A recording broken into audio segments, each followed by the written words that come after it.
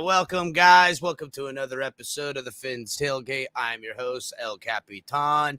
I got color in the back. I'm going to bring them on here in just a second. I got a decent show planned. First off, guys, make sure you're smashing the like button. Get in the comments. Thank you for showing up, guys. Joe, Ali Da, MC, color in here, obviously. Anyone else who's out there watching, if you're watching on Facebook, Twitch, Twitter, please do me the favor. Hop over to YouTube, subscribe to the channel, hit the like button. Please, guys, we need more subscribers. Trying to take this to the next step. We'll get there. Slow and steady paced wins the race, apparently. But, guys, we're going to go over a lot of these new coaches and stuff. What's up, Chaos? I'm going to go over some of these new coaches, starting off with the breaking news new coach, Sam Madison. Thank goodness Sam Madison's in town. And, you know, as TD talked about earlier, Sam Madison has a little bit of cachet, doesn't he? He's actually taken the KC secondary up a little bit. And so Miami Dolphins, as reported by Adam Schefter, Miami Dolphins is hiring former Dolphins legend Sam Madison as quarterbacks/pass game specialist, which that's a pretty cool thing. Pass game specialist. Madison, 4-time Pro Bowl, selected by the Dolphins in 1997. You know, this is pretty awesome. He's been the secondaries coach with the Chiefs for the last 3 seasons. They've won a Super Bowl since he's been there. I mean, bro, we got Wes Welker and Sam Madison on the team. That's pretty awesome. If not for nothing, couple of knocks out of the park as far as winning over the hearts of the fans around here. That's for damn sure. What's up, Kat? What's going on, my brother? So guys, I've got quite a bit of things to go over.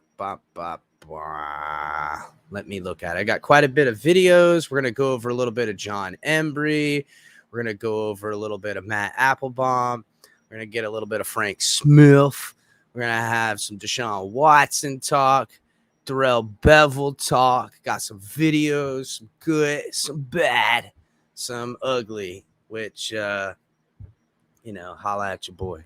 So what's up, Color? Bringing Color in here. What's going on, my brother? What's up, man? How you doing tonight? I'm doing good, man. Trying to, get loosened up. You know what I'm saying? I'm a little How you like burnt out. Oh shit! Sorry, Color. Sorry, I bested. Oh, you like that? My tweet. You like that, huh? That's a good tweet. What's up, Aquavision Joe? I only display it in your show though. Yeah, that's good. It's a pretty good tweet, right? Pretty good tweet. Yeah, it's gorgeous. You know what? I did a tweet the other day. It was a picture of an island called Dolphin Island. You remember it? You seen it? It's in Italy. That tweet got 145,000 impressions, bro. Wow. Yep. And I've had a couple go over 100,000, but that's the one. That one and another one. The one Adam Gase equals Mike McDaniel. Those both went over 130,000. So, So I just wanted to point out real quick. I was just running across just ran across a tweet from Mike. Everybody knows him from Mike on the Mic. And he posted a picture of the sky. It says one of the neatest skies I've seen, and it's a bunch of cirrus clouds and cumulonimbus and all that. Basically, it's the cloud pattern you'll see right before a bad, nasty line of thunderstorms. And then right under that, in a separate post, you've got some guy from Texas says PDS severe thunderstorm warning for Midland, Texas. Like, wait, isn't Mike in Texas? Yeah, he is, boy. Mike said he's gonna try to jump on here. God, we'll pray for you, Mike. Well, if we what's don't up, see CT him, Uriah? We might want to check the field. You know what? He said he's doing a little bit of late Valentine's Day thing for him and his old lady. So I get it. But yeah, let's go over some of these coaches, Color, and then we'll get to some Deshaun Watson. A little bit of I got a video. Also, guys, the media asked the Texans a little bit about the Flores hire and stuff, and they totally curved the question in a way that I've seen this before. Let's put it that way. We've seen this happen before. So a little bit of a cliffhanger. Hang on till later in the show. Guys, before we get going, make sure you're smashing the like button. If you know anybody who needs to subscribe to the channel, tell them bastards to subscribe to the Fins Tailgate. I don't know what's going on, but we need these people to come and be down with the tailgate party that never stops. Also, guys, make sure you're checking out all the great content on the shows. We got Tonk TMI Tuesday. Color and him tore it up yesterday. It was a great show. Right after that, you got Open Mic with Mike on the Mic. Great show yesterday. And then also Saturday at 10, you got Drop the Mic with Mike on the Mic. Thursdays, you have Cash and Tickets with Brandon the Bookie and Big Kev. They're actually going to be getting ready to do some different kind of betting talk and stuff like that. It's going to be great. And then college brackets are going to be coming up here real soon, man. I can't wait for March Madness. And also right after that, tomorrow night, you got late night color commentary coming at you, our boy Color. You can always find the Fins Tailgate pretty much every other night that there's not already something going on. You can find El Capitan over here doing it right. If you guys want to help out the show, please go to Cash App or Venmo. We're not there yet for the Patreon, but we will soon enough. And when we do, I'll be really excited to get down with the Patreon program. So, Color, what you got for me tonight? I've got some interesting stuff. So Darren Bevell, who I gotta say, in some ways, I'm excited about having him come here because he's a little bit of a seasoned coach. He's been interim head coach 2 times. He's been offensive coordinator quite a bit. He's worked with some good people, but I'm going to show you one video that's kind of a negative kind of take on him, and then another one of him, trying to rally the troops and stuff like that, just to end him on a better note. We'll do a little bit of commentation afterwards. Guys, get at us in the comments soon. I'm going to be dropping the link, guys. Don't worry. We're going to bring everybody in. Color and I are going to take this for like an hour or so. We'll drop the link. Everybody can come in, party down, tailgate style. So let's start off with, you want the good or the bad? What do you think? We'll start off with the bad, right? Why not? Why not, right? It's kind of a whatever. It's kind of a tailgate kind of deal, isn't it? It's kind of how El Capitan gets down. Let me know in the comments if you guys can hear me. Tell you what, man. Darrell Bevell has the golden ticket. Yeah, Carolina and Denver both won. Trevor Lawrence. Oh, yeah. Trevor can't go to New York City. He cannot go to New York City. Why would he go to New York City? Jets stink. Oh, yeah. He'll just sit there and cleanse all that conversation throughout the year. About but Trevor if you get Lawrence, Deshaun Watson, who cares? No. But what I'm saying is all the stuff that you hear from people, the Jets stink. You even heard Steve Young saying if he gets drafted by the Jets, he should stay at home. You know why? Because he should go to Jacksonville and be coordinated by the guy who said, don't run Marshawn Lynch. Literally is unbelievable. Like I am again, Darrell Bevell's an excellent coach. I mean, he's a professional football coach for a very, very long time. He knows his X's and O's. But what an absolute stunning ascendancy. Urban Meyer's first professional offensive coordinator. Here you go. Here's Trevor Lawrence. Wow. These are the Glengarry leads. These are the Glengarry leads. That's exactly it. That's it. That's it. That's it. And you don't get them. Then you don't get them. Correct. The Glengarry leads are being handed to the guy who would not hand the ball to Marshawn Lynch. We should have stolen them. Unbelievable. Hey, you watched all the way to the end. Thanks for that. Watch more. So what'd you think about that, Color? Just a little bit about Darren Bevell, guys. Just a little bit of context. He really is, man. Well, apparently on his way out of Seattle after the Super Bowl, he was the man blamed for the call to not go to Marshawn Lynch. Just saying, all this run and talk.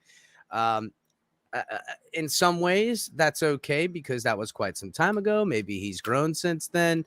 We'll have to not so wait much that I believe he actually was the one that made that stupid call.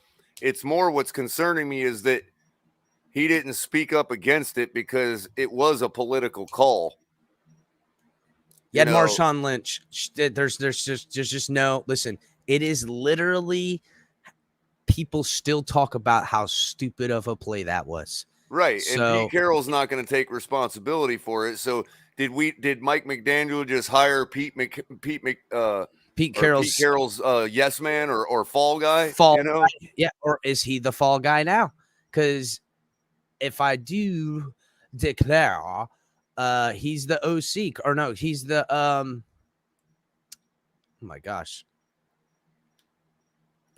He's the QB pass game coordinator. So if you really want to look at it, he's got less power, but he can definitely be the man blamed. He's easier to blame now. I mean, we just seen so-and-so just get kicked out the building.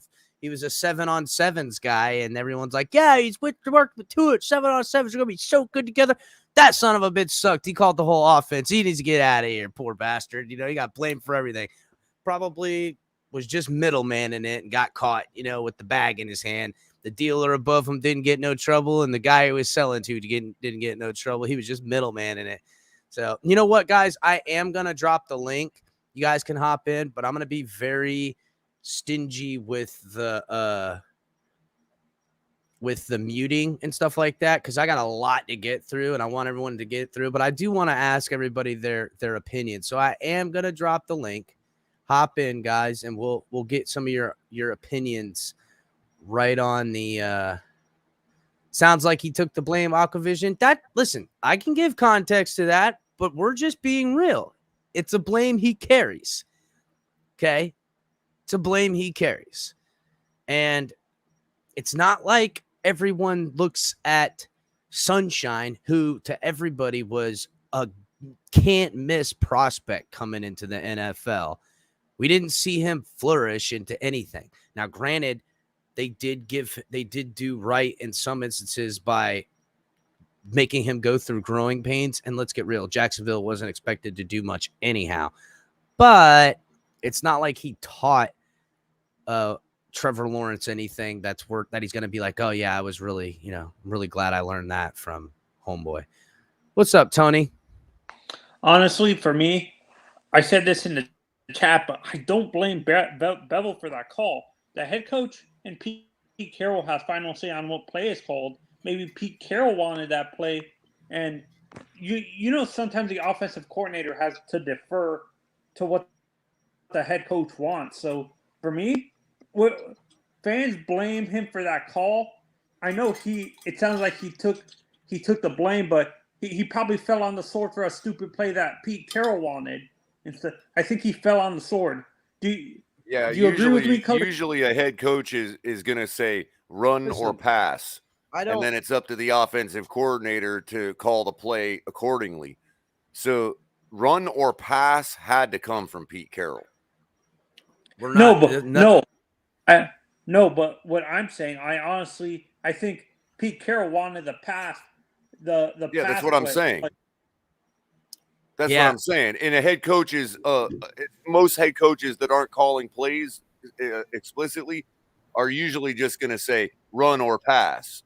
And in that case, he ordered up a pass. Then he's going to blame the offensive coordinator, for not calling the right pass? I mean, everybody and their mother in the world knows that should have been a run. You know? Yeah. And, Pete Carroll has an ego issue like a Belichick. They're going to refuse to admit that they were wrong. Yeah, but it also has to do with internal politics, Tony. It has to do with the fact that the organization was about to have to pay both of them. And so they were caught in a situation right at game time that we're kind of caught with now, where the owner and everybody upstairs wants to get maximum marketing value out of their quarterback. And so there was the narrative still going on that you could have replaced Russell Wilson with anybody, and that team would have still been where they're at the goal line in the Super Bowl, poised to win it. So they called the pass there because they wanted the game to be won by Russell Wilson for the marketing purposes. I don't disagree with that narrative in a potential thing, but bottom line is he's the guy that carries that blame, and that is the perception, damning as it is, the same kind of perception that people are trying to put on Flores of why the Dolphins failed. It's a cross some people have to bear. We'll never know what the reality of it is, whether he had final say or not. But in some ways, I bet you that's the play he dialed up because, and you know what? Yeah, you could argue that he could have dialed up a better working and what's pass his name? play. What was his name that used to be on the Dolphins that intercepted it? I can't remember his name. Malcolm Butler or Malcolm Brown? Malcolm Butler intercepted the ball, and he said, and he wasn't on that team all year either. Remember, he came into that team late. He said that they seen that play and seen that formation, and he studied it. That's how he jumped that route. So for him to call a play that was obviously called in this situational pass in football, and they did it. So that alone, the play call allowing it, OC, your ass is fired, bro. Not just that you could have lost that for a game.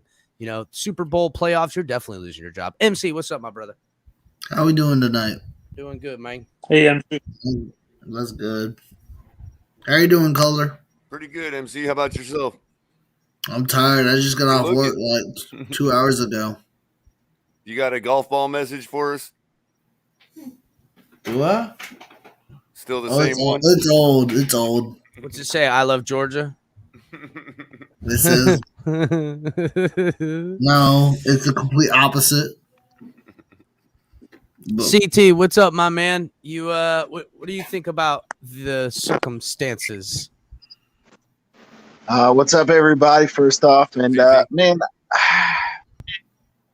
I'm conflicted. Honestly, I feel like there are things that I'm absolutely excited about, and there are some things that I'm just not happy with. The retention of Boyer and some of that staff, I get it. If you just want to say, hey, all right, they're good at what they're doing, I'll just move on to someone else.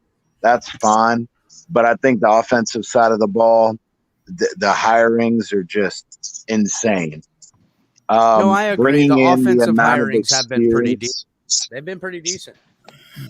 Yeah, and this is where Mike and I had talked. It was about, again, if you're going with the young guy, you got to have somebody who's egoless, unlike Flores, where he can bring in these experienced guys and not feel threatened. You know what I mean? Because almost every single one of his staff, they sprinkle in some young guys as far as coaching, but the large majority of them are long-time experienced coaches. Well, and that's here, what we needed. You know what, CT? I want to give a little bit of side narrative to it. Just me thinking perspectively. I wonder if Flores is such a competitive guy that other competitive people don't even want to be around him because they fear to lose to him. And I understand that as a competitive guy myself. I really don't like to get competitive because I'll never quit. I never give up. I have to win. And that's why I really don't compete at anything at all. I really get like a real asshole because I gotta win. Jordan.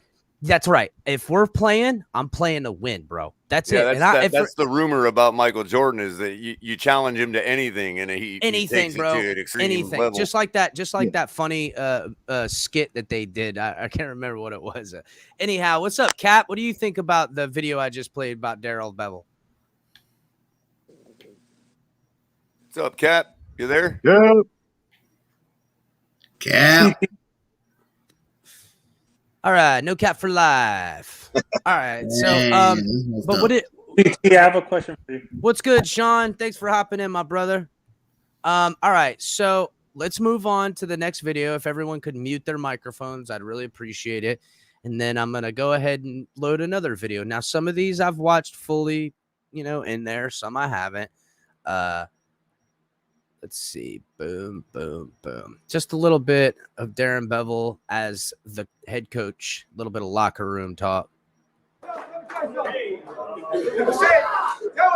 was inspiring, man. That was inspiring. If you're watching this from the outside, I mean, what a hell of a job by a bunch of guys coming together.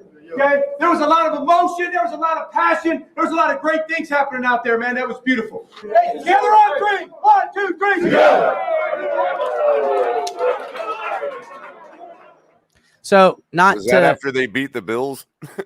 I don't know. I don't know what victory that was after, but it's kind of this for me. He does have some good experience, although be it a lot of it's bad experience, at least it's experience nonetheless. And he's not coming in as the OC, he's coming in as the quarterback's coach. So it's not like it's all falls on him. It's more of a relay process. And I think it's a good hire. I kind of like it. I like that. Quick question, Chris. What's up, buddy? Was he the interim coach when Meyer got fired? That's right. That's right. Okay, He got the so interim coach there. He did at least get as much head coach experience as like Dan Campbell did with us. That's right. And it's not like he came in as our OC either. He was their OC and then moved on to, become the interim head coach, and then now took a job with us as the quarterback pass game coordinator. I think it's what it was. Quarterback and passing coordinator. Yes. What's up, MC? MC. I don't know what are you muted. MC? No, I was just trying to say. What are you doing? I was just trying to say.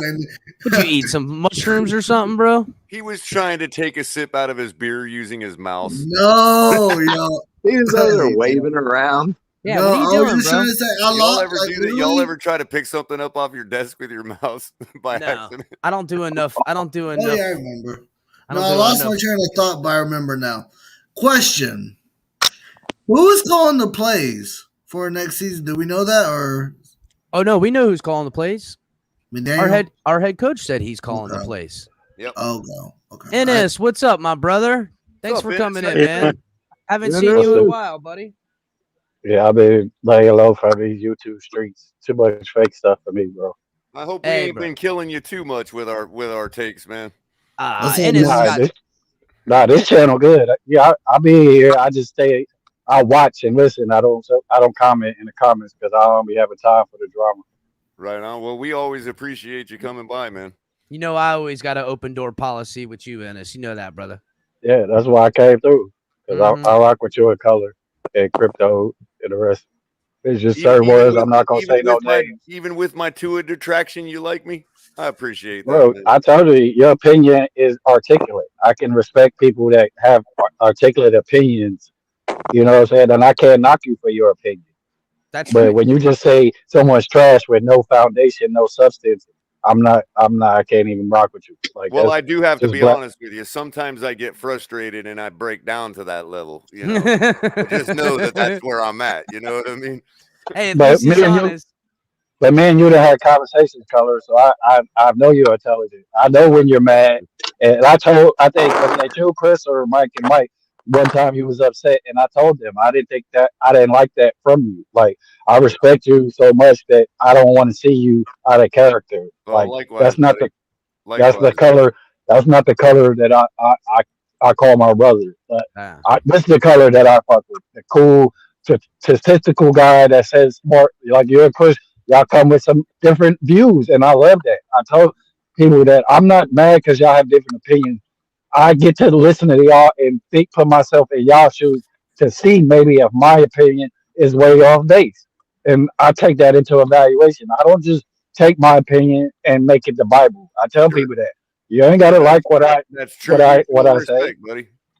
Yeah, you ain't gotta like what I say, but just listen to me. If you like it, take it in one ear, keep it, or if not, throw it out the other. But you know That's what what, I'm gonna man? do with As everybody long else's as opinion. there's always willing to grow, that's when opinions are good because you can hear someone's perspective. If it differs from yours and they were right, you could then now have the conversation of how'd you come to that conclusion? And they go, well, these are the things I saw. And when I was seeing it, I thought this way.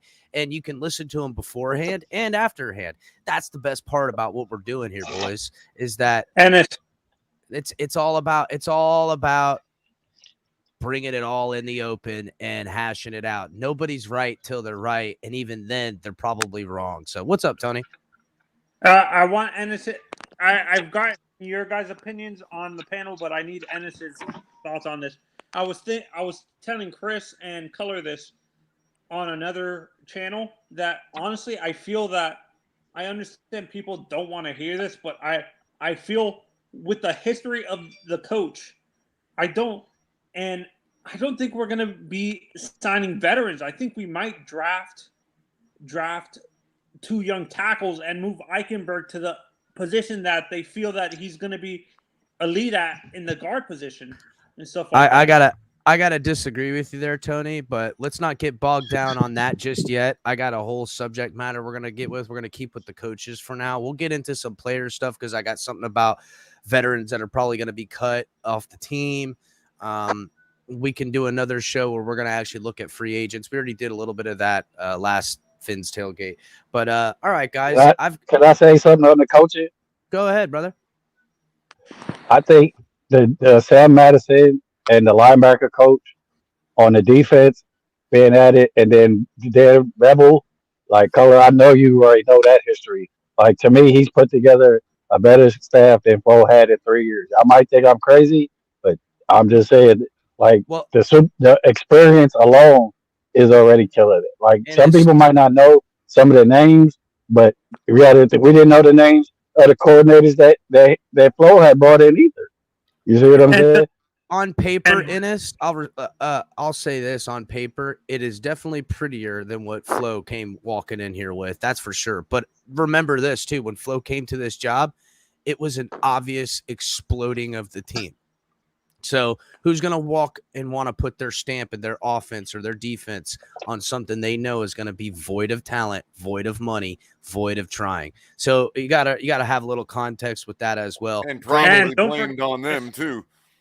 But Chris, how many coaches did Flo have out of the 3 years had Super Bowl experience? Nobody. I mean, listen, it's Josh Boyer. That's not necessarily. You got to understand the team that Mike McDaniel's inheriting has a winning record the last 2 years. Got tons of money. Shit, if the cap goes up, they'll have well over $100 million to spend.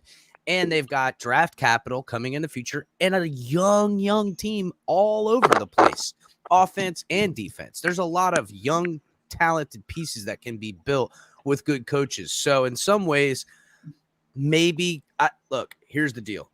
If Flores was a stingy man and wanted to keep all of this to himself and have his fingerprints on everything that was brought in the building, I think he made a fatal error in that. But then again, he brought in Gailey for the 1 year, which we all kind of assumed it was a 1 year rental anyhow. But I think we can all agree that Gailey came here to coach Fitzpatrick. They were going to try to win with that. And Fitzpatrick getting taken out for Tua was neither Gailey or Flores's call. So there is some context to why things were out of Flores's control, why Flores didn't have, a good coaching staff, and why potentially later down the line, maybe I don't know. There is some validity to the idea that maybe he didn't want other people coming in there, but Chris, I don't know. I'm kind of right about that same spot. I look at it in a light now where, and this is why I probably get a little too upset about people still, using Flores to prop up the next guy coming in and all that. But I do understand that sometimes relationships just don't work. Flores both things could be true. Flores could be this great coach who either never gets another opportunity, whatever. We could find it out. We could never find it out, but he could be this great coach and we could be this great organization, but maybe they just didn't work. You know what I mean? Like, it just doesn't matter.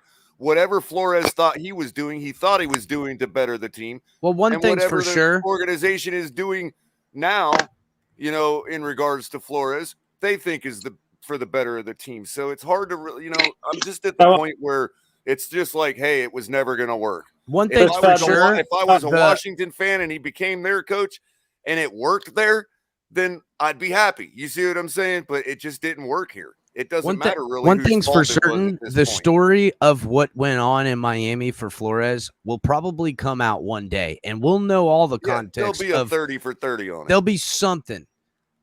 What's up, Vicken? Thanks for coming in. I'm not necessarily trying to put him on this pedestal. I know it seems like I am all the time. I'm just trying to help people stop wasting their own calories on it, especially because a lot of times it's not necessary. You know what I mean? Like we need to be putting McDaniel up, our coach right now. We need to be putting him up here on his own merit. So real quick, guys, that way make sure you guys are hitting the like button that are watching the video. We need the likes, helps get the algorithm going. I'm going to go ahead and share. What's up, Tony? Go ahead, buddy. Before you go to the next video, but I want to say this. People have recency bias because it was maybe 2 or 3 years ago with Bevell and Seattle, but they forget the fact that he was the one that developed Matt Ryan and Matt Stafford and stuff like that. So they forget the fact that he has 2 superstar quarterbacks. I understand they had the talent, but still, they still had flaws coming into the league. They said they weren't pro ready yet and stuff like that. So I'm looking at his track record of developing 2 superstar quarterbacks. Listen, I'm not trying to pile on any of these coaches. I'm just giving healthy perspective from other places where either their fan base thinks about it or someone outside of our fan base is talking about it. That's what I've kind of gathered here. So let's move on to John Embree. I just want to say, go ahead. Ali is spot on with that statement. That's exactly what Well, in some ways, we as Dolphin fans need to move on from the Flores hate, but it's going to be hard to do at the same time because it's going to just keep trudging up. There's just such a tendency for people to No. Heck, got nothing to do with that, bro. It's got to do with the fact that every time Flores comes out, it'll be Dolphins first before anything. So it's never going to go away. It's never. Sure. And same thing with Deshaun Watson. Until he goes to another team, every time his name is mentioned, you will hear the Dolphins name mentioned with Deshaun Watson. It's a done deal, bro. So until there's closure with Flores and Deshaun Watson, the Dolphins will always be trudged up into these. Yeah, I just mean as pertains to our conversation about coaching going forward and all that. Like, we just got to be putting McDaniel up on his own merit. He's got enough of his own credentials, even if he is a first timer with no experience and all that. He does have enough of his own credentials that we can say, hey, look at this guy. maybe he's got a shot. But we don't necessarily have to say he's got a shot because this guy didn't. Yeah, you see I what got I'm you. saying? All right. So before I share this next video, guys, make sure in the description on the link connected to the channel is the fanatics.com. We are partnered with Fanatics. If you're looking for sporting apparel of any sort, jerseys, hats, t-shirts, all kinds of memorabilia for basketball, baseball, football, college sports, everything, you can hit the link. It helps out the show. Soon, hopefully we'll work out sponsorship with them, and we'll have, commercials, all kinds of good stuff. And come here. What's up, Tony? Hold on. Let me finish it up. Come here soon. I'm going to be getting some stuff from Fanatics. We're going to do some kind of giveaways and prizes and stuff like that. It's going to be great. What's up, Tony? I want all four of your guys' opinions on this. I'm kind of worried as a young Dolphins fan. I'm probably the youngest on the panel, maybe. But I'm kind of worried that we're focusing. I understand the running game was the weakness last year, but I'm kind of worried that we're focusing.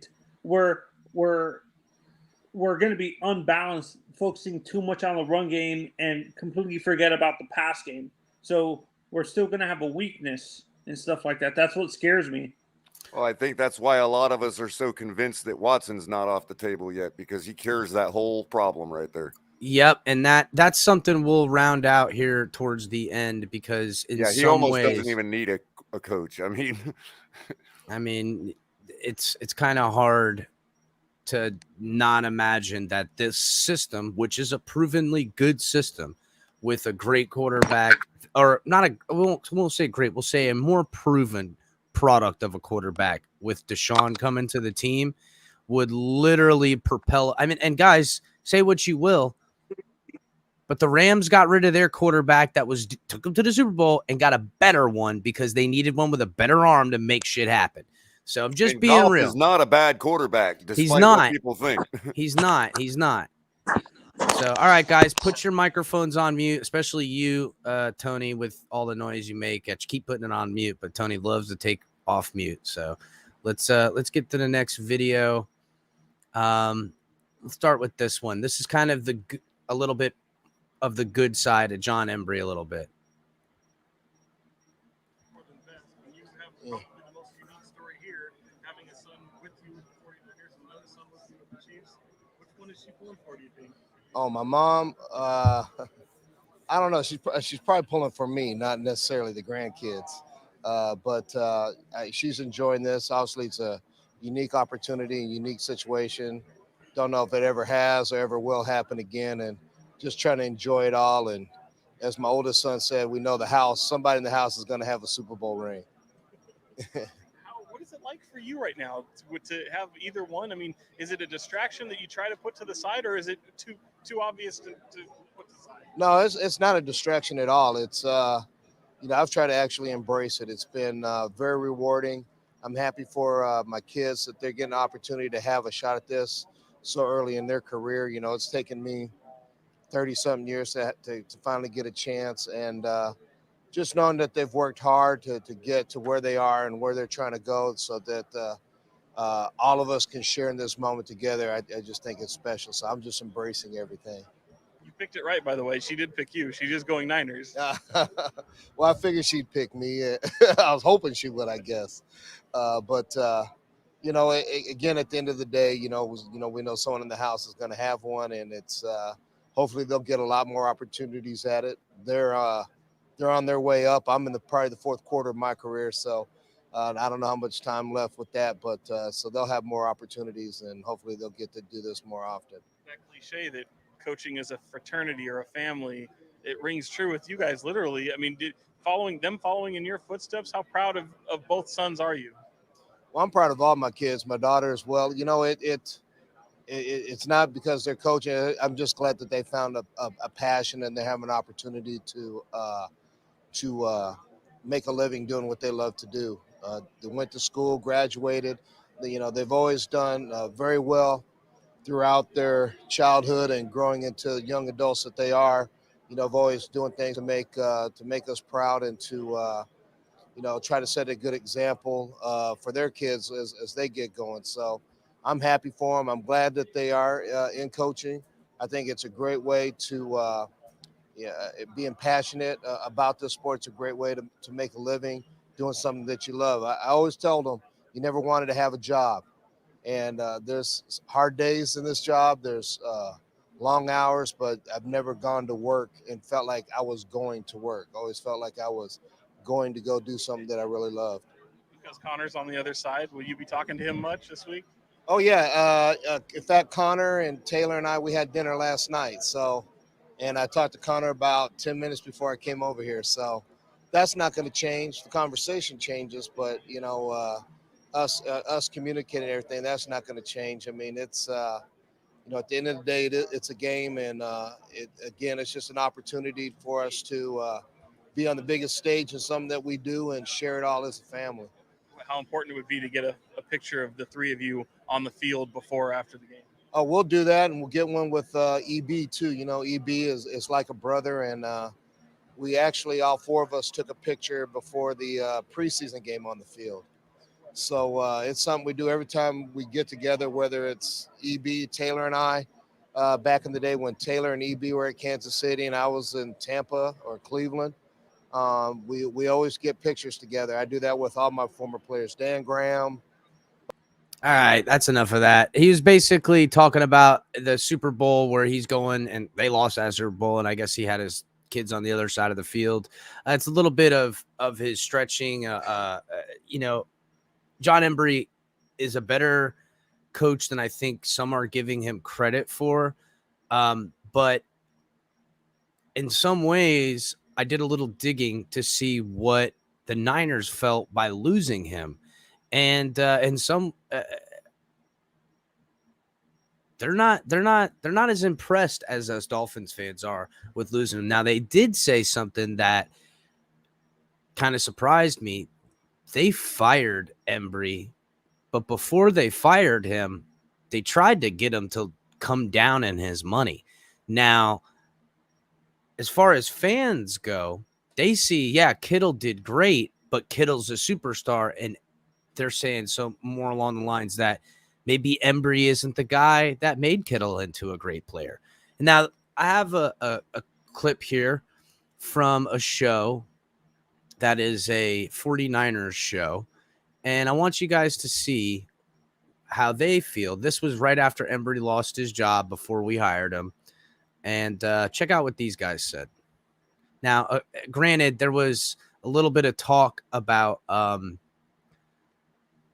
them trying to squeeze him to give him less money, and how they perceived it to be some sort of slight to the African Americans in coaching culture, which I hope that's not the case in San Francisco, but there seems to be a lot of that going around these days. But you'll hear what these guys say.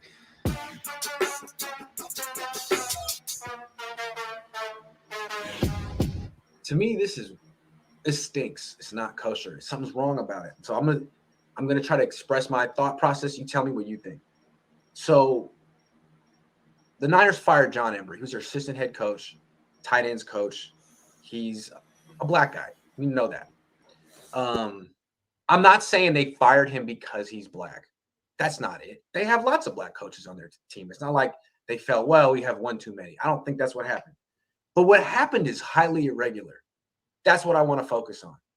But it's fine to fire a coach. They could have been like, you know what? You're a terrible assistant head coach. You're a terrible tight end coach. You're out. But that's not what they did. They tried to cut his salary. I've never heard that. Allegedly. I want to be clear because I don't know if this has been fully confirmed. Yes, allegedly. Allegedly.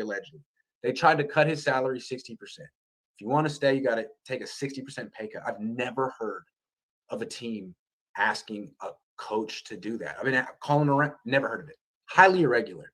So why would you do that?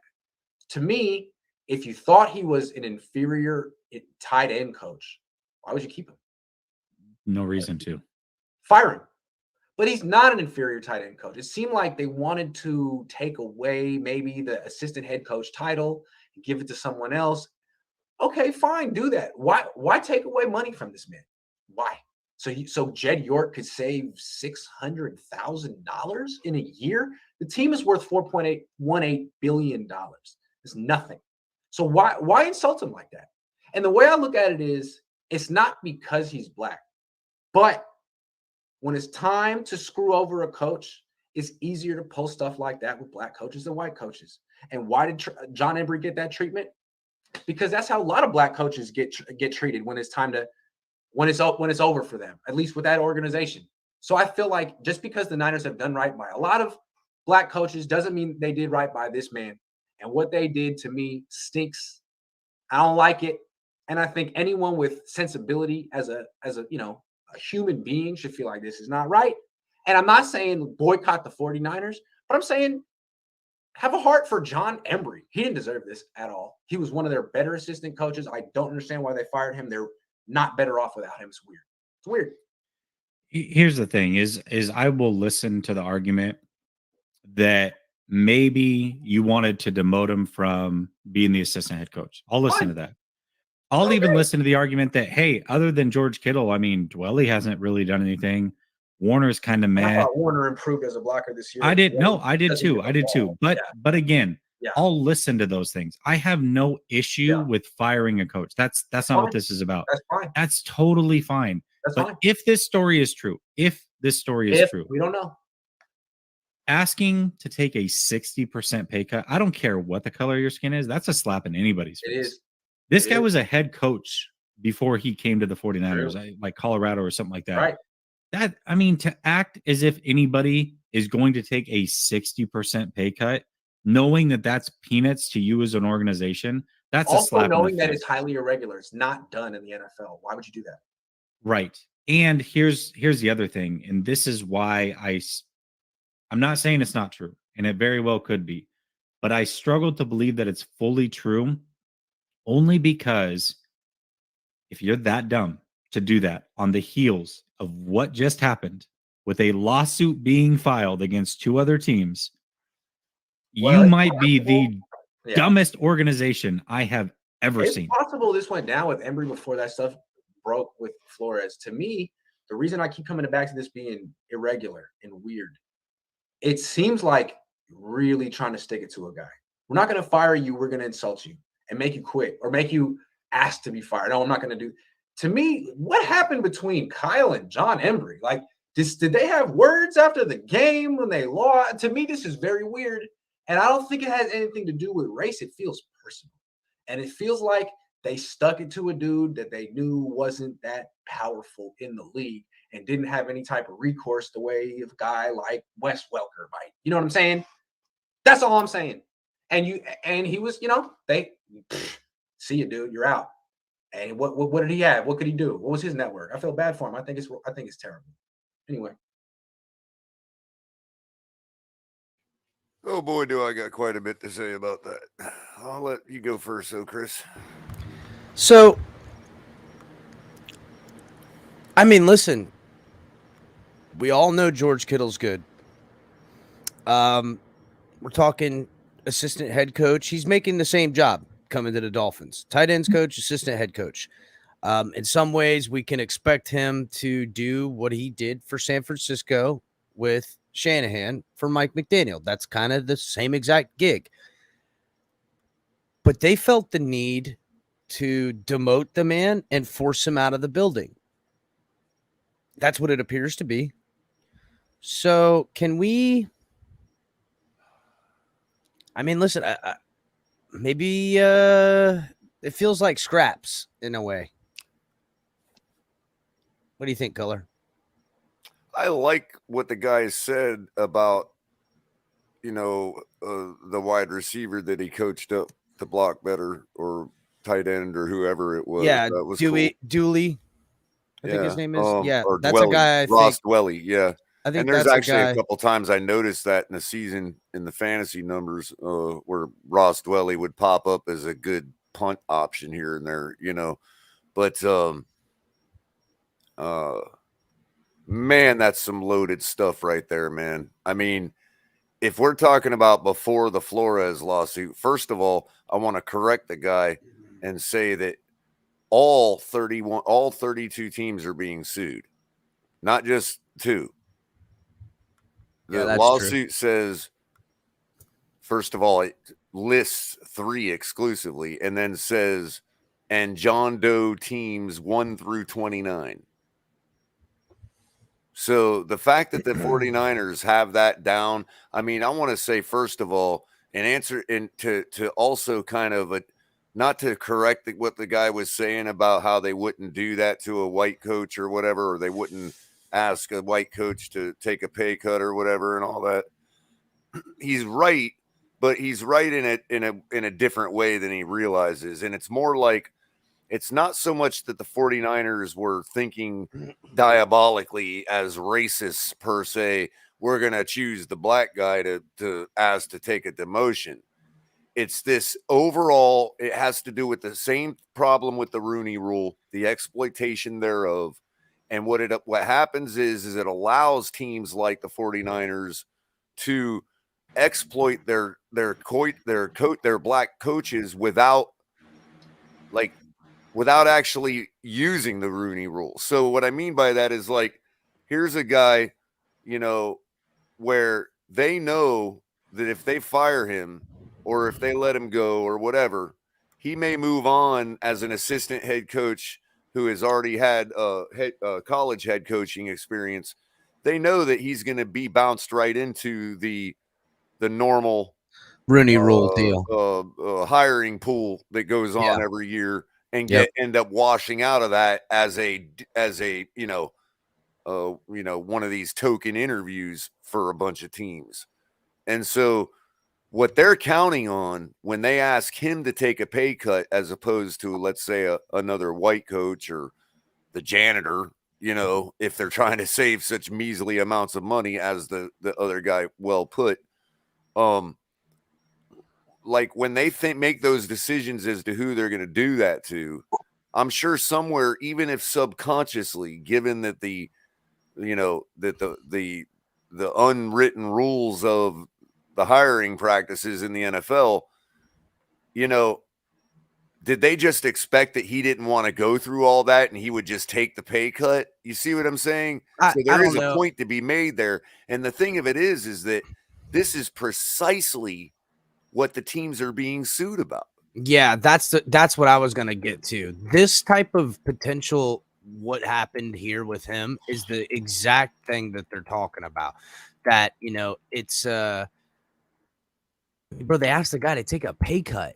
And to me, it seems, knowing that he would probably likely, and this goes back to what Flores contends about, hey, I'm not going to blow the whistle early on about the tampering because, you know what I mean? I might not get a job nowhere else. It'll end it for me right there. You know what I mean? So he felt a duty to continue on with the men in the room and coach them because that's what he loves to do.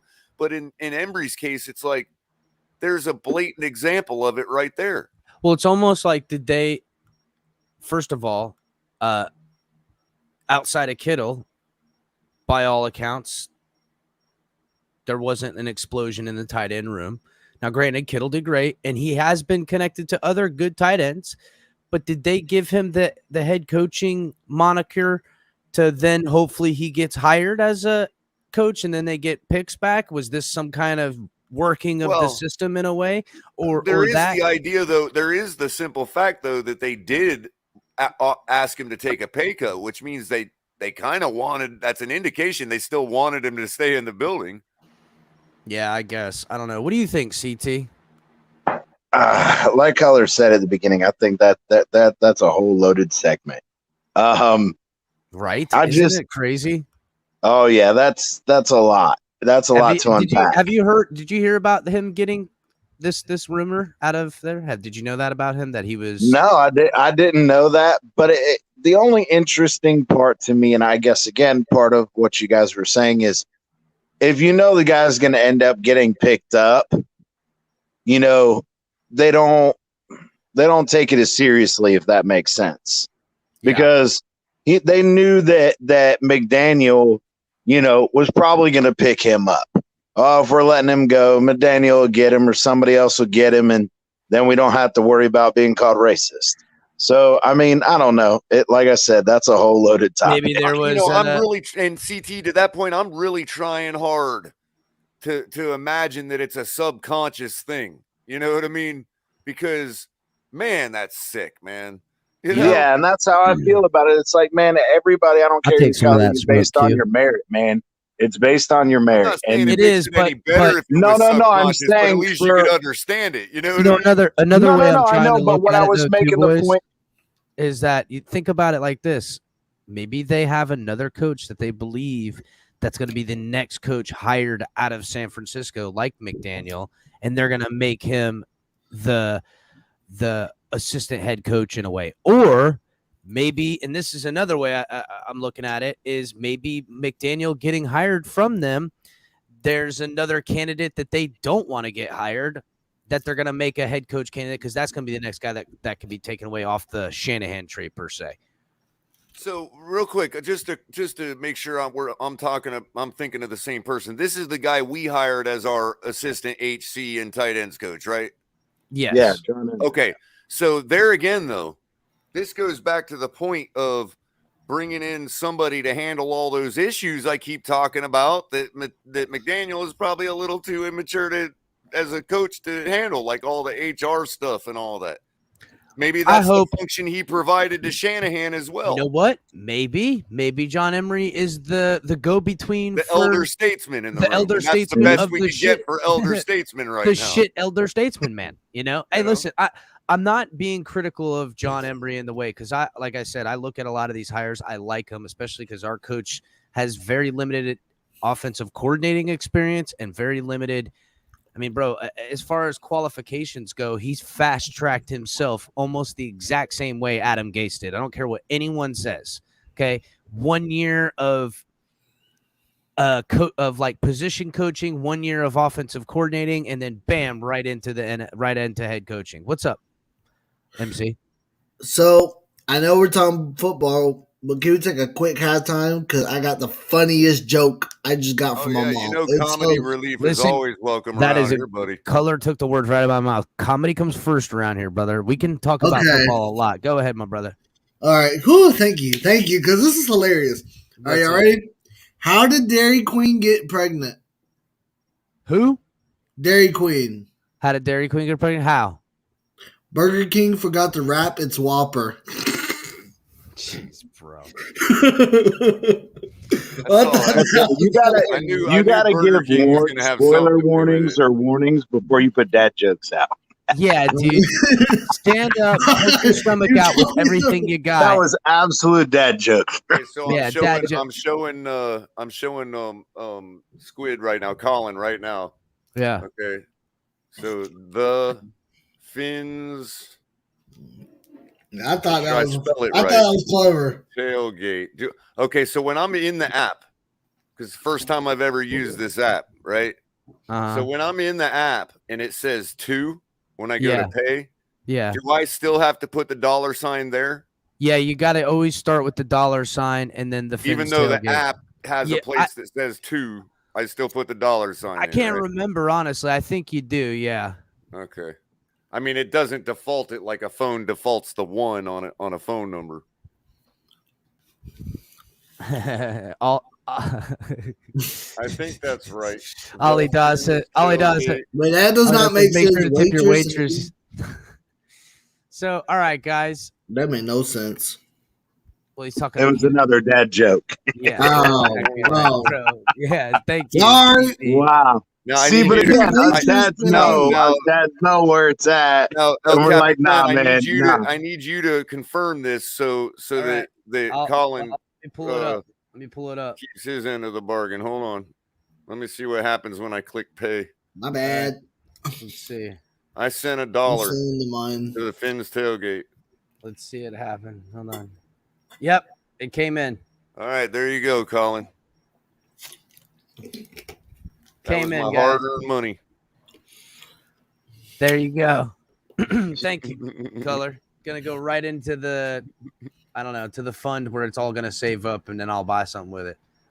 for the show. Maybe I'll probably end up buying like apparel to give away on the show. That'll end up how that goes. So I didn't overdraw myself. You are confirmed to have gotten the dollar. Yes, I got the dollar. Yeah, didn't bounce, bro. It didn't bounce. All right, let's go Color ahead. bringing the dad jokes too. I know, right?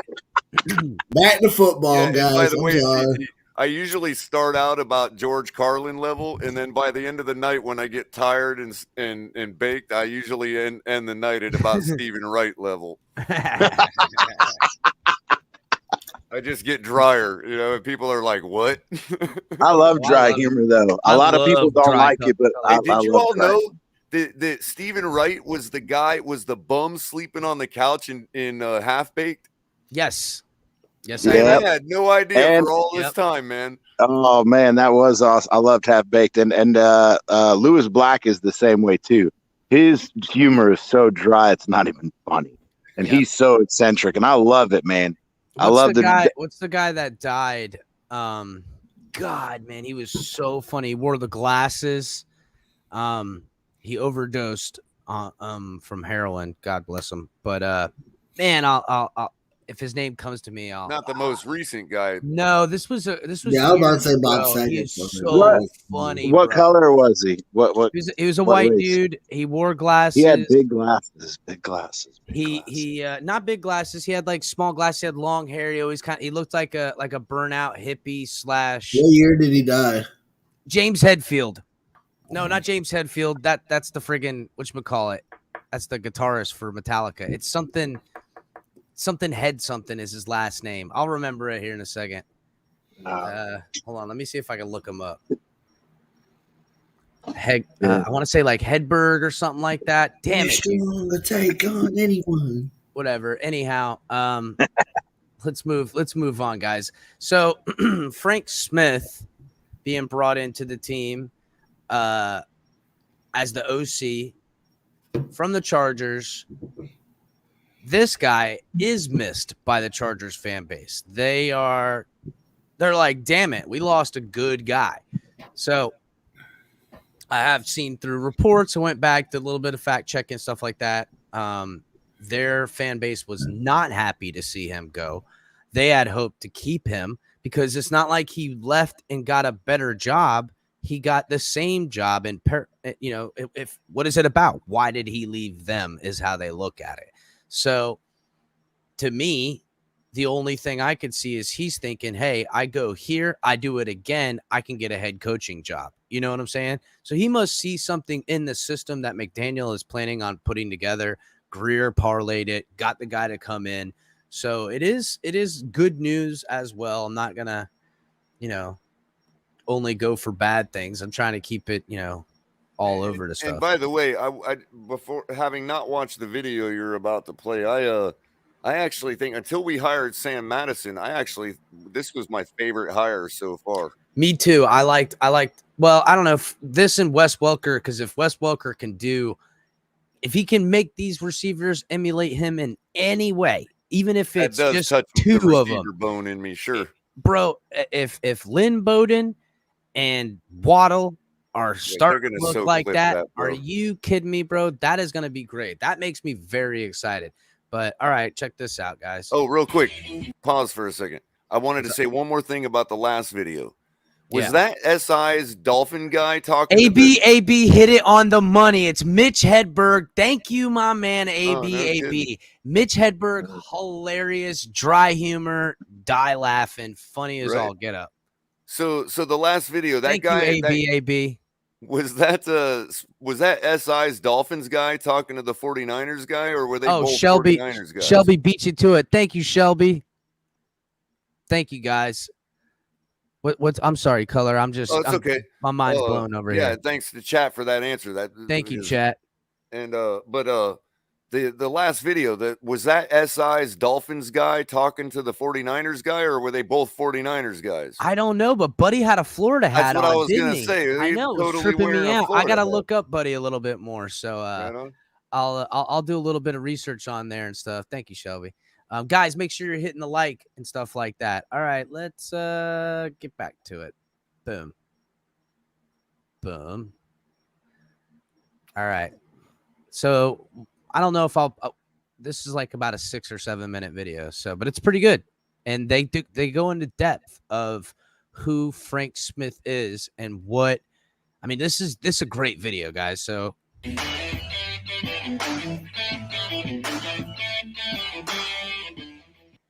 How's it going, everyone? Welcome into the Guilty as Charged podcast. And surprise, happy Valentine's Day. Frank Smith is leaving. We're going to talk about that.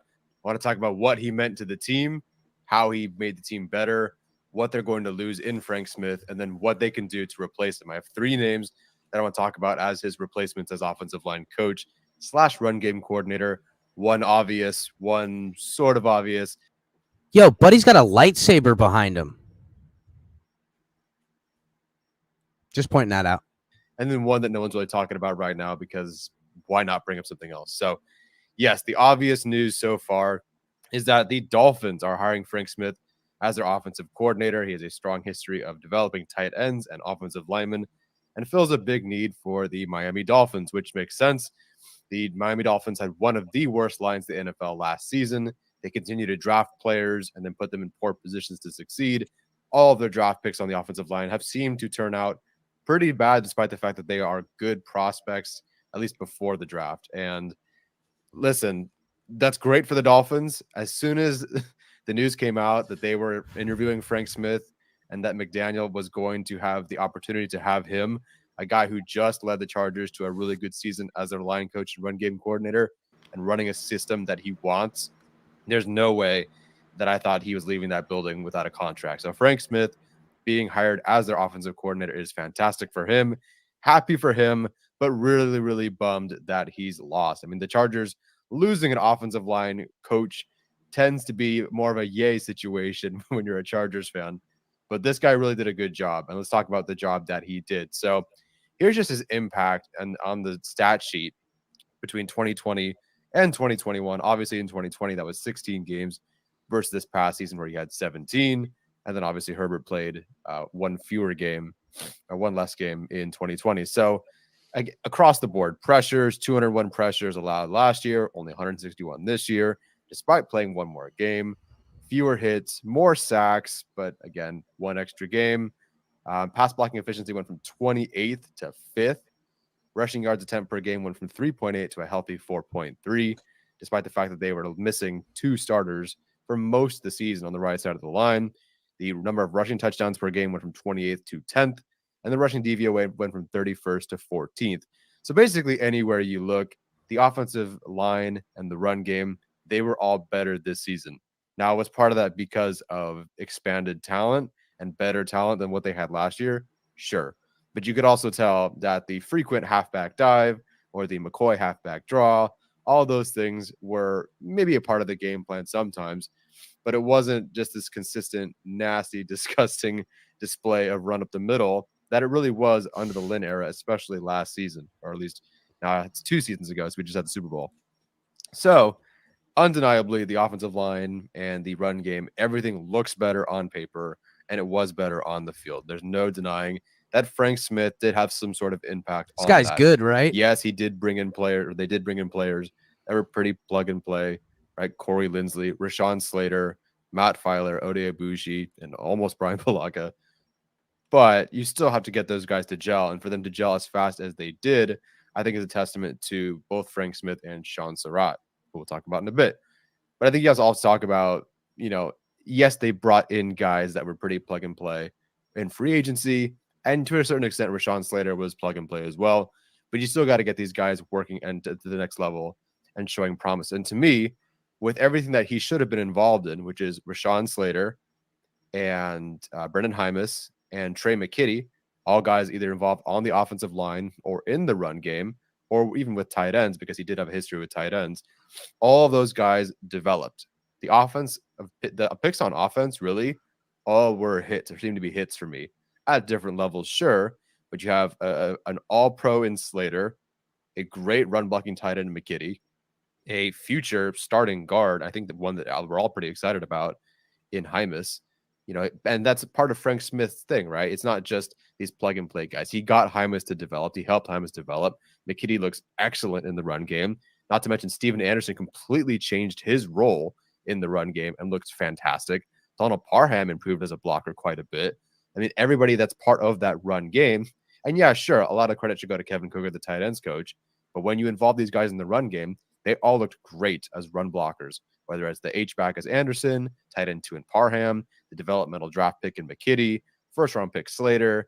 Hymas didn't really get an opportunity, but he looked like, we know he looked good in camp and at the preseason. So he's ready to be a starting guard at some point. If it's not next year, then it's very, very soon. So that overall is fantastic. So the run game developed. I think Austin Eckler obviously had a career year. Justin Jackson had a career year. I think Kelly and Roundtree are just bad players at this point.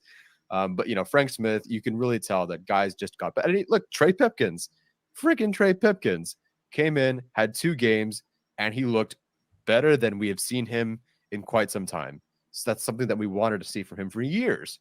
And they plug him in for 2 games, and he looks like a very solid, capable, I'm going to say starting, backup swing tackle, which is really all you can ask for at this point. That's a big jump for him. Stuart Norton, I do think improved. I just think he was out of his depth.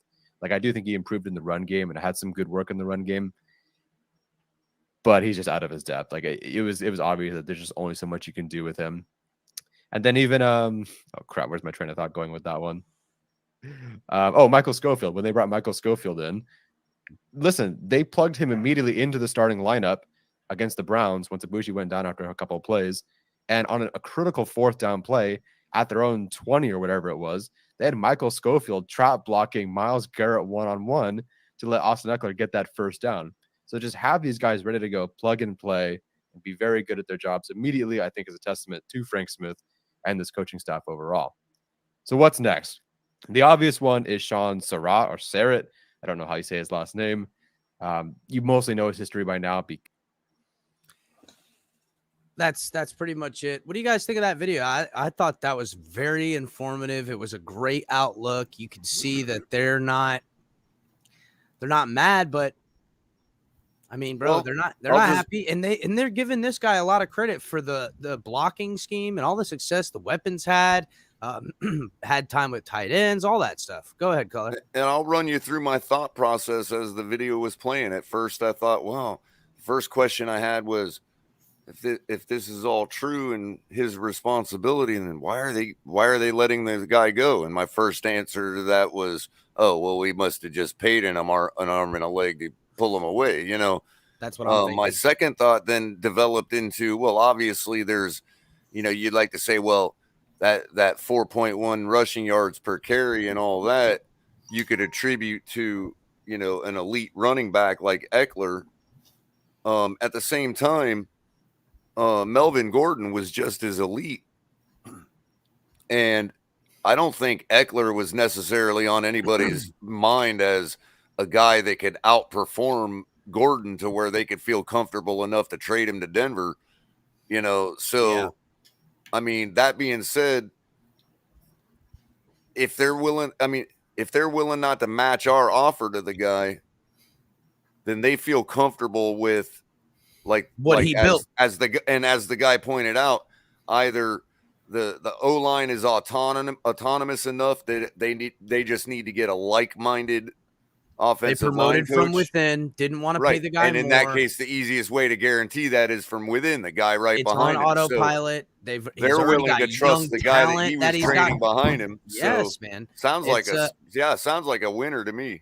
It sounds like a really smack out of the park hire, especially, and I could see and envision that this guy took this job not just for the more money, but this probably is the springboard where next year he's getting hired as a head coach. If we go into the playoffs and this offensive line turns completely around and he's calling plays and he's running the McDaniel offense and McDaniel can be a head coach, I mean, man, we better pay that man for an extra year because that's what's going to happen. But even if not, see, that's the thing. Once the O-line gels, you know, he probably, when they found out he was leaving to come to us, they probably all gather around a unit together and with the coach, and he said, hey, guys, and they're all probably weeping, and he's probably like, look, guys, you're ready. I did all I could do for you here. He's that type of guy, it sounds like, you know. Well, we're also bringing in Applebaum too, and so hopefully the scenario continues. What's up, MC? What'd you think, buddy? I'm not gonna lie to you. I was in the other room, so I didn't get to see most of the video. You suck. That's why we like your takes, man. They're easy You know to what? dissect, man. Yep, and it doesn't bog the show down either. You know, it's just like, you know what, Exactly. MC's got He's nothing. a good counterbalance to my windbagginess, you know. I'm sorry, Yeah, guys. it's perfect. No, MC, it's cool, I'm right. brother. I'm here for the rest of the show. I'm not going anywhere. It's good, brother. It's good. All right. So with that, I'm gonna parlay it into the O-line coach because that's how important the O-line is to this team. It's everything to the scheme that Mike McDaniel's bringing in here. And while you're at it, like and share this video. Subscribe Yes, if guys, you haven't already. please. Yes, Miss do Fins, it. thank you, Thanks, Joe Miss Fins. Lee. You took the words out of my mouth. Please, guys, hit the like button. We need the likes. It helps the algorithm. If you're watching on Facebook, Twitter, or Twitch, hop over to YouTube, subscribe to the channel, hit the like button, go back and watch it. Just come over for a second, do those things. We need subscribers. Soon, hopefully, I'll be getting over the 1,000 subscriber mark, and I can start. Actually, when I hit the 750 subscriber mark, I'm going to give away 2 Dolphins hats. So let's get me there, guys. What's up? Hey, I got something to say. Well, What's not up, brother? about the video. What's up? Have you ever seen the Squid Game music video from Saturday Night Live? No, I have not. That shit is fucking hilarious. Is it? I'll have to watch it. You have to watch this and call No me lie. over here. No lie, dog. Never seen the Squid Games. You what? No I don't lie. even know what it is. Listen, not only that, but I never watched any of what's that show Y'all have everybody no loves? Game of Thrones. Never seen any Game of Thrones either. Nope. Yep. Y'all have no life. No. Oh, Listen, my I God. just gotta be real, and I was gonna save this for later. Hold on. My problem with Game of Thrones and why I never watched it is because there is so many better stories in real human history that we could have made movies No. about that have never been done Color, before. don't lie. That ain't why. Okay, I'm gonna tell you guys exactly why. I'm just okay? not into fantasy. Media clock. No, it's hold on, let me pull this up. It really comes down to something simple. Is that when everyone's so jazzed about something, I'm like, yeah, you know what? I'm not gonna watch it. And then once it becomes something where it just keeps going, now I just am convicted into not watching it. Yep. And I have no desire to get on the train. If everyone's walking one direction, I'm looking the other way, dude. It's just how I go, bro. I can't help myself. It's a 5-6-1 thing, bro. It's a 5-6-1 thing. Yeah, and for shows that are totally about in a fantasy realm that doesn't even exist on Earth, other than like science fiction, I hate them. Like, I'm gonna shock the world. I don't like Lord of the Rings. I can't. Oh, bro, listen now, Color. I gotta stop you right there, bro. I gotta stop you right there. Lord of the Rings was amazing. No, I mean, But- I'm trying to use my best Peter Griffin voice. Like I didn't like Lord of the Rings. It insists upon itself. So, but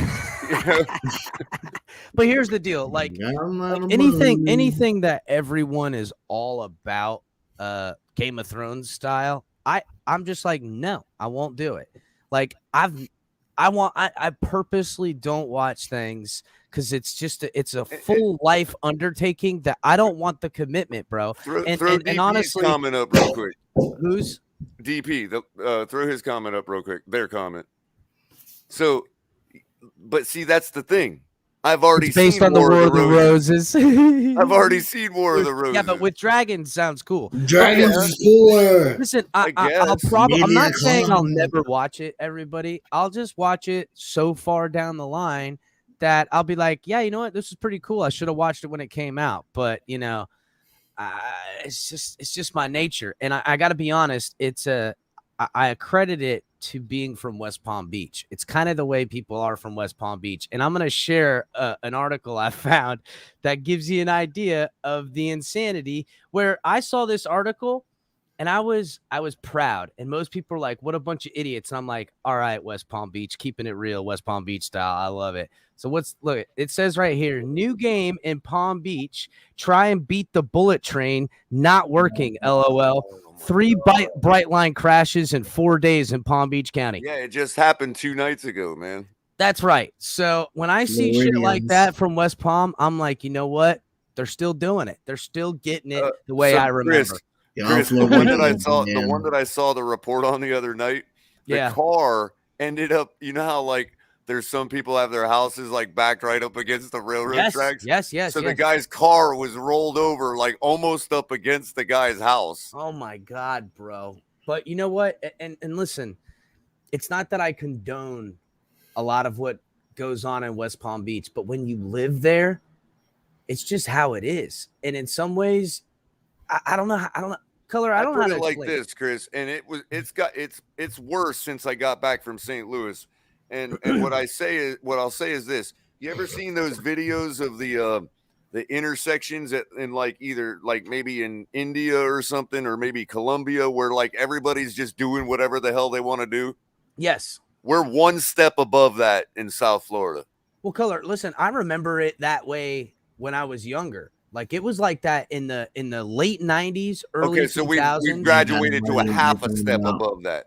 You're a half a step above that. Yeah, we're a half a step above. No way, bro. Anybody just doing whatever the hell they want in the intersection. They're shooting people in the streets.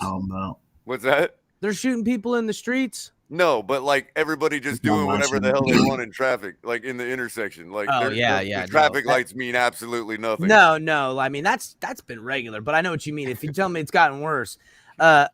Ali Da asked, Color, do you like Boardwalk Empire? Have you seen that? I haven't ever caught it. I love Boardwalk Empire. Listen, you should watch Boardwalk Empire. It's history based, a little bit, not 100%, but it's Lucky Luciano and by proxy. They basically made a character. I forget the main character's name. So it's like an allegory to that. Yes, whole thing. yes, perfectly. Yes, perfect. It's amazing, bro. Amazing gangster. What's up, MC? I got a crazy fact that you might not believe at first, but it's true. Have you all seen the show Cobra Kai? Yeah. I heard about the Karate Kid and whatnot. Yeah. You know how they say it's based in LA? No, it's based in the valley. It's based in the valley. It's based in the valley. Guess where it's actually filmed at? Nevada. Atlanta. It's filmed right down the street from my house, Union City. Shit. Yeah, it is. Wow. The house, the LaRusso mansion, is like 10 minutes going the opposite direction. You got the LaRusso automobile, Union City, Georgia, which is like southeast Atlanta, excuse me.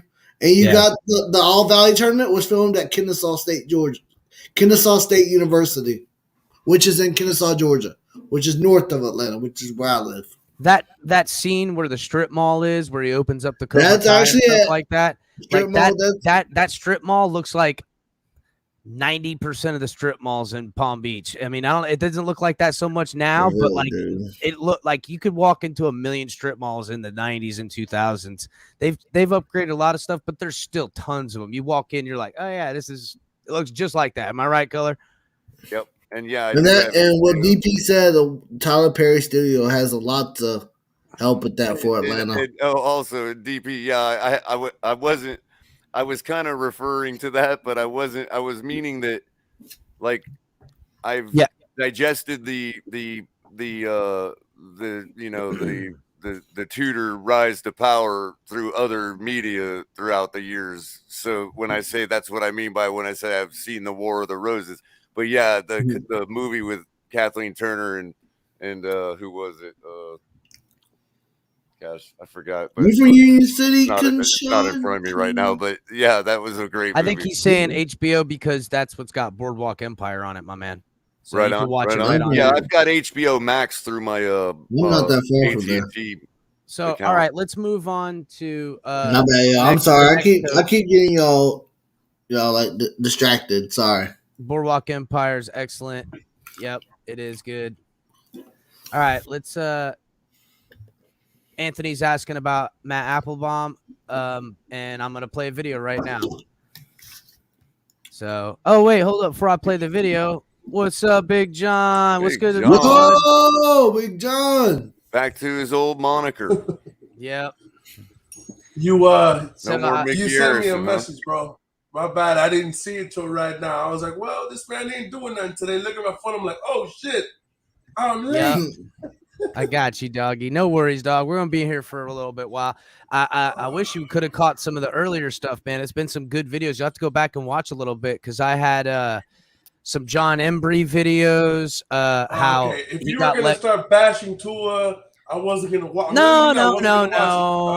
I'm not We here. haven't- you're the I'll have first a person to whole set his separate name show for tonight. bashing Tua, bro. I You're the have first enough. person I have that said enough. his I name have tonight. enough. I have enough with one color. I don't need two, bro. One is enough Listen, for me, bro. I don't need two. I'll make a whole show depicting a part Tua in a good and bad way, just to give context, dog. I'll put the All work right, you in. call me. You call me when the good side comes up, and I'll jump on. Oh man, it'll be a video. We'll watch it. We'll break it down. I'm not It'll gonna be watch nice. the bad side. Of course, you gotta watch it, dog. That's how it's done. Yeah, Mom, Michael tell Chris to Douglas. shut the That's fuck right. up. Thanks, Mom, tell DP. Chris to shut the fuck up. No. That's right. There you go. No. She just went off And on by the everybody. way, Mr. and Mrs. Smith was a cheap remake of War of the Roses. By the way, So, John, I did show a video where John Embree was fired by San Francisco, and before they fired him, there's rumors talking about he was asked to take 60% less money. They kind of blackballed him a little bit, and it's almost exactly what Flores is saying that is happening to African American coaches in the NFL. And if the rumors come out that San Francisco did that to John Embree, it plays right into that narrative in a big way. We also just went over what's his name?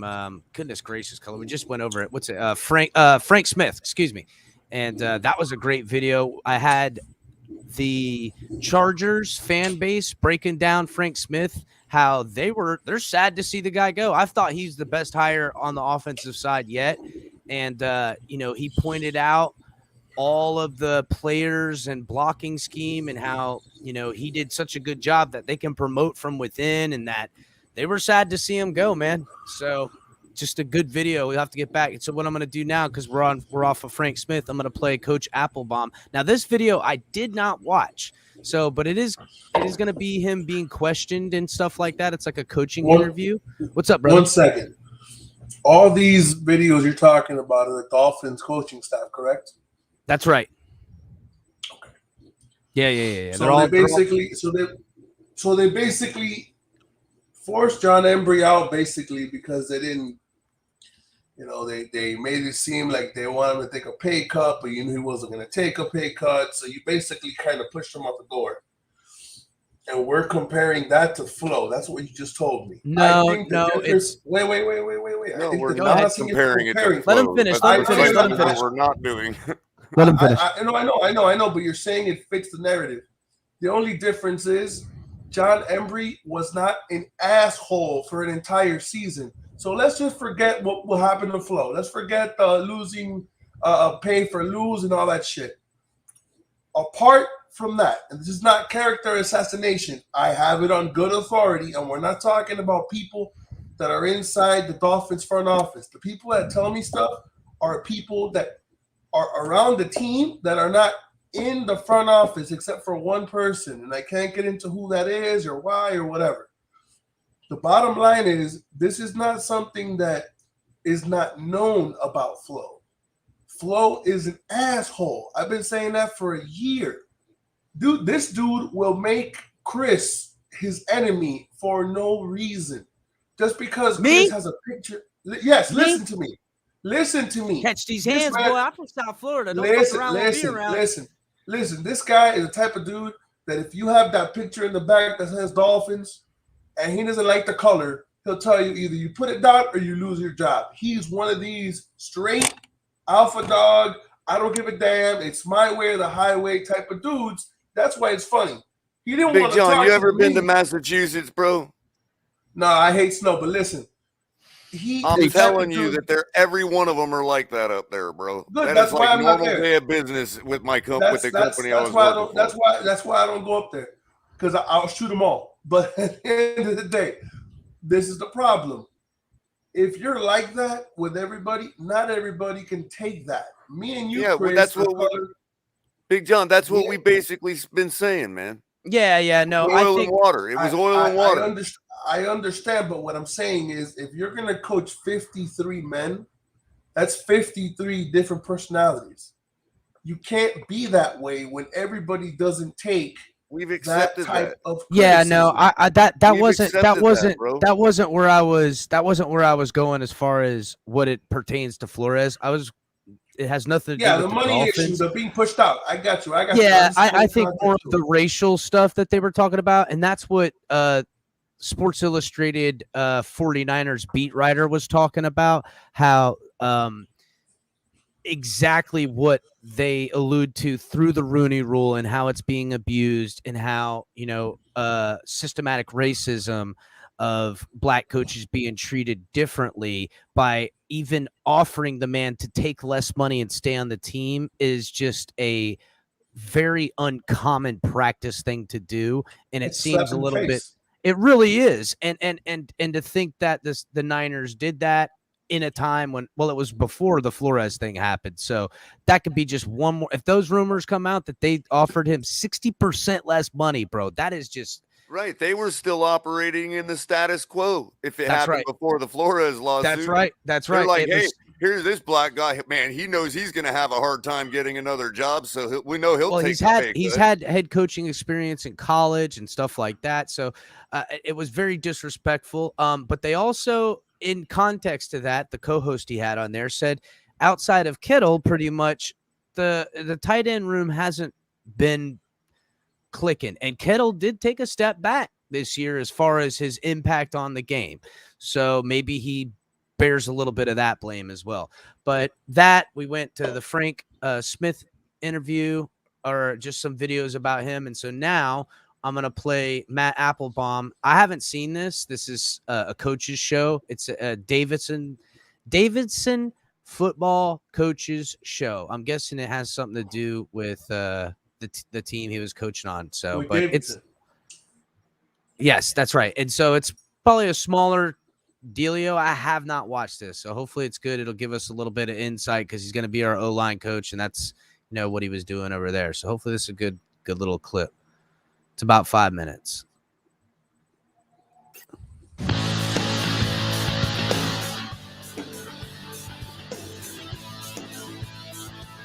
Welcome to another edition of the Davidson Wildcats Football Coaches Show. We've got Coach Matt Applebaum with us. And, Coach, a little bit of change from last year. You're now the offensive coordinator. And kind of tell us, going from offensive line to offensive coordinator, a little bit of a change. Yeah, it certainly is. It's a change I'm really excited about. It's something I've always wanted to do in my career. I'm really thankful to Coach Nichols for giving me the opportunity to do so. And I'm just really excited moving forward about what we have. I mean, it's definitely going to be a change in my role of just kind of focusing on just the O-line, or, the O-line in the running game and pass protections, but not really giving too much mind to the whole big picture of the offense. And now that's my role. And I'm excited about it. And I'm excited about the staff that we have on offense and them playing their parts and allowing me to have that role, because it definitely wouldn't be possible if I didn't have a great staff around me. We got 2 coaches coming back from the previous staff, and Coach Ledutko and Coach Troutwine.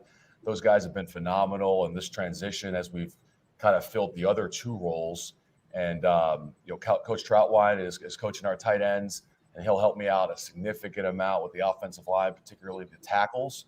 Coach Ledutko is the receivers coach, and he's played a major role in us putting together the passing game that we're going to be running this spring. So I'm excited about those 2 guys. I'm also excited about the 2 guys that we're going to be bringing in.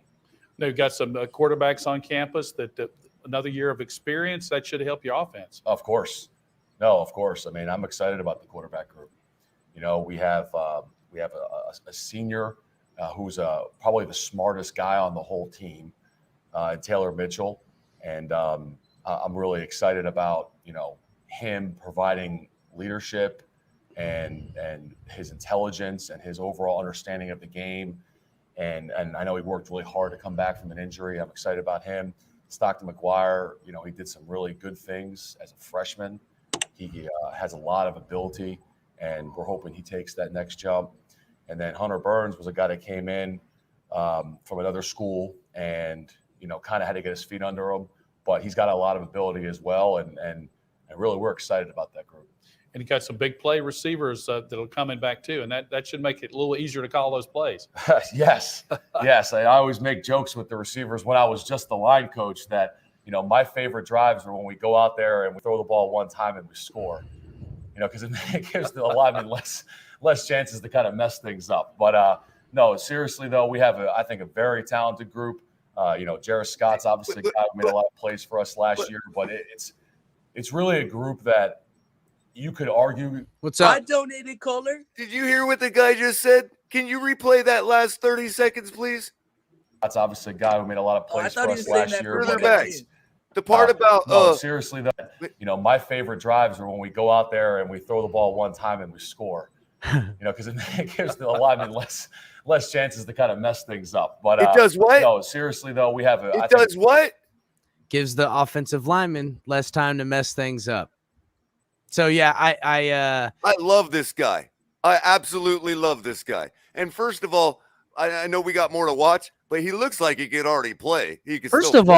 all, he looked like he my cousin, right? Look like he might be a cousin of mine. He or looks some like shit. he can still play. The guy looks like his name, an apple tree. And secondly, Jolie, is he cute enough to get you off of Jaceki? Hey Todd, just real quick, my brother. That should be getting mailed out to you here either tomorrow or the next day. I got some getting it all together, but that card's gonna be mailed out to you here probably tomorrow, man. I'll let you know. I'll shoot you a text message, let you know when it's in the mail. All right, let's I was finish. at work when that fucking card dropped, man. I couldn't make it. Damn, you messed up, bro. You messed up. Man, they messed up putting me on a shift. Don't feel bad. He didn't want to give it to me just on principle, so don't feel bad. That ain't true. I ran the algorithm. Everybody put it in. We'll do another one. I'm gonna, as soon as I hit 750 subscribers, I'm giving away 2 Dolphin hats. So make sure, if we get the subscribers up, we'll do the thing. It'll be random as hell. You ain't got to do nothing to win them. Just be there watching on the time when I'm going to give them away, and we'll make it happen. But let's finish this up. So Miss Finn says, nope. Why can't I have both? That's what she says. She's like, what's wrong with both? A very talented group. Jarrett Scott's obviously a guy who made a lot of plays for us last year, but it's really a group that you could argue might be the key to the whole offense in that athletically they are very gifted. But I don't know if we've gotten quite the amount of production that you might expect from such an athletic group overall. Not that all guys haven't lived up to that. Some of it's youth, some of it's, this or that. But if we can really get that group to come along, that's going to go a long way in us achieving our goals offensively. Got some guys on the offensive line you have to replace, but you've got some guys on campus who are ready to step up. Definitely. I mean, we're losing 3 guys and 3 guys that will be lost, will be missed. And overall, coming back, we actually have a chance to. All right. It's probably enough of that. They're a little bit more. The same thing, DP. Yep. That was a total late hit on that receiver. I know, you seen that right on his leg too. Got flimmed right up underneath him. So, yeah, you know what? He seems like a knowledgeable guy. He's always been around. He has some coaching experience, some some coordinating experience. I think he'll be fine. I think he'll do good. He definitely looks like a kind of guy that it fits with the type of team they're trying to build right now. Looks like he's a team player. Like he'll work good with other people. Well, that seems to be the big narrative on, when you hire one type of coach and they fire that guy, you always go the opposite of the way things work. And for some reason, for better or for worse, when they brought in Flores, they knew they were going to need a militant type guy because they destroyed the team. Bunch of younger guys, get the most out of them, build it in for whatever. Obviously, Flores didn't evolve into a better people person, as all accounts are coming out all the time. And we'll know where that comes in the end too. We'll find all that out. But that's what they're going for now, bro. They're definitely going for guys that are about collaboration. They're about communication. They're about, everyone being on the same page. Go ahead, Big John.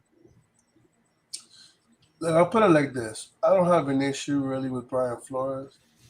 If Brian Flores would have learned from Bill Belichick the one trait he never learned, which was to delegate and not be afraid of other people. Like there's no reason to run Jim Caldwell out of the building when the guy has been nothing but a class act his entire career. I think that's the reason why you ran him out, because you already knew that in staff, if you didn't live up, they had your replacement on staff.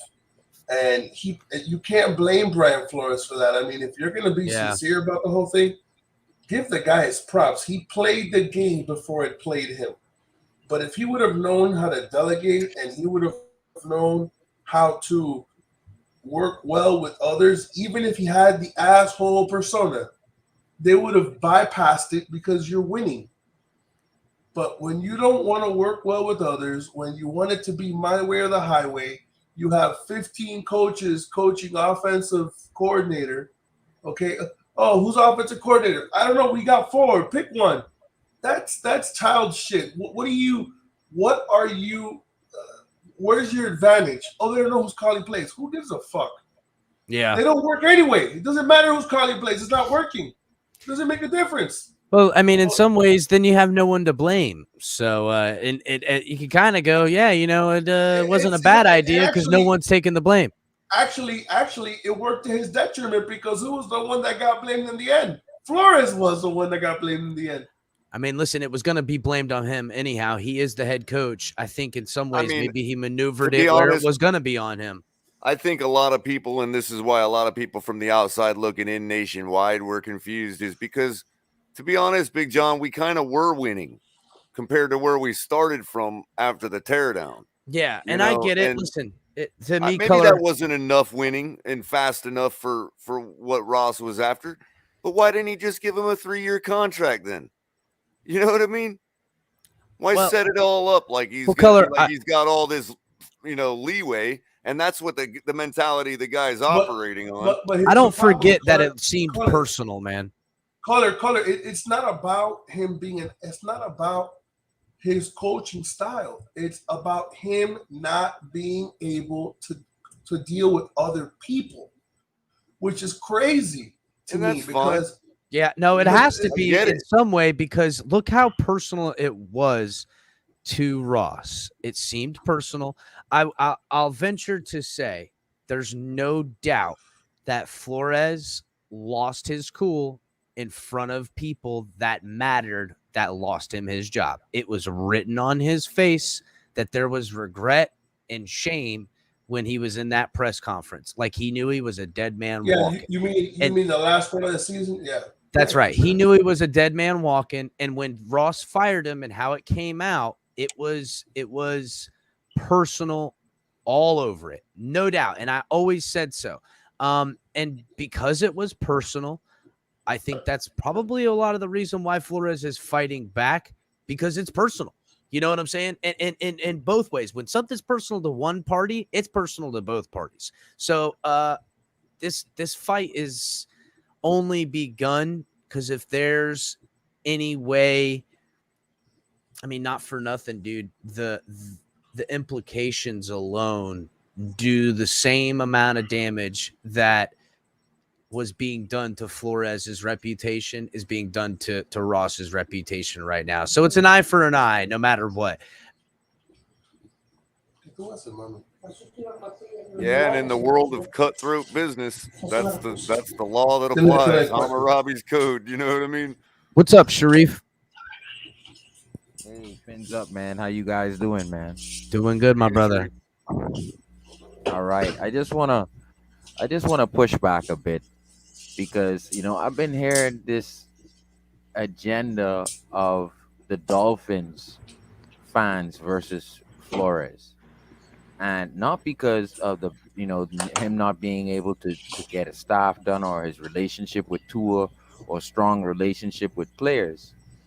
But what I want the fans to understand is, all right, if in 2019, January, you ask me to bring Watson allegedly or Brady on the boat, and then on top of that, you ask me to can games, and I reject you on both offers, how then can you judge me on fair merit after that month?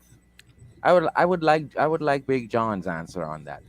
If I know my I don't, boss I don't, January I don't 19th think, I don't think it's about at the attempted end to of the day. swindle me, to Okay, basically Sharif, sabotage me, here's Sharif. how then can I Sharif, be listen. judged fairly if I know in 3 Sharif, years I'm gone? Sharif. First of all, I've been the first one Just on this answer that. panel. Listen to what you want me to answer. Let me answer. Yeah, answer it, My John. way. Now, Sharif, I've been the first one on the panel since it started saying that if they did this to Flores in 2019, they're a piece of shit. Okay? I've said that countless times. I don't agree with it. Now, I have learned based on people that I know, based on sources that I know, to separate one thing from the other. Okay? That was a piece of shit move. I agree with you. You set him up to fail. Fine. I get that. And if you set him up to fail and he said no, you should have got rid of him in 2020. You shouldn't have let it ride out. I'm not going to bullshit. Thank you. Now, what he did this season had nothing to do with 2019. His problem was everybody wants to talk about him and Tua. People, do me a favor. Get Tua out of your mouth. This is not about him and Tua. This is I never about said him Tua. and I didn't even You hear haven't Tua. spoken the man's name the whole I haven't night. heard Tua's name the whole time. He just said he just said right now about his relationship with Tua. I just heard him. Now I'm not saying Sharif, it's the you only said that? narrative. I didn't even hear it. I missed He it did. too. I'm He sorry. did. He Yeah, did. his relationship He did. with Now, Tua. Yeah, Now, Sharif. it's not Go ahead, Big about John. Tua. Yeah, Okay, don't talk it's about Tua. It's about him and other people, including Chris Greer, that they just did not see eye to eye. He was walking through the building like he was fucking Braveheart. He was literally cutting through Hell yeah. left and right. Hey, as you he know was what? I walking think that's through the cool, bro. building. I think that's cool. That's My maybe question, though, cool. John, is That may be if- cool. That may be cool to 20 of the 53 players, but you got 53. And if you notice, none of the offensive players came out to defend Flores. Not one single offensive player said, "Hey, why did we Well, let what this would guy you go?" say? What would Devontae you say to Parker- this? What would you say to this, John? And there's players that don't believe in Tua on the team. And that's been reported widely by what's his name? Omar Kelly. I mean, he just said it in so many words last Wednesday and just said something to that effect this Wednesday. So it's something, So, you know. Captain, That's fine. Captain, But we're and not John talking and about Color. Tua. We're My talking thing is about this, right? I guess, So my John, thing is if this, I could right, Big if John? I could possibly try to articulate Yeah. maybe what Sharif was trying to say differently, maybe, because I tend to kind of agree, and I have the whole time, that the volatility in the relationship was introduced by Stephen Ross and his 20 years ago. in 2019. No, in In bad faith. 2019. I'm talking Nope. about when he Like made the 16 years ago, he when he introduced when it he when he tried got to here. when he tried to get Flores to compromise his own morals. We could argue whether Flores' morals are too strict all night, but that's beside the Well, he point. didn't collaborate. The moment that happened, there was never going to be a good relationship in the building, and that's where anything I'm asking Flores Big did John. was going to be seen as a direct assault against whoever didn't like the fact that he didn't take the offer. And that's where I'm asking Big John, Color. Can we judge him fairly on anything? Personally, if the I man agree, went but to him in bad faith. That's all. The only reason I just reiterated That's the only it in thing a I'm different way asking. was So- maybe Big John would like to answer that, but me for myself, And I'm I in don't care agreement if with it's a- you. I don't care if it's a 30-30 ESPN that 10 players hate Flores and 10 coaches were spatting their face from Flores.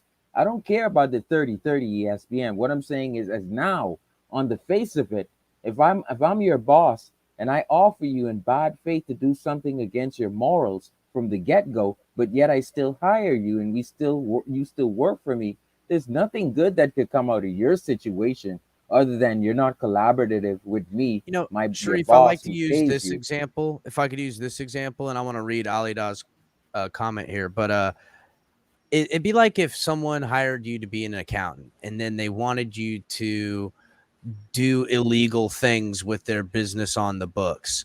And I've never been an accountant. I've done my accounting, and he hires me for a great job, pays me a bunch of money, and then he comes to me with this. Kind of, you realize quickly that maybe you were hired to do something. I mean, that's kind of where I find this out. Like, oh, And Flores, you Captain, were that's never gonna why get the job, but because I gave you the job, it's because I will expect you to do this. So the that's where it could get collaboration. that could be very dicey, And and that's where everyone's talking about he didn't play ball, he didn't collaborate, and that's where everyone's going with it now. And Sharif, I want to give context on both ends of this, because in the same way I hear Flores is talking about, I was offered money and was asked to lose on purpose, and systematic racism, he's going to have to prove in some shadow of a doubt to me to make a decision on. In the same way they say Flores was an asshole, a control freak, and nobody liked him, and that's why he's gone. It's the same argument. You know what I'm saying? Yeah. Real quick, Sharif.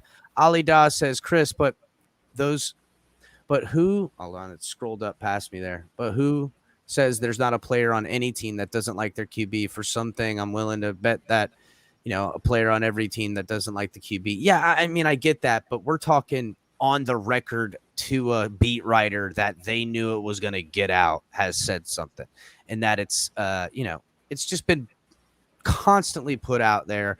And also, if you guys saw Omar Kelly today, he something about the narrative has shifted, where the first half of the season when the defense wasn't playing good, to the narrative shifting where it did better, that, oh, it was Flores that did the good. I talked about this on my show when it happened about Boyer being kept on the team, and how they're like, oh no, Boyer was the one making the good plays, not Flores. Where in season we're like, what the hell is Flores doing? Take the play sheet away from Boyer. Look, he's got the play sheet. Defense is doing good. We blamed Boyer for the defense. Everyone expected Boyer to get it. If Flores was here, we'd be expecting Boyer to get fired. You know what I'm saying? And potentially, we would have blamed him for the first half of the season where the defense didn't do good. But because the other guy went, they kept this guy. And make no bones about it, they wanted Vic Fangio. They didn't get him. They had no other backup plan, and this is the backup plan. Bottom line.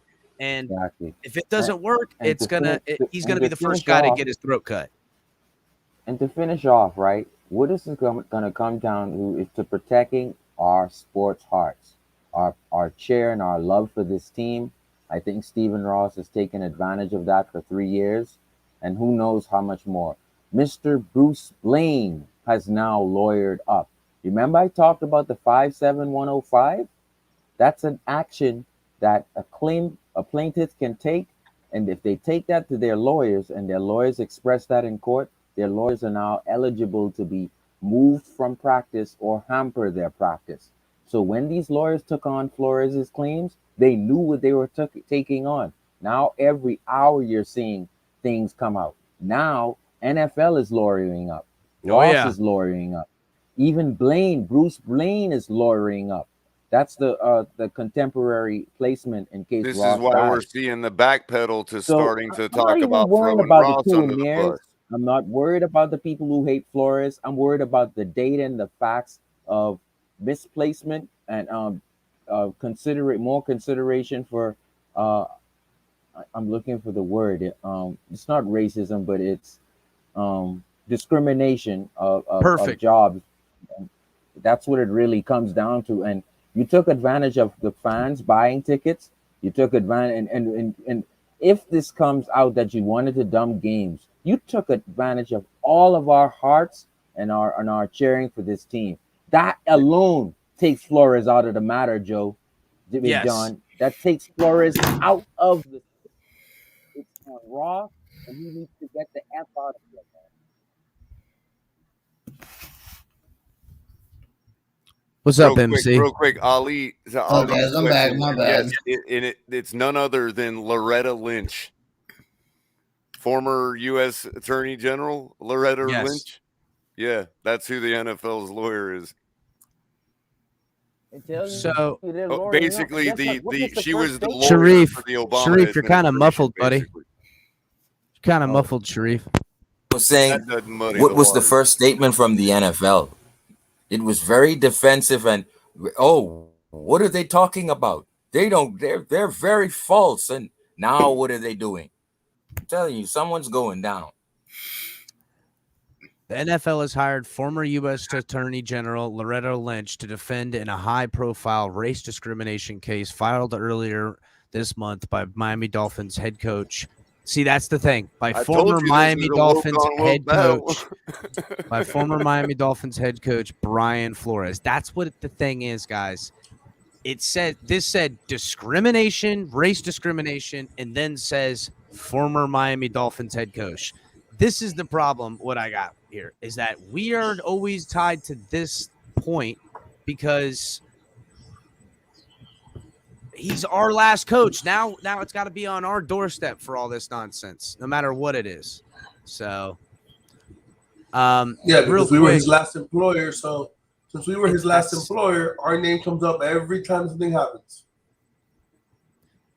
Yeah. I've been saying it. I've been calling it. I'm calling it now. I've been calling it. Get ready, Mickey Harrison's Dolphins 2022, bro. He's gonna have to sell a team, bro. Somebody's going down. And Big John, I'm so sad because look at what it did for Tua. It basically hampered Tua first because it doesn't really matter what Caldwell did, right? Because you already freaking went into bad faith with the first coach. So it doesn't matter what Gailey did. It doesn't matter. It really doesn't because you're a slick snake bastard, you. That's what it really comes to. And you took advantage of Tua's young years. That's the problem. If this ends up where our owner loses his job because of this, it'll literally vindicate Flores in anything and everything that, an owner worked against their coach maliciously. No matter and guess what? I can see Caldwell. Oh, is that what he's doing, Flores? You know what? Tomorrow I'm going to run a press conference that my health is taking place. I'm going to step down because I can't deal with this Ross bullshit. What you think Flo is going to tell Caldwell? I don't blame you. What you think he's going to tell Gailey? You don't have to put up with this, you know. You can stay here a year and pack it up because Ross is Hold full on a of second, it. sure. And what you think Gailey's Did going to... I read that right? Okay. Did I read that right? Anthony Davis out for season? I don't see how anyone can be out for 4 seasons. That can't be right. No. If he's out for 4 seasons, you're done. All right, well, get ready, guys. Next year, LeBron coming to Miami, but I don't want him here. You heard it here first. Oh, he's out for the season. Yeah, I don't know. We'll have to see. I don't want LeBron coming back. Don't bring that shit back here. I don't want him either, but they're going to bring him back. Whatever. Okay. You think I only have sources? You think I only have sources when it comes to the Dolphins? You're mistaken. But I'm telling you, I don't want him to come back. I don't want him either. I never wanted him to begin with. But what do you want me to do? Him and Pat Riley patch things up. They're still boys, you know. They got Oladipo, boy. I think he's going to come back for the healthy. Lakers will do that to you. That's the secret weapon, Sharif. Hey, to be clear, the Texans were already added to the lawsuit by proxy. The lawsuit names John Doe teams 1 through 29, as well as the Aquavision says, he was carted off the court. Damn. Well, that's not goodbye, good. Anthony Davis. Merry blessings. It's not. Hey, I'm getting feedback somewhere. I think it's that's you. me. My bad. No problem. Ali Dawes says, Chris, if the owner is forced to sell a team, does it really hurt them though? He's still, walking away with 2. And listen, that shit don't hurt him, bro. He's a gajillionaire anyhow. The only thing that can hurt him is hurt his pride. That's where it gets hurt, bro. Yeah, the project project he's working on right now that's making him the real money is rebuilding Detroit. That's the one he's got going on right now that's making him the ducats. Well, now that you brought that up, Color, it's going to be us who pay because it's going to be us first round, second round picks this year and next year and possibly 2024. That's us who's going to be taking the pain. This I is don't. the whole Again, thing. I'm not sold on that. I'm not sold on Well, that because I don't think that again, unless the proof that Flores has is a check that he never cashed, then the act was never committed. It was just suggested. Now, the owners don't need the act to have been committed for them to vote him out if the optics look bad enough, okay, in their opinion. But as far as the league taking action against the Dolphins for the number one, for the paying for losing, that didn't actually happen. It was just suggested by Ross. As far as the tampering with Brady on the boat, hold on. As far as the tampering with Brady on the boat, Flores left the boat before anybody got there. So that never really happened either. There's no proof of that actually happening either. What I'm saying is Flores not obeying his owner probably saved us a lot of embarrassment. But that's what I'm saying. Both could be true. In other words, they could still use it to take down Ross, but that doesn't mean that the Dolphins were really guilty of anything because Flores never took the money. Yeah, but at the same time, they all talked about how it was like a criminally bad put together team. You know what I'm saying? So Flores, in essence, took care of Tua and his ego by telling him, "I want you here, kid." Even though Ross went for Watson, he took care of all of these kids and brought them along, even though Ross was basically mop sticking him up the rear. Dude, Flores is a good dude, man. Flores is a good dude, man. And could still have the personality that Big John describes. And it could have still been oil and water in the building and all of that. So maybe there's a handful of guys that Flores doesn't want on the team that aren't going to be treated nice by him, and he just doesn't want them there, and he's being forced to keep them. And I'm not saying that's the right way to act because that's a very immature way to handle things. But no matter what, one thing's for certain, and it'll always appear this way to me. Flores knew he lost his job when he was out there at that press conference, and it didn't look like, oh, I just lost my job. It looked like I just did something and I'm gonna lose my job is what it looked like on his face. So we'll see. We'll see. But that could be a boiling point though, Sharif. It could have been a boiling point. So Chris. Yeah. What's up? You don't know what Squid Games is, but you know who Joe Burrow is. Yeah, I do know who Joe Burrow is. Come on. So, are you old enough to smoke that thing? Obviously. So listen. Good talk. All right. I'm gonna slowly get on to just a tidbit of Deshaun Watson talk on this one. I know you guys don't want to hear it, especially Big John. But before I do that, I want to because we're still talking about Flores. I want to kind of close the Flores book, but so the Houston Texans hired Lovie Smith. Now there's speculation that they only did that for all the reasons Flores' lawyer said. Anyhow, when they were asked about it by the media about what Flores' lawyers said about them hiring Lovie Smith, they literally. I've seen this trick done before in interviews. So the interview gets cut short, and I'm going to show you why. But yes, Miss Finn says it right, guys. Please hit the like button. If you're watching, please hit the like button, guys. I'm going to take this opportunity. Donate. Stop being scared to donate to this man. Yeah. Give him some. Damn. Yeah, guys, help a brother out. Anyhow, listen, all the shows on the channel, guys, make sure to check out Tonk's TMI 7 or Tonk 7's TMI Tuesdays at 9. And then right after that, you got Mike on the Mic with Open Mic Tuesdays, 10 p.m. and 10 p.m. on Saturdays. Then on Thursdays, you got Cash and Tickets with Brandon Bookie and Big Kev doing some betting show. We're going to be moving into some college basketball and brackets here real soon. March Madness is on its way. Right after that is Color Commentary. You guys can always catch Color and late night commentary on Thursdays over here at the Fins Tailgate. And then, guys, you can always catch El Capitan, Fins Tailgate all the time. Donate to the channel, Cash App, the Fins Tailgate, Venmo, the Fins Tailgate. Holla at your boy. So shout out to Big Mike. Yeah, shout out to Mike on the mic. What's up, brother? What's up, MC? Are you going to be on this weekend due to no football games since football season's over? Are you going to be on this weekend? Bro, you have no idea how El Capitan more of a comedian than he is a football guy. I know my football and my NFL really good, but I'm gonna start doing some more of my Heat stuff. I'll be transitioning all over. I ain't going nowhere, brother. All right, 10 Going That's what I like to hear. Ain't going nowhere. I got a crypto show getting worked out in the next few weeks. Got a whole crew of guys. Oh, Got a whole crew of that's what guys you coming do. in doing a crypto show. We got new things coming out.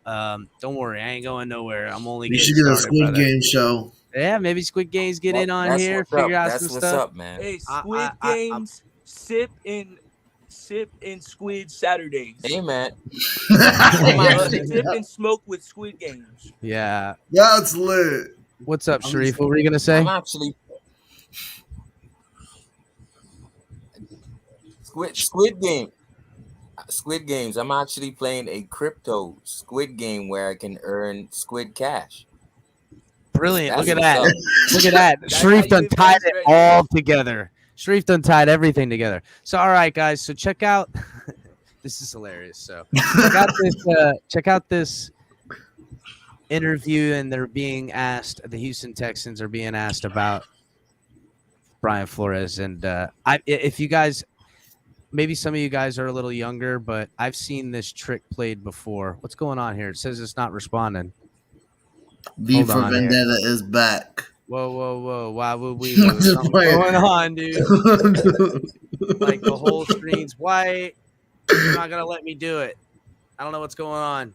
He's guys. back. Uh-oh. Hold on. If I drop out, I'll be right back. Yo, that freaked me out last night before I went to bed. That was creepy. I was like, oh, shit. What the hell's going V for Vendetta. V for Vendetta.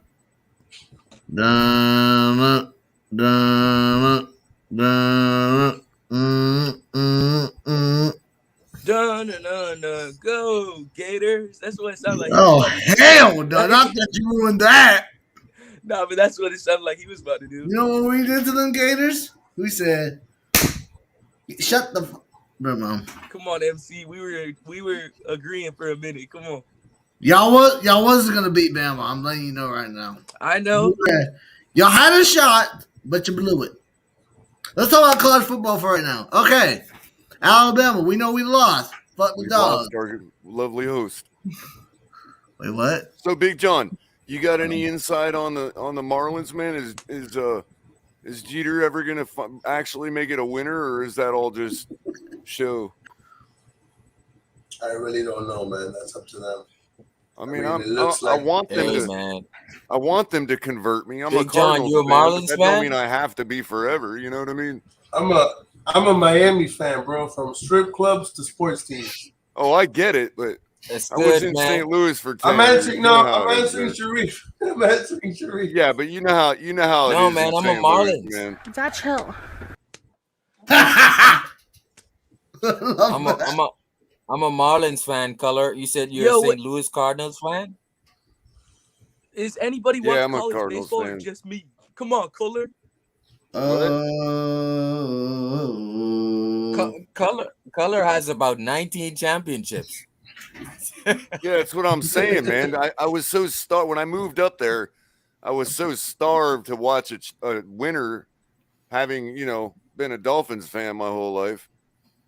And they're kind of like the Dolphins over there, where they're kind of like they rely a lot on their history for their narrative. You know what I mean? They build from the ground up. And they had John Jay and Tony Cruz on their team, both Miami Hurricanes. So I was like, all right, I'll roll with this team, and we won a World Series that year. So Albert Pujols. You know what we can all agree on, though? We are not. Is anyone a Florida State fan in here? Because that's one thing. One thing we can agree on. Nobody I don't think is a Florida State fan. I hate Florida State so much that I can't even stand the Braves because of the same tomahawk chop. Bro, listen real quick. Now you making fun of my. Hold on. Okay. MJ. Yeah. I don't like when the Chiefs do it. I don't like when any team does it. Listen. It's bad enough that my baby mama is a Jets fan, but to top it off, she's a Seminole fan too. Oh, man. hell no. Oh, dude, talk Fuck about ass sleeping with the teams. enemy, bro. Now let me tell you Fucking something. I've had the best bets in my life. Hey, come on now. Because I'm a Jets. I hate If the I could Jets find my and I hate dad the to do it, I Seminoles. would I'm a definitely. UM fan. None of y'all's and I love the football team wears Dolphins. Jordan. So Hey, Big you John, can already- did you get a chance to hear the story about what I said on another show about John Jay? No. You know, John Jay was a Hurricane, right? Yeah. And he played for the Cardinals, and he was a consistent 300 hitter. But the fan base, for some reason, and the media there and the organization always was dangling him as a trade piece for some reason because the town just didn't like him. But he kept consistently hitting 300. They go to the World Series a couple times, win one of them. Then they trade him to the Padres, finally. He goes there for a couple seasons and muddles around because San Diego don't ever like to build a winner. Then they trade him to the Chicago Cubs, who then proceed to win their first World Series in 108 years. So I just have this belief that, like, one of the sure things you can bet is that just about every champion in every sport of the big major sports has a Miami Hurricane on their team. Chill. Wow, that's a good. They just produce champions down there, man. That's all they do. Mm-hmm. Matter of Get ready fact, for the one of the get ready teams for we the had to football go season. through to get to the World Series that year was the Milwaukee Brewers. And the reason they were so good is because they had a guy hitting 1 billion home runs by the name of Ryan Braun, also a Miami. Oh, I remember Ryan Braun. Yeah. Wow. Cooler, Well, on the man. Marlins scene, The Rays I would whoop say the that. Marlins every time. Raise Yo. up. I would say for the Marlins, Raise What's up, guys? I think that we're I can't What's hear you. going on? Man. What's going on here? I don't know. You look. The I think for computer the like Marlins, froze though, up. Hold up. We thought there was some I'm gonna kind of jump new back user in. that Hold on, came let me in. leave and I'll be right back. Yo, yeah, I was saying Yeah, that so the pitching. I'm with you, Big John, on the love for the Canes, man. I'm Hey, just Tua all time, over the baby, University let's of Miami, fucking go. bro. Actually, it's not to a jersey. Always have been my whole life, man. This is my jersey. Having technical difficulties, guys. So like literally the screen I went to go play the video thingy from I the can't do it. the screen like went white and it made me press X in the corner and then it just kind of like shut the StreamYard down and shit. So I just rebooted the computer. I'm gonna smoke a cigarette. So what were you guys talking about? I wasn't watching. Miami Hurricanes. Oh, and their word great. up. We were talking Sorry, about ass college team. baseball. Because it starts Hurricanes Friday. Marlins baseball. A little Chris, do you bit, watch but college baseball? I pray that you do. Mississippi No. State got lucky in Vanderbilt. No. Couple of college games. oh, college baseball. I couldn't don't believe know. Mississippi State won. Yeah, that was crazy. Hey, MVP That won. watches? I couldn't believe that shit. Yeah, that was crazy. Because they played Vanderbilt and literally destroyed. I think it was like I didn't pay attention to the whole thing, but the last game it was just like I never thought Mississippi State was even good at baseball. Never that knew was that. their first ever championship in any sport. And they were playing against Vanderbilt. Yeah, And they're Vanderbilt's always dumb. got a And good there's baseball team. every fucking year Vanderbilt is dominant at baseball. So are Gators. Hey, real quick, DP says he says John Jay's dad was a cocaine cowboy. I wasn't aware of that. I'm not. Cardinals, he says Cardinals are so popular that the Rams had to leave. There is a certain amount of truth to that, but it's more like the Cardinals are the reason nobody cares that the Rams left. Exactly. You know, but there was a targeted campaign to make it look to the public like everybody hated the Rams there. Like Stan Kroenke did not put money into the team and purposely sabotaged the team for 5 to 10 years just to make it look like it was a crap product that nobody wanted. And then when it came back, who did it? I think I know who's doing this, dude. I think I know who's doing this. You got it down? Yo, Kohler. It ain't me. I hope it wasn't because of what just happened on my computer, though. I don't know, but that was a lot longer. That was a lot longer a flash that time. First time I seen it watching it, so I think I know who did that. Was it your family? No, I hope you do. no, but yeah, Someone's trolling your internet? no, they're not trolling the internet. It's Too bad you don't have a VPN sponsorship. You could be like, blah blah blah VPN, everybody. oh man, that would be the perfect. Yeah, that shit last night had me fucking creeped out. Don't worry, because I feel safe with my VPN. Blah blah blah blah blah blah blah. I want to know who did it. So anyhow, you know, it happened right when I started talking about Stan Kroenke, a billionaire NFL owner. And we have been talking about Ross quite a bit. Did find very weird the second I tried to. They're both crap human beings. The second I tried to play the interview where, to me, it's the same gag. I'm just going to tell you guys what it is. Okay, so they asked him about Flores Caserio, and he was up there with Lovie Smith, and they were answering about, you know, the racism charges and what they said and everything like that, and the Rooney Rule, and then the fire alarm went off. Like, no exaggeration, the fire alarm went off. And I've seen this happen before where, like, the fire alarm goes off, and it's a test. Like, oh, did they not get the memo? The head coach, the freaking GM, people of importance are up here answering questions, and now's the time for a fire alarm test. Come on, bro.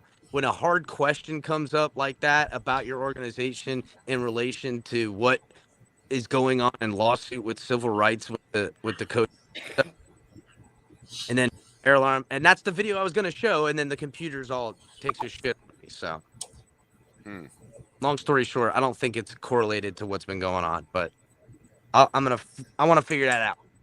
All right, well, I'm gonna try to hop in now. He came back. I'm scared. So real quick, to finish up real quick.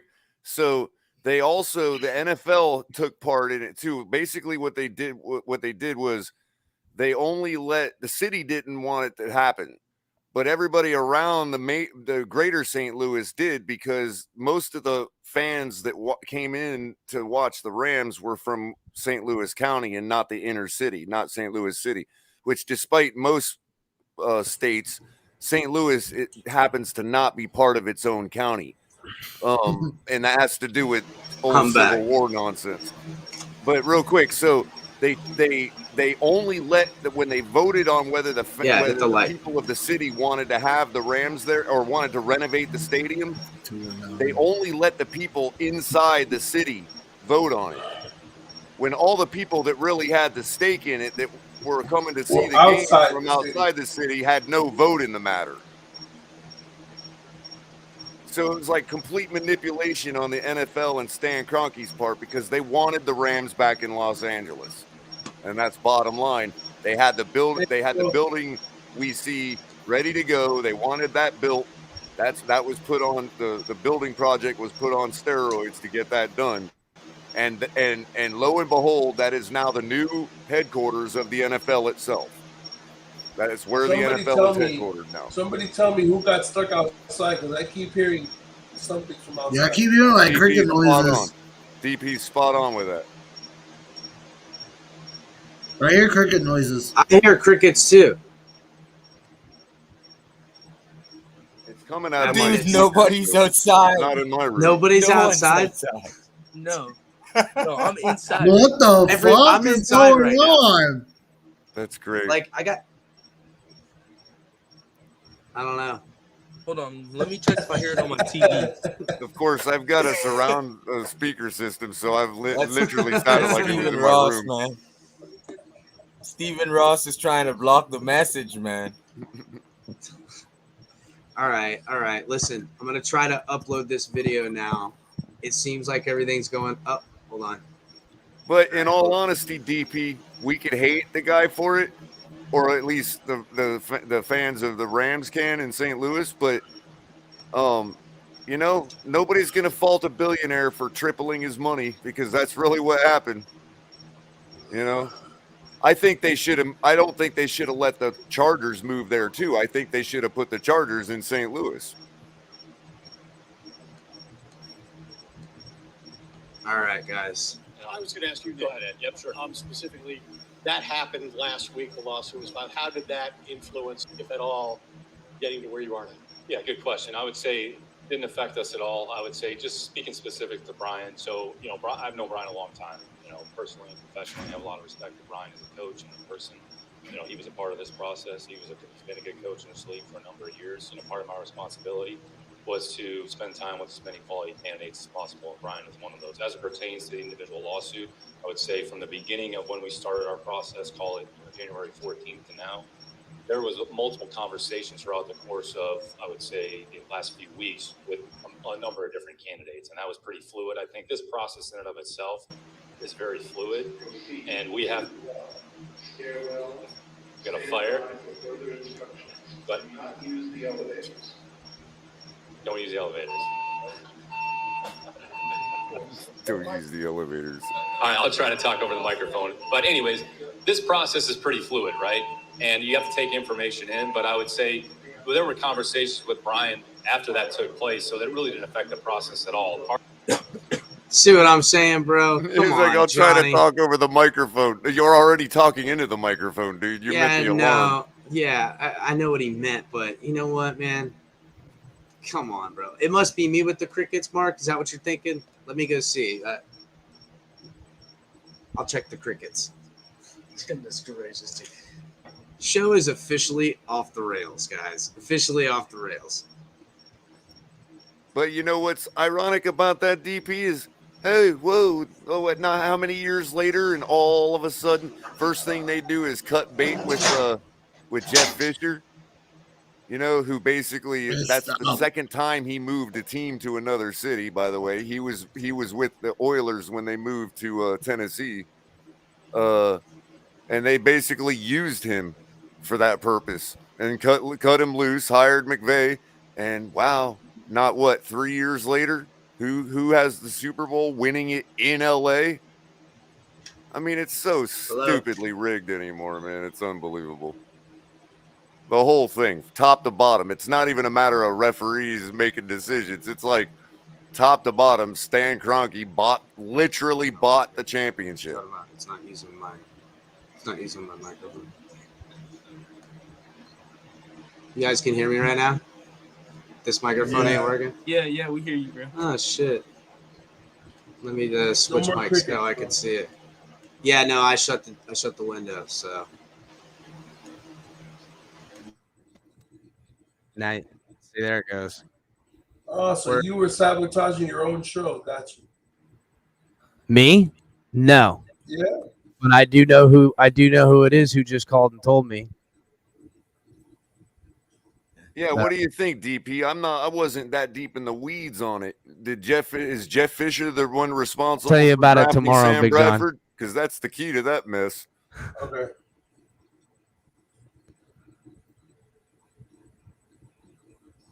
Panel, what do you guys think about the next NFL moves to a bigger media market like they did with the St. Louis Rams? I mean, listen, they're about to take off to the next stratosphere of international market. After Do you think they'll have another team in St. Louis before they have a foreign team? No. No. Not a chance. Not a chance. No, that's not forward. Forward is international. That's what they want. Yeah, you're right. Because all of that fan base split. Half went to Tennessee and the other half went to Kansas City. Oh yeah, they gobbled up that Kansas City market, bro. Are you kidding me? Mm-hmm. So, I would and I'm sure a lot of them probably still root for the Rams anyhow. They just won a damn Super Bowl. Oh, there are a few. Oh, sure, there are a few that follow them and are now remote Rams fans. Absolutely. I would think Jacksonville's the next team to get exported somewhere else. I just don't see how they're not the ones that don't go to London with the mascot they have. I mean, London Jaguars? I mean, isn't that like where you find Jaguar, the automobile? It's actually pretty brilliant if you think about it. It seems so stupidly the stadium simple, could be though. You know what I Jaguar mean? Stadium, actually sponsored by Jaguar. That would be amazing. Yeah. How I mean, brilliant it just is seems it that Miami has the like Dolphins? a no-brainer. I think they Yes, named it for the Dolphins, bro. How brilliant is it? Has anybody seen Anthony a says he Dolphins in the North disagrees. He honestly think that they'll keep the St. Louis fan base, so might bring another football team there or move Jacksonville to St. Louis. I really think that I think they missed Yeah, their your mind, Tony. opportunity by not making the Chargers go there. Because I mean, lightning bolt on the helmet in the place where if you've ever lived in Missouri, you know that there. Heat lightning is a frequent occurrence 365 days a year. Well, the way I can only imagine it is to where there's gonna be a certain amount of teams that are internationally based teams, but they're going to have to figure out where everybody rotates in this thing. You know what I'm saying? Where some of their home, like Jacksonville might be based where only half of its home games are in a certain stadium. You know what I'm saying? Abroad. And that's going to be how they're going to have to do it. And the Bills could go to like Toronto or something. But I don't think they want these. Well, first of all, the Bills market is small, even though they have success. The Bills might be they've already tried that. That didn't work. I think they're going to have to give certain markets like that their own team there and duel another team in that division that plays there. You know what I'm saying? Like Jacksonville will keep the Jaguars, but they'll play always in London against a new team potentially. I don't know. They got to grow. There's no other way to put it. They're going to have to get like 4 to 8 more teams to take that next international step. Well, I think logistically speaking, though, it would be logical that they would start with Pan American movements before they would go over to Europe 100%. Like, for instance, a team in Mexico and a team in Canada, because logistically they could pull that off to start off. And then they have to figure out there's so much to solve. It's Germany, with a team in London, but it's Germany, London, and Germany, and those people would have to live there. You know. Let me ask you guys a question. I've always thought about this. I've never said it to anybody. Have any of you guys should they just rename the Seattle Seahawks to the Seattle Raindrops? Just have an umbrella as a logo. Or a cloud, just a gloomy ass cloud. I mean, it rains in Seattle 366 days a year and 365. It rains every fucking day. Like depression rate is up, suicide is up. Why don't they just call them the Seattle Raindrops or the Seattle Thunderstorm and just have a fucking umbrella with Here's a clouds? Here's a good one. Like how we have the Miami Heat, they could be the Seattle Misery. Damn misery. So guys, I've just been so Captain, I know you were away, but we were also talking like when you get baseball talking here on the show soon. So I've been looking at the roster, and the stars we have are pitching, and it's basically Sandy Alcantara, Pablo Lopez, Eliezer, I think his name is Eliezer Sanchez, and the other Trevor, I forgot his name, but there's a Trevor Rogers. That's the starters, and then like we're depending on like Birdie. We're depending on Jorge. I forgot the shortstop's name. Here we go. Miguel Rojas, Brian Anderson, Garrett Cooper. So we're depending on these guys, I guess, to have an above 500 season. And what do you guys think about this team? You think this team can go above 500? First of all, I think Jeter is doing a fantastic job building through the farm system. Well, I mean, from what I could see in my limited baseball knowledge, they're not gonna not do something where they're absolutely putting money into the team. What's the woman's name that they put in oh my god, Jen Lee. Yes. Forgot her name. Oh my god, she's absolutely doing masterful things in the farm system. And that's I mean, listen, their farm system's always been pretty decent, but it looks like they're going to actually use it and not let guys go away. We're not talking trade pieces. They're actually going to put money. Baseball is about money, but we've always had a decent farm system. So, I mean, I expect better things to happen, honestly. Well, but again, I think and that's why I say, hey, convert me, because that's kind of like there's traditionally 2 ways to build a championship in baseball. It's not like in football where you know, the other way rarely actually goes the distance, whereas this other way usually does. Where in baseball, it's kind of 50-50. The Yankees outpaced the Cardinals in championships, but the Cardinals still have, 11, 12, something like that. So, and the difference being is the Yankees traditionally will just, purchase the great players because there's no salary cap really. So they have obviously New York's a big market, so they can just pretty much like how they loaded their team up now, having Anthony Rizzo and guys like that there, and so a team like the Cardinals, they have a farm system, Memphis, and all that, and also the Palm Beach Cardinals up in Jupiter.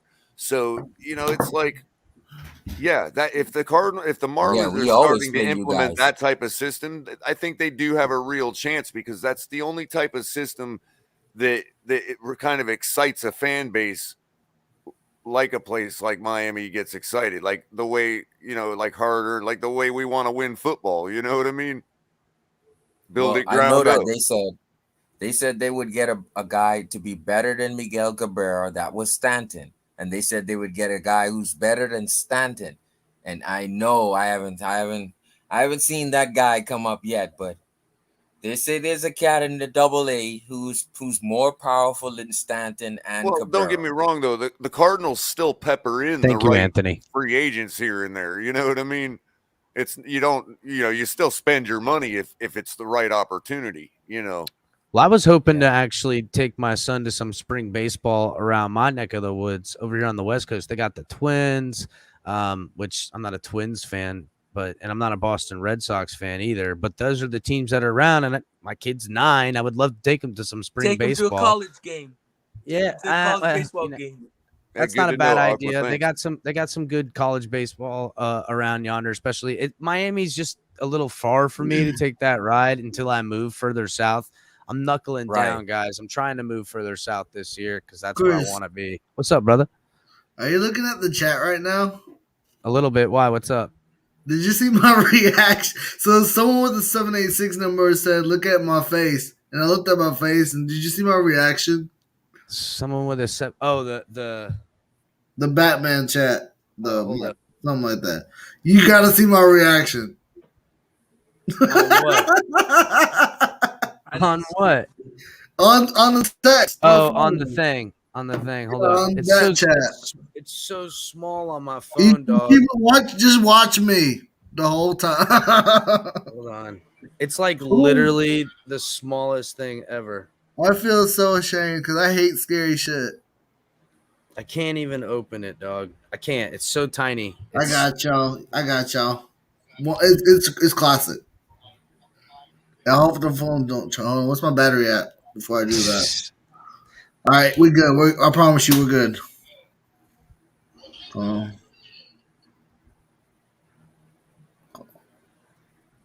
can't even see it. No, you can't see it, bro. Make my screen big. One more time.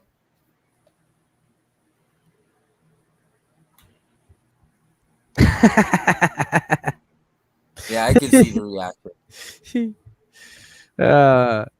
So, all right, guys, back before all of this and all that, and I know we're doing a little baseball talk, but I wanted to read this article about Deshaun Watson and, how it's looking like Minnesota Vikings, Tampa Bay Bucks. That's kind of where people are speculating that he wants to go. And I'm going to read the article, but I got to be honest, guys. I don't see how the Bucks or the Vikings can afford this man.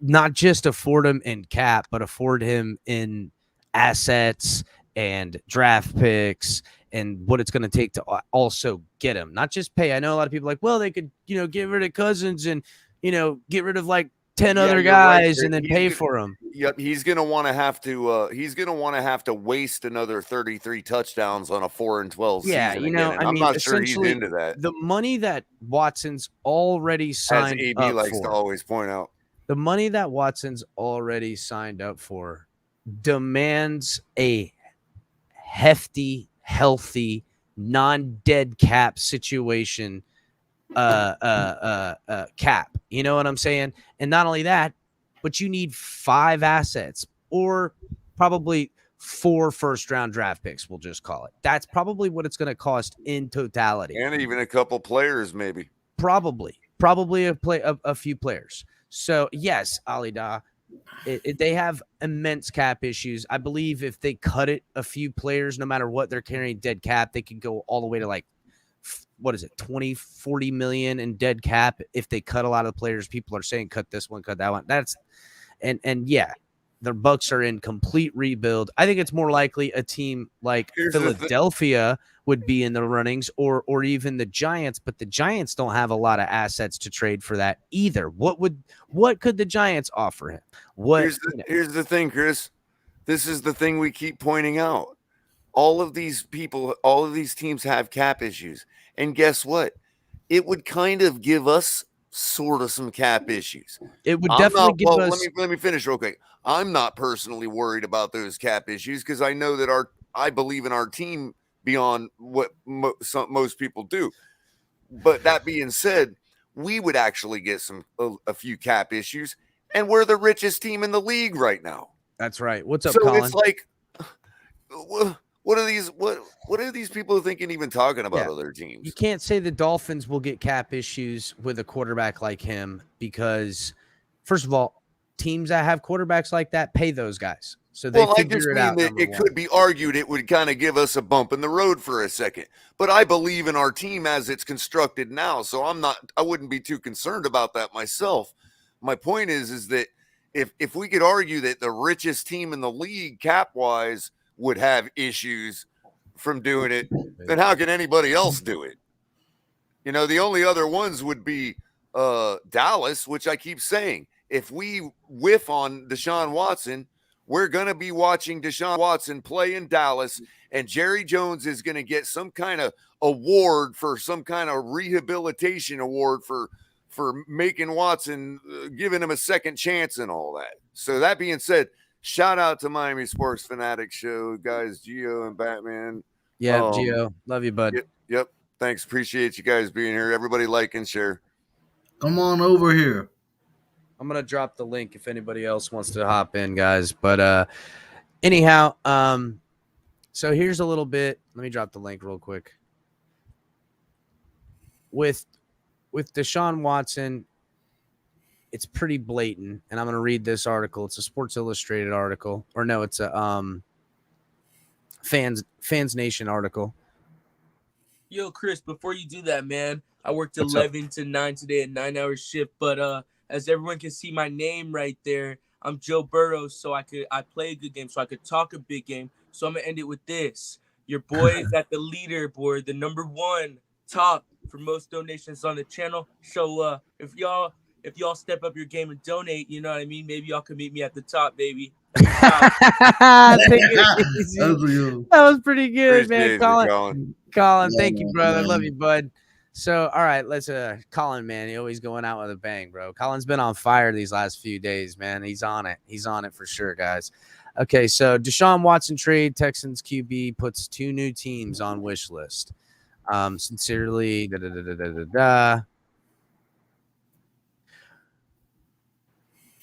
We know one part of Deshaun Watson wants, in a word, out.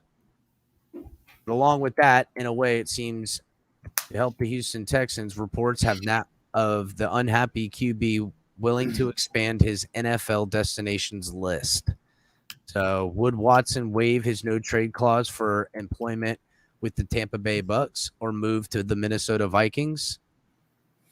ESPN's Jeremy Fowler is reporting that Watson has 2 teams on his radar for a potential trade. One of these concepts is muddier than the other.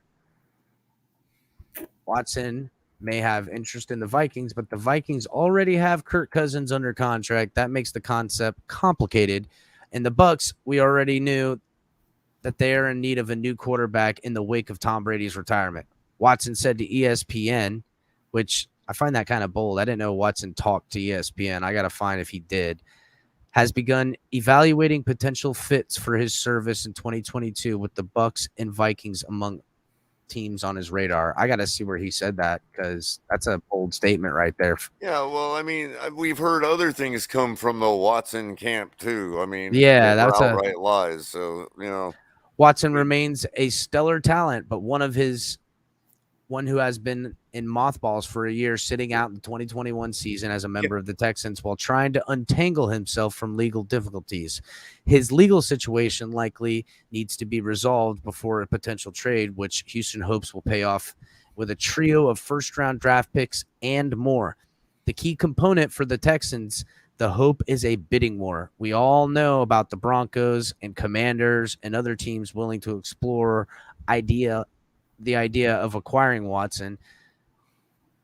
Sincere interest from Tampa and Minnie is good for the Watson and even better for Houston. So they forget, though, that some of these teams would be perfectly fine with taking Rodgers for one more year if that's all Rodgers gave. So I don't know if the Texans really are going to get the leverage they're expecting to get from a bidding war. There's not only that, but there's other quarterbacks that are coming up on the market as well. So, I mean once we dump our whole cap into it, we'll put anybody to shame. So why does anybody think they even have leverage? Especially if it's Miami, where Watson wants to play in the first place or prefers. He's just trying to extract more money out of Ross before Ross has to sell the team. Potentially. I don't know. And I'm fine with it. I'm one of those types that I would literally give up all 52 guys we got for one quarterback. Oh, absolutely. Oh no, I ain't about I'm being all that. hyperbolic, but yeah, I'm just saying, you know what I mean?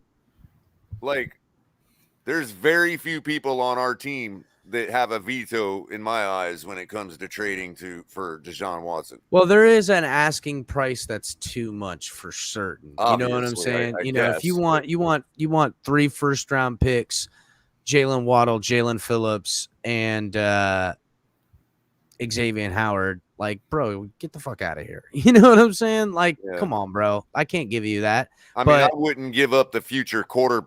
And yes, I'm using the word Q as a synonym. But yeah, I wouldn't give up the quarterback of our defense either, which is going to be Jalen Phillips. I mean, you got to have that talent as a pass rusher. You know what I mean? On your defense to help. You need to keep anywhere. young dudes like that. That bro. talent to me is as important as the elite talent of a quarterback. That's what I was just getting ready to say. In 5 years' time, that guy could be the best in the league potentially. And those kind of talents, you don't let that walk out like that. That's TJ Watt.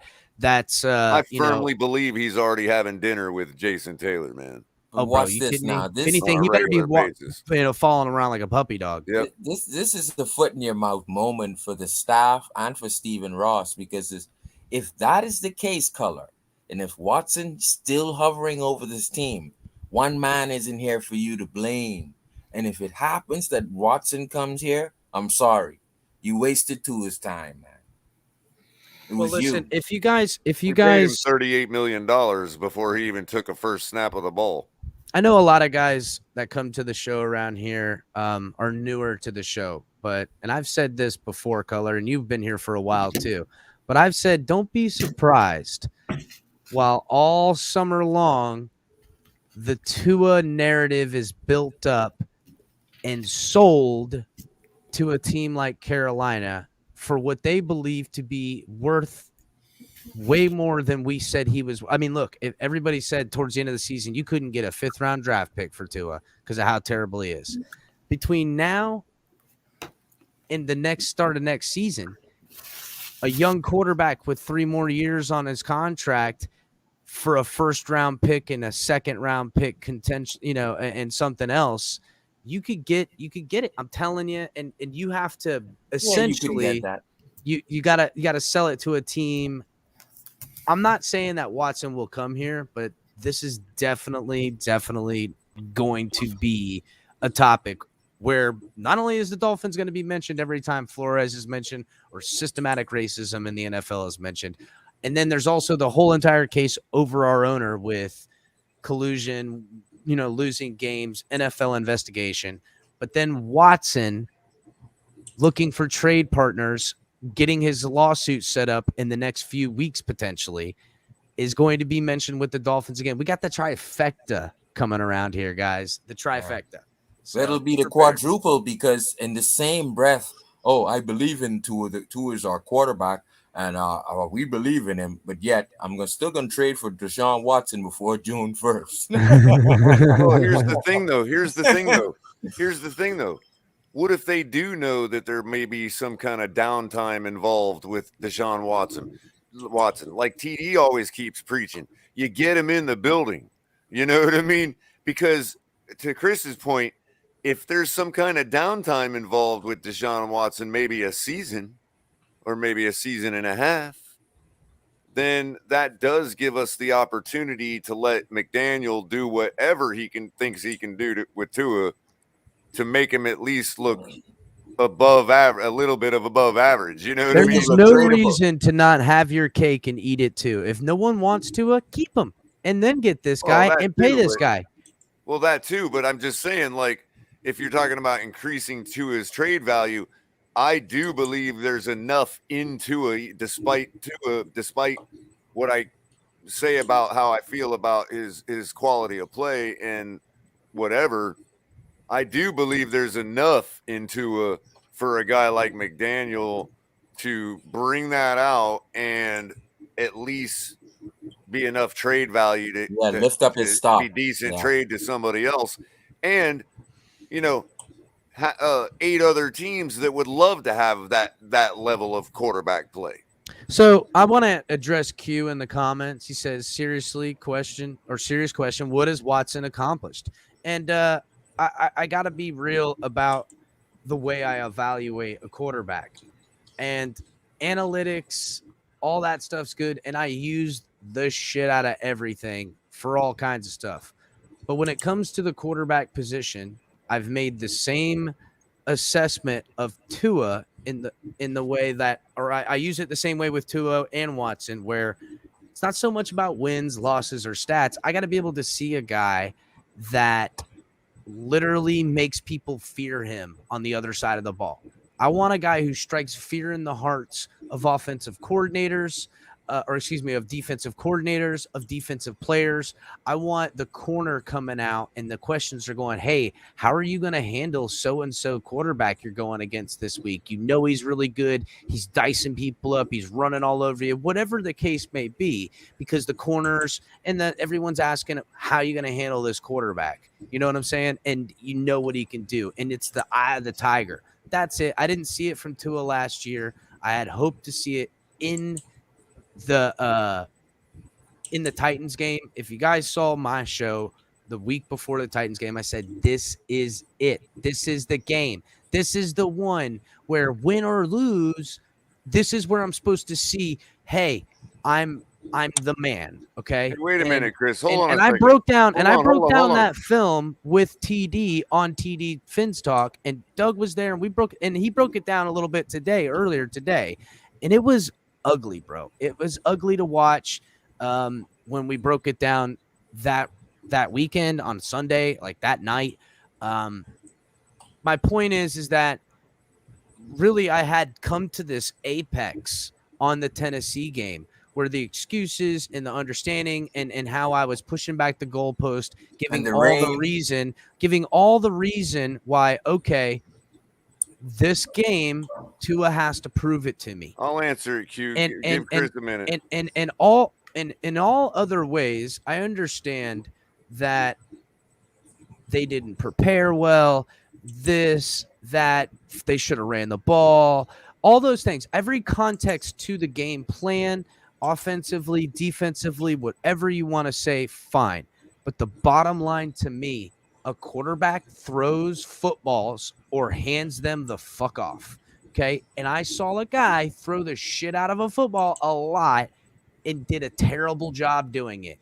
And it was the worst possible time, because for me, it was my judgment day for him. And he has to earn that respect on tape or film for me to believe that, hey, I don't need to think about people like Watson. I don't need to think about other quarterbacks. I don't think about them in the draft. I don't think about buying them. So until he shows me that, which I'm praying and hoping he does. Listen, if this team comes out and they're 7-1 by a midway point of the season, but Tua's throwing 225 yards or whatever, and even if he is, I don't care. It's not about the yards, and it ain't about the touchdowns, it ain't about his stats. I'm talking about where I see him get on a drive that is I'm going to fuck you up drive. That's all. That's what I want to see. I want to see the eye of the tiger in him just dice bitches up, and they're scrambling, got the defense on their heels, and he's rolling out, hitting, keeping it going. And I've seen him go on drives, but I got to see it in the proper moment too. You go on a drive on a team stricken by COVID. You go on a drive on a team that's got injuries, and there's context to the wins. And listen, you can only beat who's in front of you and stuff like that. When it comes to a team that is respected, that we know is in contention for winning football games and going to be seen in the playoffs, whether we beat them today or not, okay, that I got to see us take on a team like that where Tua goes the opposite end of a better quarterback measured in anyone would agree, and him go, fuck you, buddy, I'm taking you out today. And that's all I need to see. And I have yet to see it. And we're going on the third year. I'll give him a mulligan for the first year. Yes, okay, he did beat Kyler Murray, but Kyler Murray isn't Kyler Murray was still young. He wasn't the Kyler Murray he is now, and even then that wasn't good enough to get him to the fucking playoffs now anyhow. Gentlemen, y'all have a good night. All right, see you later, MC. The bottom line is it comes down to I just want to see him be the man. That's all. So what were you going to say, Color? First of all, that's it, brother. Yeah, beat the Bills, Alida. Beat the Bills. Go out there and duel with a guy like Josh Allen and beat him, because you got to chase him because they're chucking the rock. Don't, whatever. Just make it happen. If I saw that last year, I'd have been good. So if you're defining accomplishment as winning a Super Bowl and all that, nothing. Thank you, Thomas. He's accomplished no more than Tua has. Okay. Secondly, if you're talking about what he spent his time doing in the NFL, playing in the playoffs. Let me finish for Q, because I did get rambled on my rant. Okay, I look at a guy like Deshaun Watson, and no doubt he's the kind of guy that if any weapons are put around him, he's going to do some good shit. The one weapon he had in Will Fuller outside of the PED games had an amazing year. You know what I'm saying? And it was a lackluster team, devoid of talent. Laramie Tunsil only blocking one side. Anyone can watch the worst defense. It was just a shit show all the way around. And I don't want to make excuses for him, because it was still a damn near a career year on a shitty thing. I get it. It's just I'm not saying Tua doesn't need weapons. I'm not saying that Tua doesn't need weapons.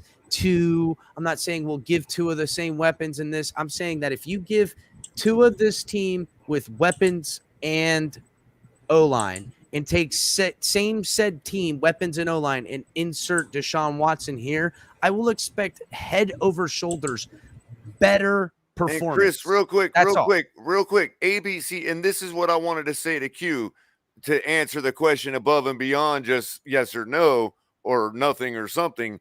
Okay, AB is outright lying right now. What is he saying? That he had weapons. You absolutely know as well as everybody on this planet that Bill O'Brien gutted that team in his last year there. Well, listen, when they did have weapons, they were going to the playoffs. Yeah. They were winning football. Okay, so now quickly to answer Q's question as what has he been spending his time doing since he's been in the NFL? His rookie year, he went 3-3 because he played 6 games as a rookie. They went to the playoffs. Okay. His second year, he went 11-5. His third year, he went 10-5, missed 1 game. His fourth year, after Bill O'Brien gutted the team and got himself fired, went 4-12, throwing 33 touchdowns, 7 interceptions, and 4,800 yards. With J.J. Watt apologizing to him for the debacle that was their defense that year. That's what he's done. So you can continue to lie, AB, and act like he had weapons, but you know as well as I do he didn't. Yeah, it's again. Just go to his stat page and find out what he's accomplished. If you're willing to define accomplishment as something besides winning a championship for a guy who's only played 3 complete seasons, on teams that were worth a damn. I kind of wanted to take the stats out of it. That was my If whole you don't think point. our team's worth a damn to improve with 33 touchdowns, 7 interceptions, and 4,800 yards, then you think we're the Texans. Go root for them. Listen, Q, I'm not answering you. Again, the same exact. I don't want to pull up stats. I could pull up. Not only did he throw for, hold on, I'll tell you right now. Not only did Deshaun throw for 4,823 yards, averaged 300 yards a game, averaged 8.9 yards a pass. No, Aqua, no, I don't. Our team right now is 10-6 and 9-8. The Texans are 4-12, as Davis Mills proved. So no, I'm not talking about doing what the Texans did. I'm talking about bringing an elite quarterback to the team we have now as constructed, and we would have been in the championship game. It doesn't give me how many rushing yards he had. It doesn't give me how many rushing yards he had, because I know he had plenty of rushing yards that year as well. But my point is, I'm not trying to get bogged down in the stats of it, because clearly Watson has far and away superior stats to Tua. That's not what I'm measuring. I'm measuring that I know Deshaun Watson got the eye of the tiger and that he will strike fear in defenses. And I also know that Tua's not striking fear into any defenses, not with his arm and not through the talent that Deshaun Watson already does day one in the building. Tua still has to earn fear on other defenses. That's it. It isn't there. And now maybe this offense will get fear because Jalen Waddle and, whatever scheming we're doing, and Tua's running it elite. So they'll go like, oh, this is, this offense is clicking. It's working right. And listen, I like that way of building it. But also, to me, it would just be great if I had a quarterback that I could lean on all the time. That's all. That's what I know. I grew up watching a guy like Dan, and I'm not calling him Dan. I'm just saying that the goal has always been for the Dolphins, even when we tanked, it wasn't let's build a perfect system team. It was let's tank good enough to draft our elite quarterback. Okay. And it was tank for Tua. And then it was, oh, you know what? Actually, let's try to trade up and get Joe Burrow, which is all but confirmed.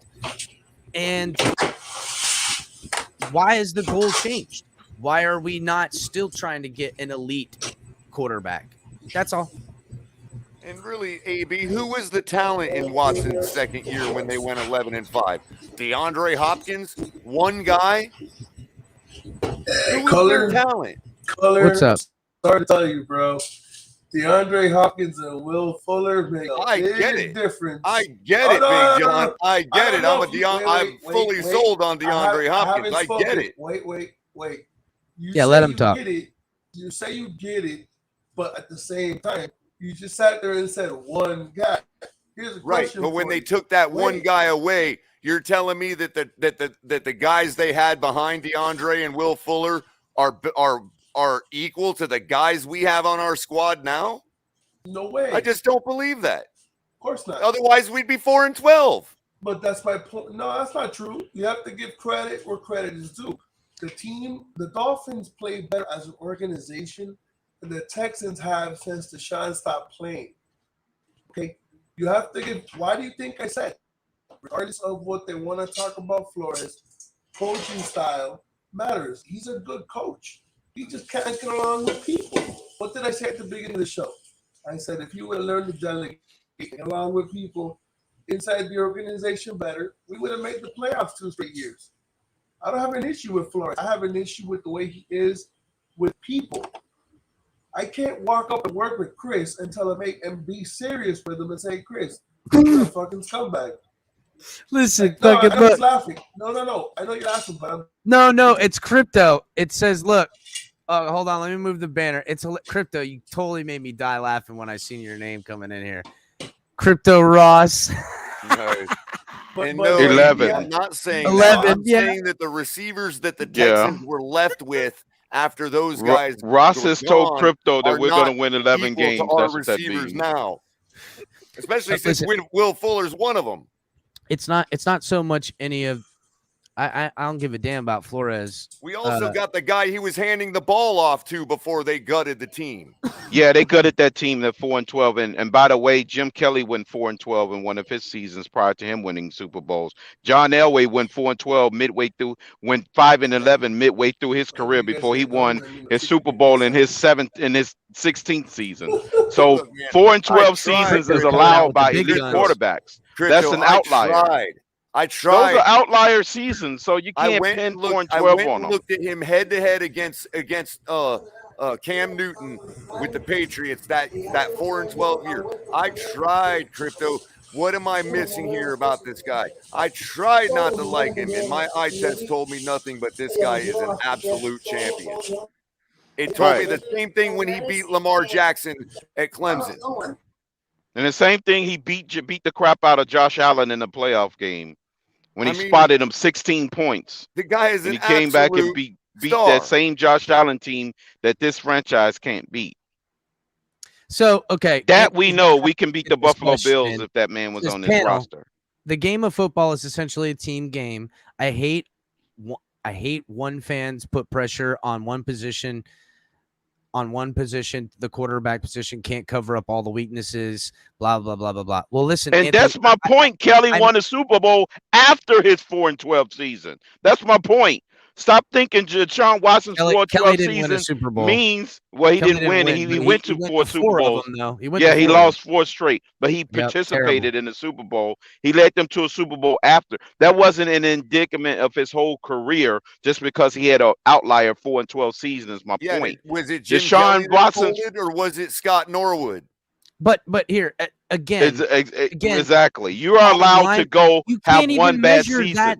Listen, guys, you can't measure Peyton Manning went the 1-15 of Kelly in the 80s, late 80s, early 90s, where it was smash mouth football. Okay, we're talking about a different. Didn't era. Troy Aikman go Had- 1-15? Look, bottom line is the game is so skewed for quarterbacks to chuck that rock, bro. To chuck that rock, you can't grab the wide receivers, you can't hit him. I mean, there's just so many more reasons that the guy that holds the football every play on offense. 4-12 is an outlier. Biggest contribution to the offense is Can throwing. I say Throwing something real quick? Listen. Yes, please, Big John, please. I've been trying to. I didn't want to go here because people are going to take what I'm going to say and go completely off script from what I'm going to say. I give no chance. But at the end of the day, if you look at Deshaun Watson's first 14 to 16 games, and you look at Tua Tagovailoa's first 16 games, they have the same fucking statistics, bro. And look at what Deshaun turned into. Okay, people want to sit there and bash on Tua. Dude, they got the same fucking stats. They just he beat Josh Allen in that second season, but Josh Allen had a trajectory. Is what I'm saying. At the end of the day, To the peanut gallery in the comments is what I'm saying. Here's my question. Yeah, but people want to talk about. Don't give me that he throws the ball 40 yards. I don't care how. It's many yards he irrelevant. throws. That's No, I ain't talking about you, Big John. I'm talking about the peanut gallery. I know. And the peanut gallery down there.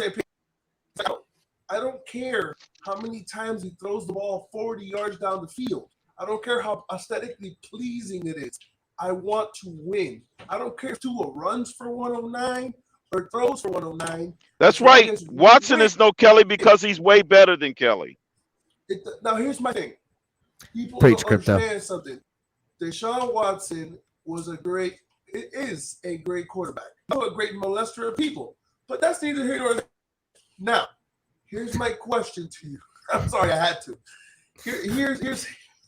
Here's my point. At the end of the day, Color, don't get off because you're gonna laugh. Look at Color. I'm here. The cameras. I'm here. All right. At the end of the day, the bottom line is this. I don't cry about a damn thing. No. Here's my no. I said he was in a laugh. No, I'm talking about the numbnut in the comment there. That's why I don't even look at the comments because half the numbnuts think that football's fantasy Crypto, football. you had to have met AB before. No, I haven't. But listen, here's my point. I'm trying to say. Yeah, I know. Super Troll 101. Now, here's the thing. You want to talk about one player, right? Who, and I want someone to tell me honestly, who was Josh Allen till they brought Stephon Diggs to dictate coverage and help him in the offense? He was nobody. Honestly, he was a Hall of Fame trajectory there, Big Yes, John. but also they wanted to get rid of him. To me, But those were the casuals, Big John, that don't know football. When Didn't know I his watched talent. Josh Allen before he got Stephon Diggs, I thought, holy shit, that boy showed got a potential. cannon. That boy Yeah. got a cannon, and he can run and truck your fucking linebackers But and you're run them going over. back to the And he same- did He it showed all his the time. ability to do it with his He legs. showed his physical ability Time to out. not only Time out. run Before he away, got but Diggs- run through and throw the ball like a madman. Diggs was what brought him over the top because he had that one elite weapon. I think the quarterback's coach, what's his name, is the reason he put him over the top, making Ken him a better Dorsey. quarterback. Ken Dorsey. I think Ken Dorsey did it. You're going back It was a combination. to the same. You're going back to the same narrative. No, I'm not going to your narrative that wait, Stephon Diggs is the only reason that he's a better quarterback. Stephon Diggs don't even throw the football, bro. He's the guy that catches the football. He doesn't make quarterbacks better. He's making better. Linda, let me It's not Linda, dog. That's El Linda. Capitan just driving home the point. Listen, Continue. Listen, Wait a that minute. wasn't the point that I was talking about. That wasn't What the was the narrative point? that I'm talking about. The narrative I'm talking about is the fact that you keep going back to he has a cannon. I don't care if you have a cannon. Joe Montana had a cannon. He had accuracy issues, Big John. Hey, but John, he I'll fixed ask it. you this. I'll ask you this, Big John. How many games did Josh Allen, before he became a good passing, before Stephon Diggs, how many games, and would you say, before I ask you this question? Percentage. Okay, all right, but just Big listen. John, do you Just remember wait, just Joe wait, just wait, Montana's last game? just wait. How many games did he miss from injury? What is that? Well, because What Tua's does that missed do? a Okay, but what is that? Did he have Jesse Davis blocking for him? No, but I remember I could probably pull up just okay. videos where he ran the ball and was trucking fools. I'm Tua just ran saying, like, over not for nothing, dude, not for nothing, but he definitely looked First like of all, a Jim Cam Kelly Newton was type only a of legend quarterback. at losing Super Like, Bowls, number one. When I looked at Josh Allen, I thought, man, that son of a bitch got a cannon. He could probably be Cam Newton. The fact that now he's dicing fools up, that sucks too. Holy shit, he's got a cannon. He can dice people up. And if he gets outside the box, he'll not only burn your linebacker, but if he's in his way, he might throw him up into his ass. I mean, he's pretty damn good quarterback, bro. And he hasn't been injured with all that trucking. At the end of the day, he hasn't been hit the way Tua was hit. Nobody hit him. Tua got rid of the ball. Tua only took 2 good hits in his whole career. Okay, man. how about this? How about we go I'm done that with the Tua? conversation 'cause I'm not gonna get anywhere. Keep going. Batman, don't worry Done about with it. the I'm not conversation. Batman. Hey, Big John, don't worry. Tua is going to the Hall of Fame. Stephen Ross already told me this. No, that's not what. That's nothing I've done. What? I'm sorry. No, I mean, listen, I can remember those first 2 seasons where he's bulleting the ball up into the stands, missing Charles Clay wide open, We rushed shit like for that. 1,538 yards by committee this The year. key Just stating that sentence for the there. record. The key sentence was the first couple of seasons. Tua's only played 2 seasons.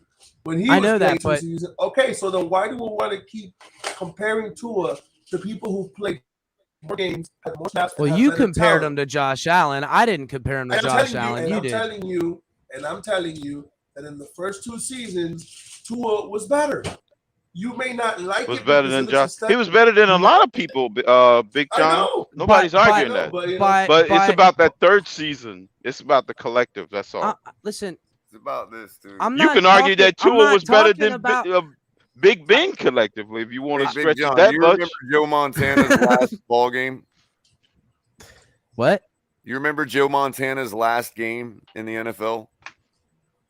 I believe he was a Kansas City Chief, and he was playing against Dan Marino in a playoff game. And if you watch if you go watch that game on YouTube, watch it back and watch Joe Montana play and lose, you will see nothing but our quarterback. So there you go. Yeah. He What does was that throw again, like Color? he is like Joe Montana in Joe Montana's last game of his career. Who? Tua. Oh. Are you talking about the one when Lawrence Taylor hit him? No. I believe his last game was in a wild card playoff game against us. Oh, against okay, Dan yeah. Marino. He was in Kansas City at the time. Yeah. You're Yeah. right, that was. And if you watch Joe Montana in that game, the Dinkin and Duncan just wasn't working against Marino's still strong, healthy arm at, his age. Well, listen, We destroyed them. I just, Yeah. again, I can take Who's coaching then? Marty Schottenheimer? Yes. I could take Tua's statistics, and he's better statistically speaking than I probably a ton of Correct, quarterbacks. Mr. Jensen. But what I'm kind of pointing out is, I don't know, what am I building on with Tua other than he's going to be a better quarterback? It's just the injuries really are the biggest kicker for me, guys. And I got it. He came in injured. I give him the first year mulligan. I get it. He took the worst blind side shot, a 1 in a million shot that he's been hit with twice now, one to the hip, one to the rib. It's just, he's either the most unlucky son of a bitch of all time, and I don't need that either, or I'm worried about him getting injured. That's all. I just don't. I pray for the kid. I hope it works out for him, but I need better production when the guy that has the ball and his job is to throw the ball to do that better. That's all. And be able to strike fear in people in a game where like I said, again, that Tennessee game, I put a lot on the line. And even after the Tennessee game, it's not like he showed me anything else the rest of the year. It's just been what could be. There's meat on the bones, wins or losses. And I get it. Whatever wins the game plan works. I got it.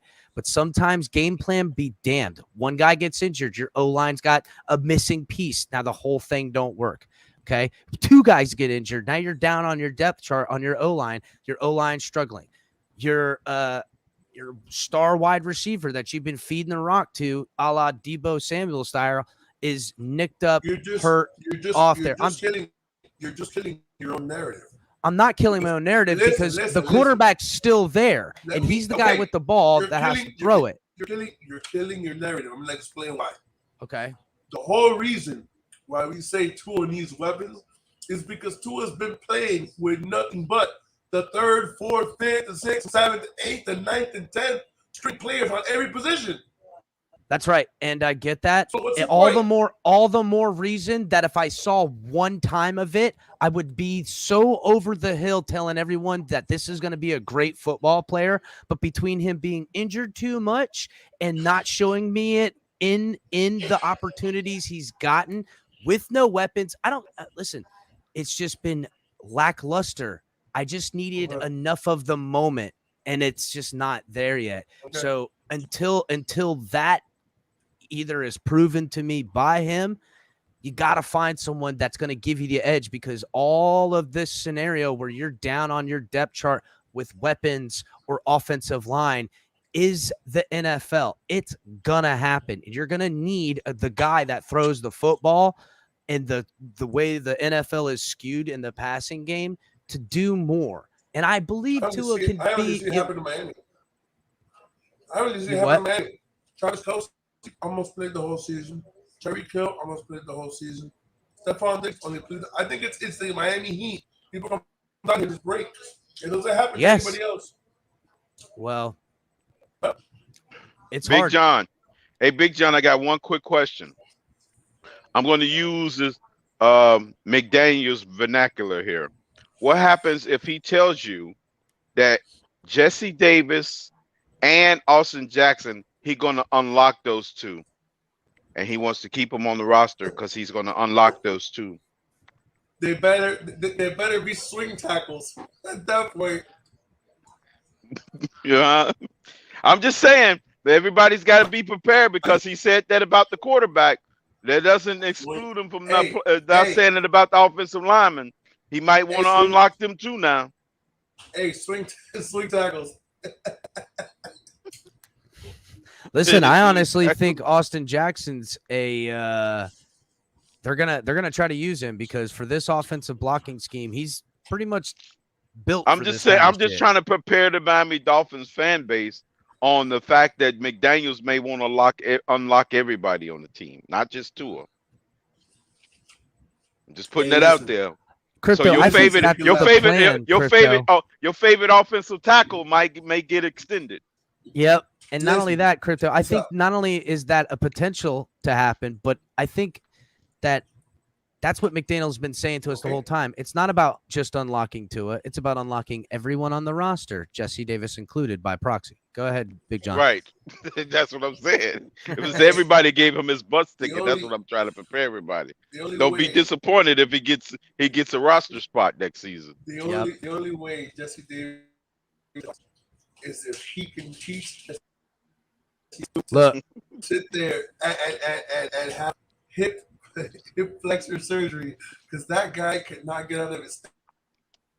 What if they put him in at guard? What if they go, you know what? Jesse Davis is going to be the best guard ever. And we're going to put him at right guard, and we're going to put, Liam Eichenberg at left guard. You know what? Wait, isn't he the guy that made the key block on the Miami Miracle play? I don't care if they put him in at guard. I think it probably was. I don't care if they put him in at guard because he doesn't have to kick slide at guard. His whole problem is when the guys in front of him, he's fine. It's when they run around him, which is every play that he can't block. Yeah, Anthony makes a good point. AB, how is that a worse take than Pete when I'm using McDaniel's own language? He said he's going to be unlocking people on this team, not me. So how's that a bad take? Now you're not making no sense. What? I'm stealing his language. I'm stealing the coach's language. He the one claiming that he's going to unlock people, not me. Crypto never said he's unlocking through him. As a matter of fact, Crypto's making fun of the fact that he's going to unlock the guards. Right. I'm just saying, just be prepared when he stands up to the podium and say he's going to unlock Jesse Davis. Ronnie says McDaniel is a locksmith. That's by all accounts. That's what we're getting. We're getting a locksmith. I would laugh my ass off if he locks his keys in his car coming home one night, 10 o'clock at night after working on the playbook. You know what I mean? Nice. He locks his keys in his car.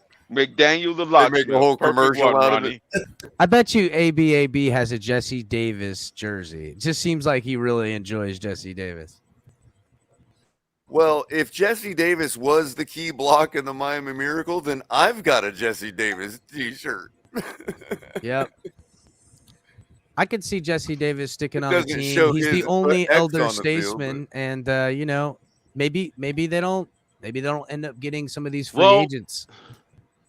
AB, try this for size. Don't you want a coach that can unlock the potential of everybody on the roster, not just the quarterback?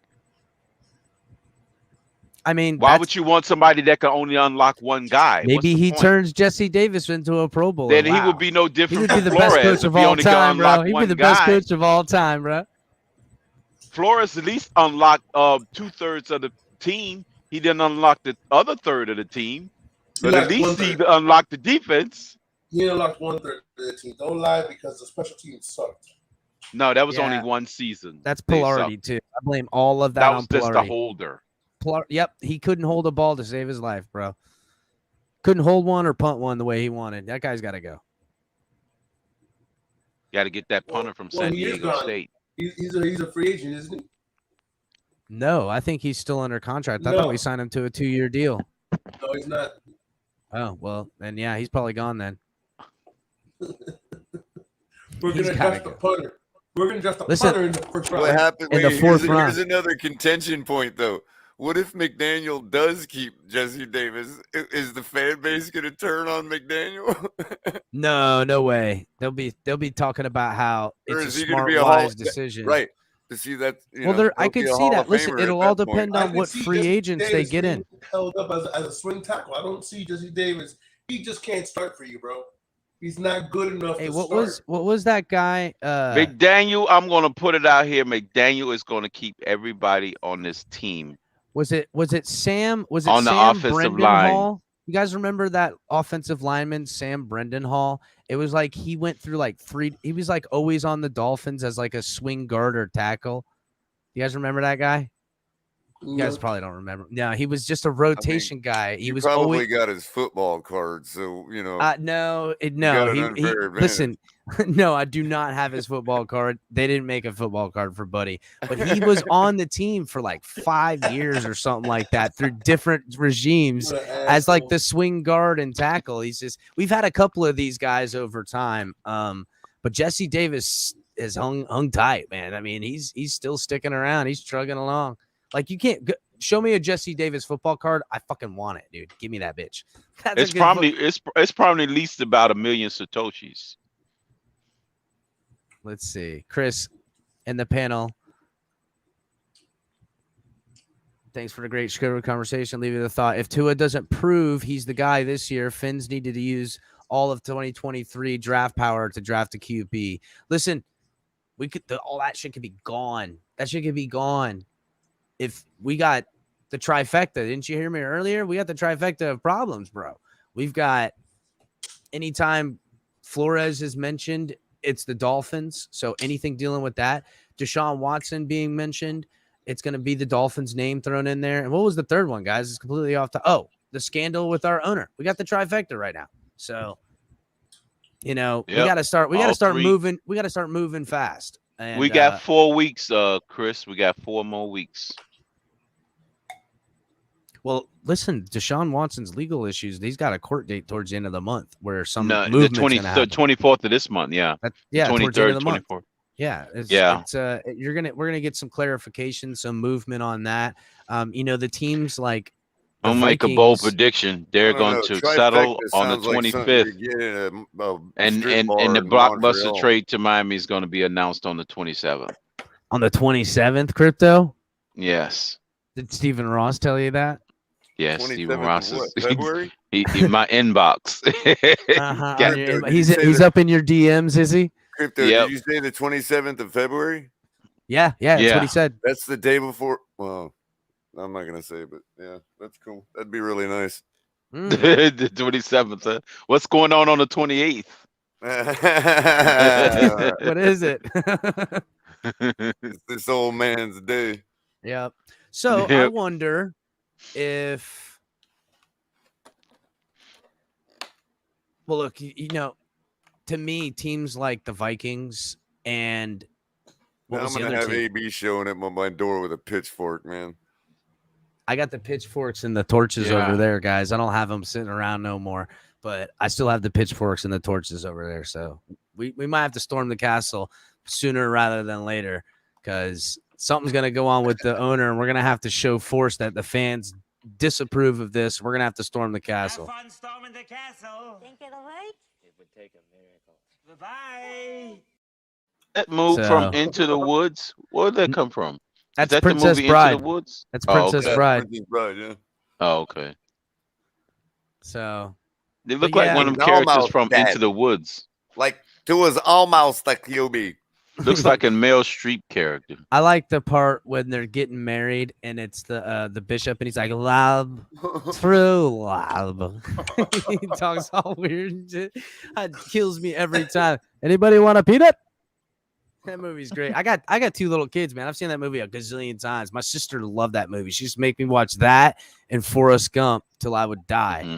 So every you got a sibling, you sit there and watch that shit sometimes. But Forrest Gump is okay though. Forrest Gump is okay.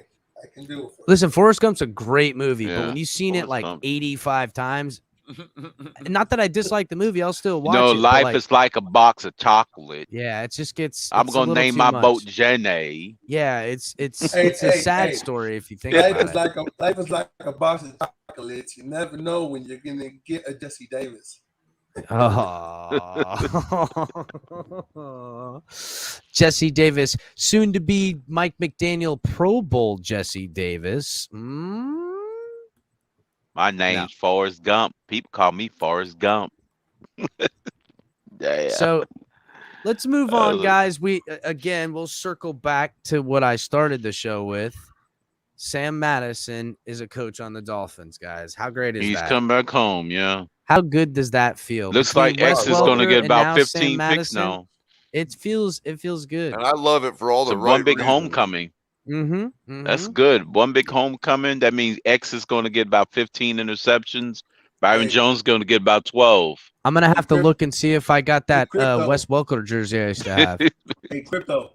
Now we all we gotta do is get Zach Thomas to coach the linebackers.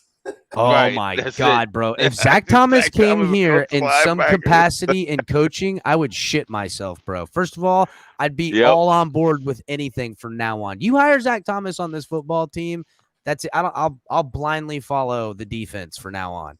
That's one Yeah, way that- for that him to would get be a himself classic. in Let me the ask you Hall guys of a Fame. question. That's Here's a question true. for you. Probably can get in that way. Yeah, it probably could get in that way. Here's a question. You had to pick a linebacker coach, all right? Brian Cox or Zach Thomas?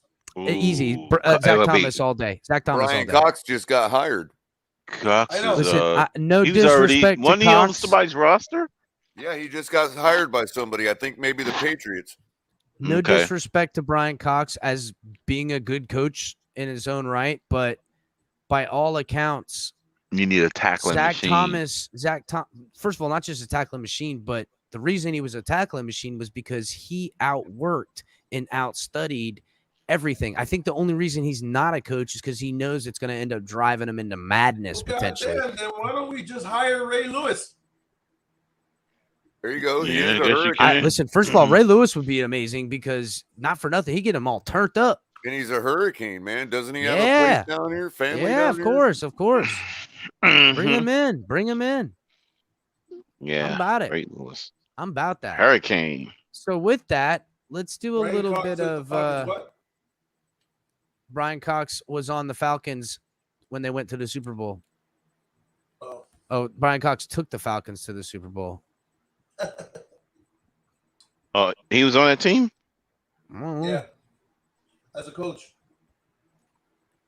All right, so I check didn't know this that. out. In celebration of Sam Madison, I went ahead and just found a short clip of some Sam Madison highlights. You guys want to see?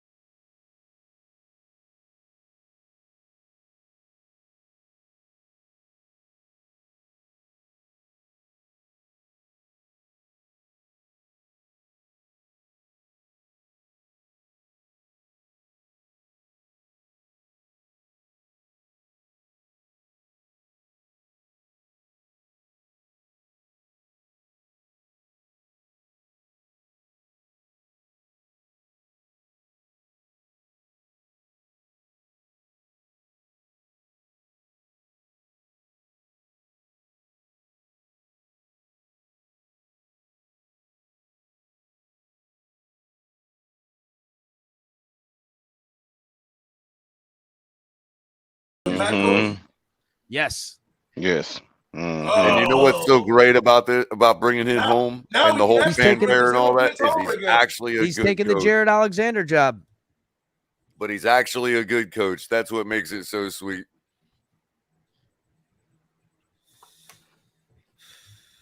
So I got a question. What do we think up? about the staff McDaniel's putting together? Because I'm impressed. I gotta say, some are good, Some are listen. I worry more about the defense, but Sam Madison fills some holes. It's apparent without a doubt. A few things. Number one, I'm sure some of it definitely has to do with reputation, and definitely on the offensive side for Mike McDaniel. These guys are coming here because they're willing to work with him, and they believe in what he's going to build, and that's apparent, no doubt. So that's a good deal. I mean, we still have to see, but I'll give him credit. There's a couple guys I really like that we've brought on, and I think that everybody so far that I've seen that Chris has shown us the videos on have all seemed like really sensible I'm not gonna people. bull. Mike Bevell surprised the shit out of me.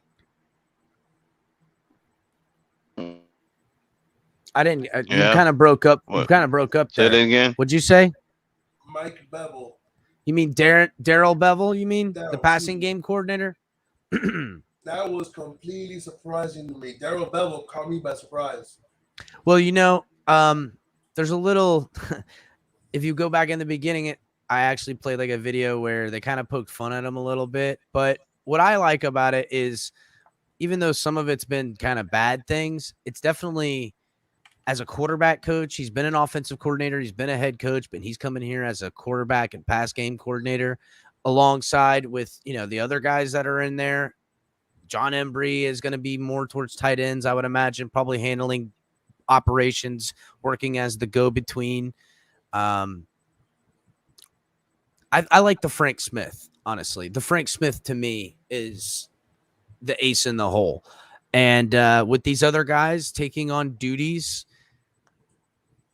it's a good offensive staff. It balances out well with guys like Frank Smith, who has offensive coordinating and been good at it, coming in and willing to pretty much give up play calling to Mike McDaniel, because that's what he said. He's calling the plays. And a guy who's been an offensive coordinator is coming here to be our offensive coordinator in a position that he already had with the Chargers. Signals to me that there's coaches that look at this Dolphins squad, Dolphins team, and cap space as a very enticing thing. We talked about this, about why would people want to come here? Why would players want to come here? Why would coaches want to come here? Well, Frank Smith to me is really the ideal hire, because he gained nothing and came in here, like I said, with a first-time head coach, and is banking that this is what's going to happen. We're going to go up from here. And even Darrell Bevell, who's kind of, attached with the unsuccessfulness of the offense of the Jaguars in his own right. And if you watch the video from earlier, he's also calling the pass that was intercepted from the Seahawks, where they didn't run the ball to what's his name, the Beast, and he buries that cross as well. So he has some knocks against him as a offensive coordinator, but as a pass game coordinator and a QB coach, with a guy like Frank Smith in front of him, and then Mike McDaniel's going to be the architect of the offense, and we're going more to running the ball. Getting guys like Matt Applebaum in here. He's coming in and he's going to be doing the offensive line and stuff. I mean, all these guys have something in common with the run scheme that they're going to want to do. And I believe in that, especially with Tua, who to me is a cerebral quarterback. I always believed what makes Tua elite in the other ways that I was talking about, an elite passing quarterback, or elite running, whatever you want to do, the eye test in that. I think what Tua is elite in is his ability to be a quarterback in facilitating, breaking down defenses, kind of like an offensive coordinator on the field in some ways. I think he has that ability, and I believe in some ways I've seen it, but I notice a lot of offensive coordinator, offensive minded people, they love quarterbacks like this. The Jim Harbaugh quarterback, they just love guys that can understand them, they can speak, and then they can get it and they can work it out. But that's so hard at times when you go against one of these other high passing elite guys. That's when things get rough. But again, the coaching staff, Wes Welker, wide receivers, it's pretty good. So I do still have I don't want to say reservations on the defense, but I guess we lost. I was waiting to see if he was going to pop back in there, but I don't know. I think it's good. I expect big things, though. And really, Crypto, what's it? It's 11 wins, right, buddy? Yep, 11 wins. Yep. That's what that's what I've been told. Yeah, been We told. can't go back. We've had winning seasons, and if we get another winning season, it could sit parallel. And That'll be they'll be 3 looking straight winning seasons with no, but also with no if playoffs. no if we're gonna make the playoffs. that would signal to me. Color, are you frozen? No, I know, Miss Finns, he's not frozen. That would signal to me that they're gonna blame somebody, and I would imagine it to be Boyer. Boyer's the guy that would be the guy to You be think blamed. he's the number one scapegoat if they don't make the playoffs? Boyer was the backup plan. It's very obvious. I'm looking at guys, like I said, Frank Smith coming in here and stuff like that. Those guys coming signals good to me. Young minds willing to work with the young mind and build this. But Sam Madison come here makes me feel better with the DB situation. But there's still questions to me on the defensive side. We'll see. Is Boyer going to be able to be the architect of the defense and build it the way? And we're going to know answers to that question, too, that we're wondering about who coached the first half of the season, who coached the second half of the season, in some ways by the product on the field. But I also expect Boyer to have a hold. I mean, Boyer was a DB coach, if I recall correctly. He was a DB coach before. So from what I remember, I think it was Omar Kelly that said it, early on in the season, players didn't like how Boyer was calling the defense. And it was on Boyer, and it was that they felt he played not enough man and too much zone at times. And that's what we all saw. You know, why are they playing zone when we got 2 lockdown corners at time, especially when it's an obvious passing situation? Now, I get zone because you're trying to make plays on the ball and stuff like that, but you just need to get a guy 3 and out. It gave up too many big plays. But also, I credit a lot of the growing pains on defense to losing Bobby McCain hurt. I don't care what anyone says. Bobby McCain did more in the back end than anyone knows. That's number 1. Number 2, you got a young guy in there coming in at safety. He's running it in the backside. And then you got a lot of moving pieces happened. Jerome Baker became the new defensive guy. We were putting Phillips in there. There's excuses for why things looked the way it looked. We lost Van Noy. We knew there was going to be a lot of newer, younger guys getting more roles in there. Sorry to interrupt, but let's cement the narrative now and be like, okay, and ask the question. Do you think that everybody that's been hired so far already knows that we're getting Watson? I don't know. Because listen, do they already know, or they thinking there's a possibility he's on the way? I'm telling you, honestly, Color, I had thought about that. But if like Mike Zimmer came in here and became so that would mean Tua is the backup plan.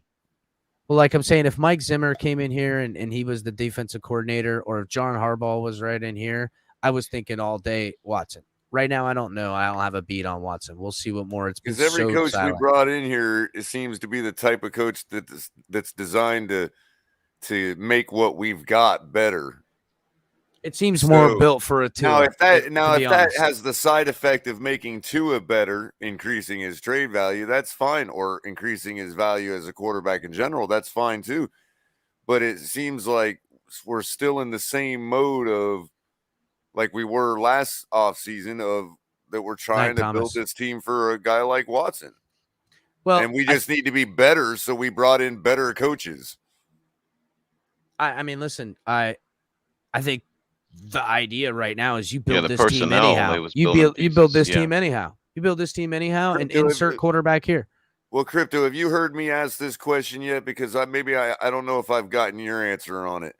Why would we be bringing in the like 4 or 5 offensive geniuses or whatever if we were just going to go out in free agency and purchase a bunch of veterans that don't need that type of coaching?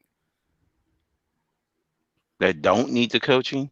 Well, yeah, I mean the type of the we're loading up our coaching Yeah. staff with all these offensive lines and running game specialists. Well, Color, I kind of think of it Right. like this. It's obvious to everyone who's taking an offensive job or getting an offensive job or trying to get an offensive job, or even the guys that were turned down, because we heard that Chris Greer turned plenty of people down. He even said himself, you'd be surprised how many people wanted this Dolphins job. That's what he said.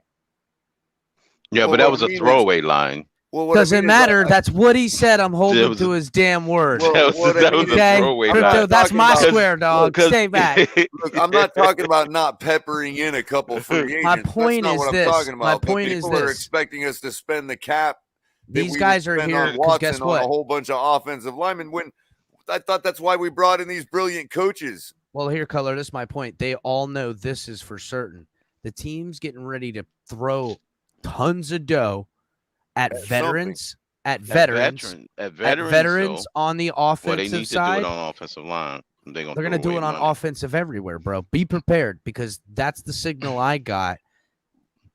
You hire offensive-minded coach. You've got $100 million in money. The money's going towards the offense. Defenses is stouted out with young guys. You buy one or two, maybe I draft don't one or disagree two. with that. I'm you're just good. saying what part of that cap goes to the quarterback. Well, that's the point, isn't it? Because Well, the cap's if we probably were going to be gonna- $100 million. Let's call it $100 million. And what I'm contending is if the majority of that cap was going to go to like offensive linemen and weapons and all this stuff, other than just a couple, then why are we bringing in all these coaches that seem to be here for the purpose of improving the offensive linemen that we already have? Well, here's the deal. Like, if we spent a bunch of money on the offensive line, those guys wouldn't need these types of coaches. We could just bring in one offensive line coach and boom, that's it. Offensive coordinator, line coach, and that's it.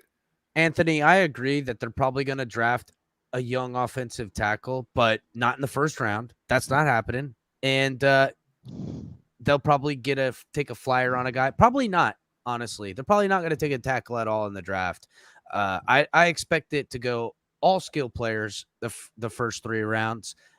Maybe a linebacker sprinkled in there if somebody lands in their lap.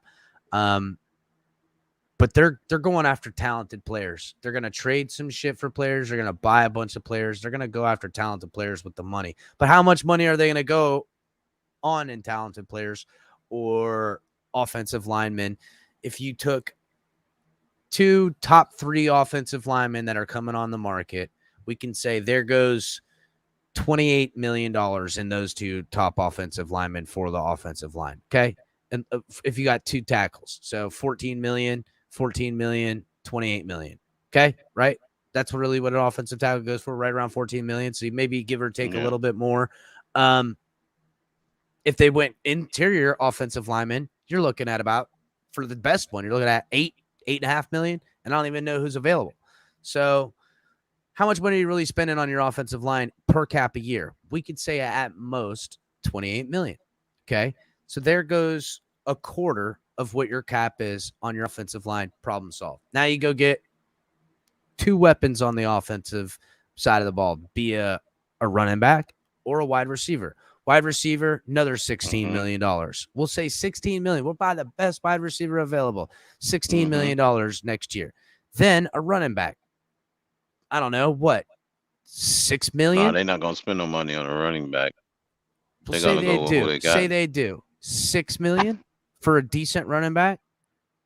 Okay, middle of the road, upper middle. Fournette's good for $3 million. That's what I'm saying. So Matt, we'll just go high 6. Okay, we're just gonna go. We'll go 5.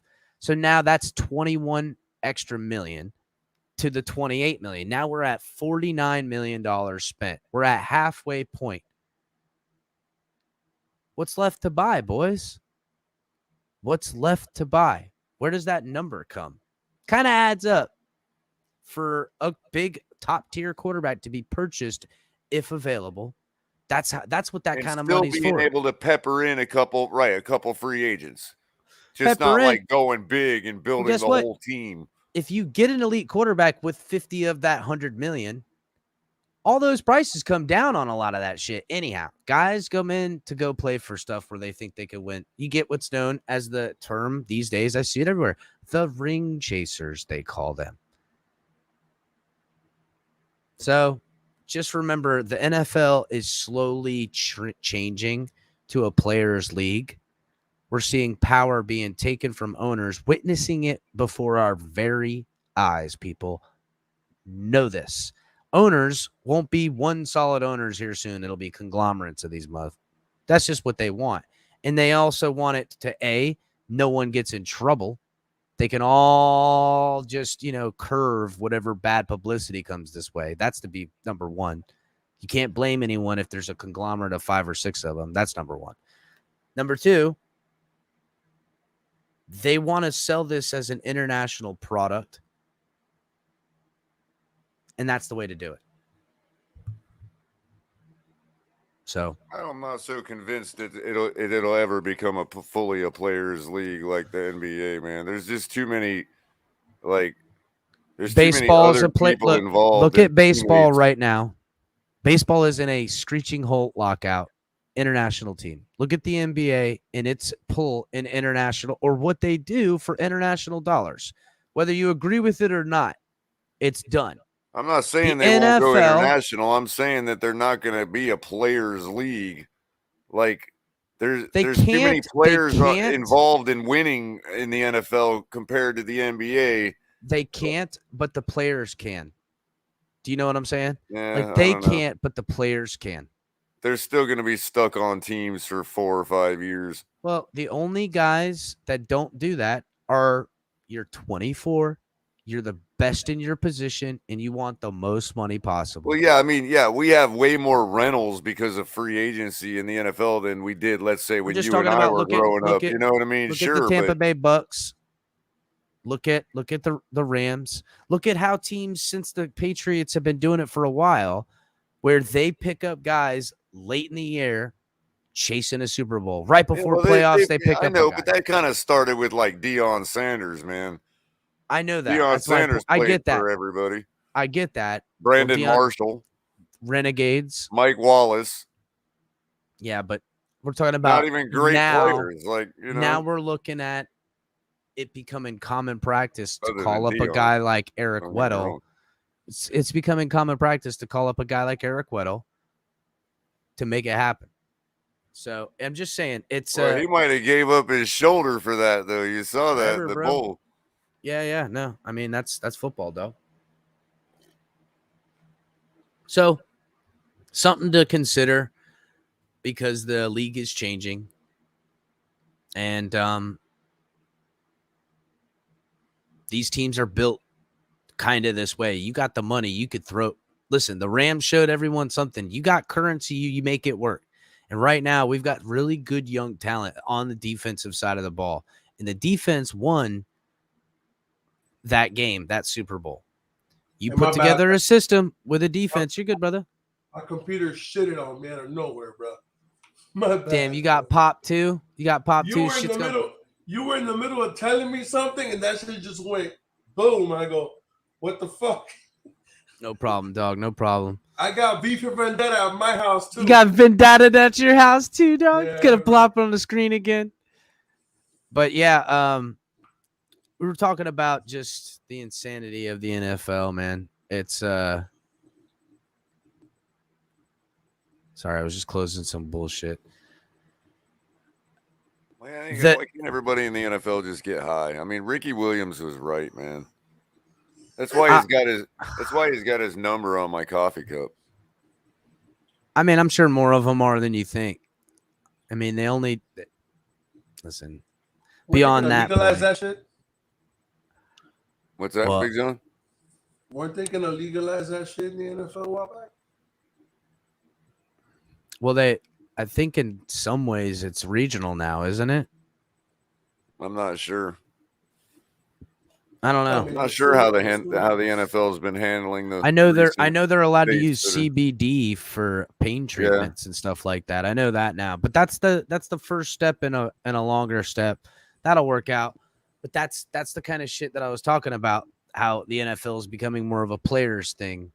You know what I'm saying? Like, it's these types of issues that are going to push it past it. We're seeing I mean, a I bigger guess shift in the Odell NFL. finally proved it's possible, Chris, where you could kind of just float to another team. Who did? Odell. Yeah, Beckham. well, I mean, that's not dissimilar to how it's done. If you look at the all right, I'll NBA. give That's you one. LA, man, but that's LA.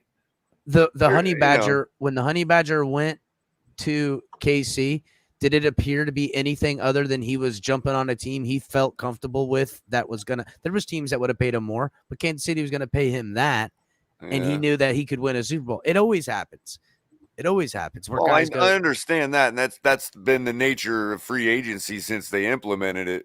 You know, back and if I remember correctly, Chris, it was implemented not too far like long before you and I would have started watching football. You know what I Yeah, mean? it was in the mid-90s that they did that, right? And it was like, that was when it was like, you did see that more. It was. But It was. the I think it was idea that Reggie you- White that introduced it to the NFL. But this if I do idea, recall I mean, correctly. now granted, I know there are a lot more fans that see this way what I'm gonna or will disagree with what I'm about to say. I get it because there are a lot more fans that are player independent, but you still don't see like you do in the NBA where you have this fan.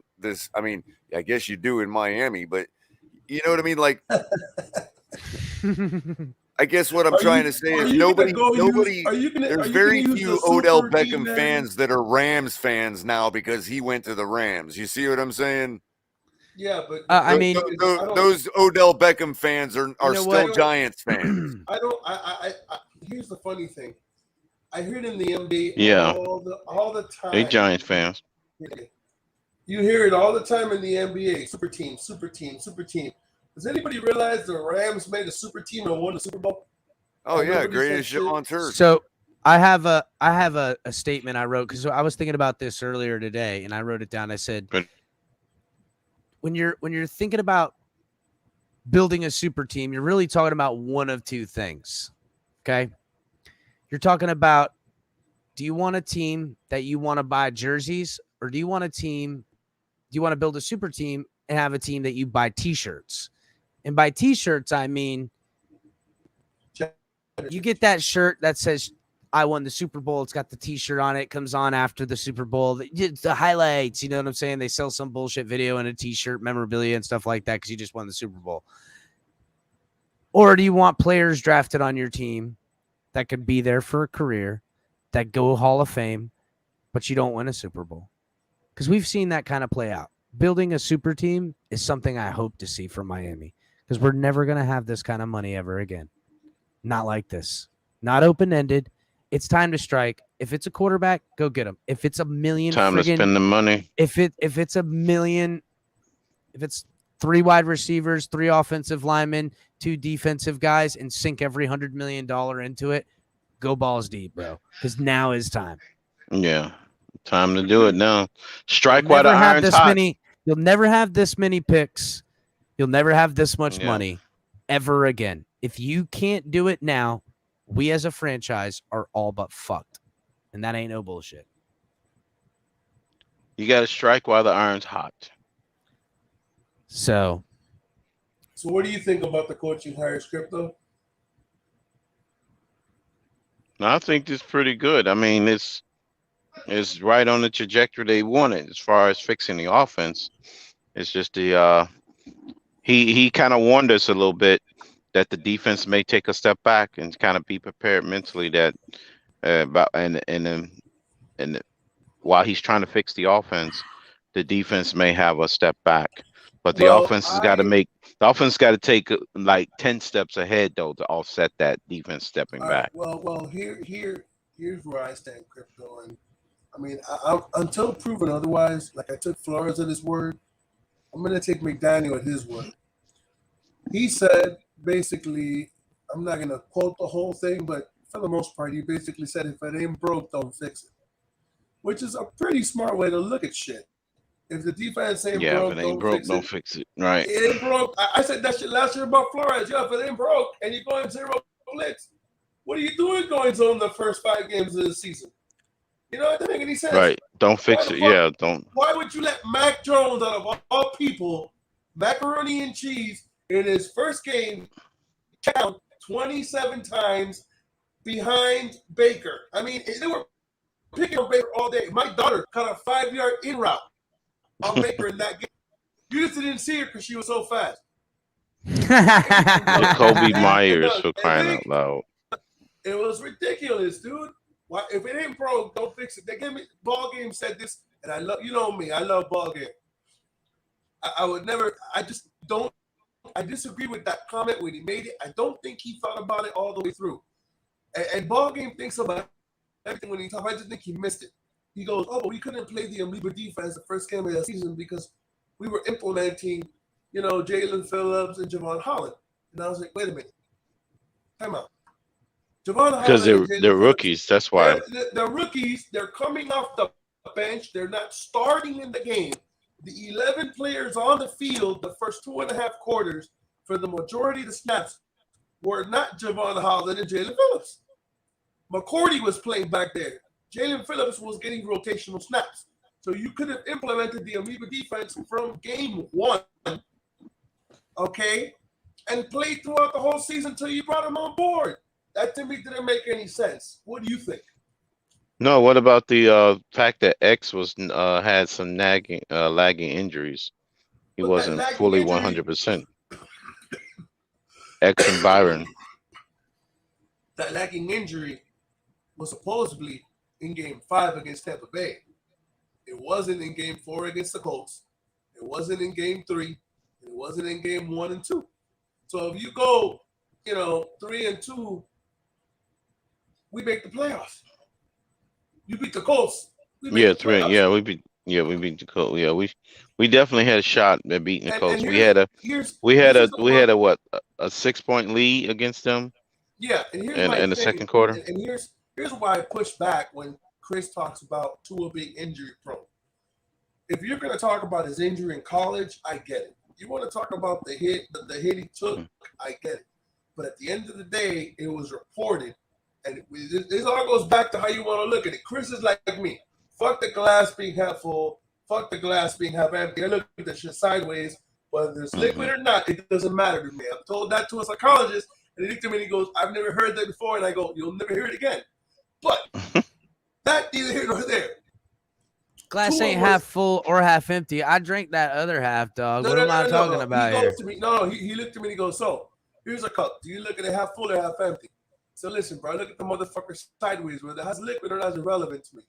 And he goes, "What the fuck? I've never heard that before." So you'll never hear it again.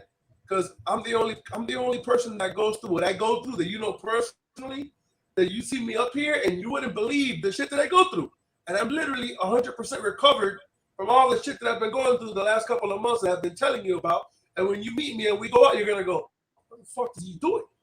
Because when you sit there and look at if you look at my script, Big John, if Tua ends up just balling out and proving me wrong, right? Let's say he goes out and really is like the reason we win consistently, right? And proves me wrong. I will buy a Tua jersey and wear it right here on this show. Listen. I've already got Tua shirts, but I don't dislike Tua. Okay, color. Wait, real quick, John, real quick. And I want you to know that when I buy that jersey, I'm gonna go to fanatics.com because they're the ultimate in sports apparel and fan gear store, featuring jerseys, t-shirts, hats, collectibles, merchandise for fans of the NFL, NCAA, MLB, NBA, NHL, NASCAR, link is in the description below, guys. And Tua. I'm glad. Link is in the description below. I'm glad Chris is not dyslexic and he can type it and you can read it. It's fantastic. That's right. It works. That's right.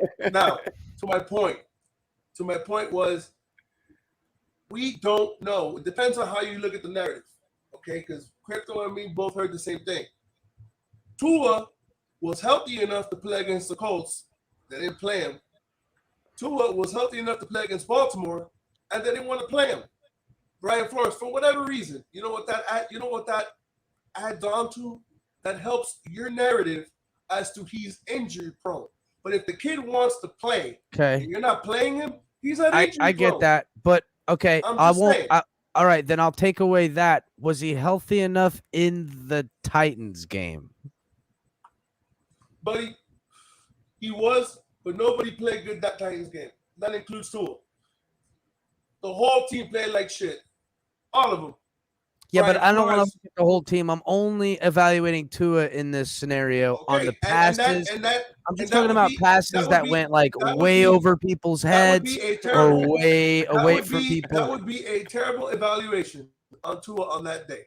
But there are other games where he's had a great game or he's done but more than what we thought, like the Falcons game that we shouldn't have lost, and the defense shit the bed.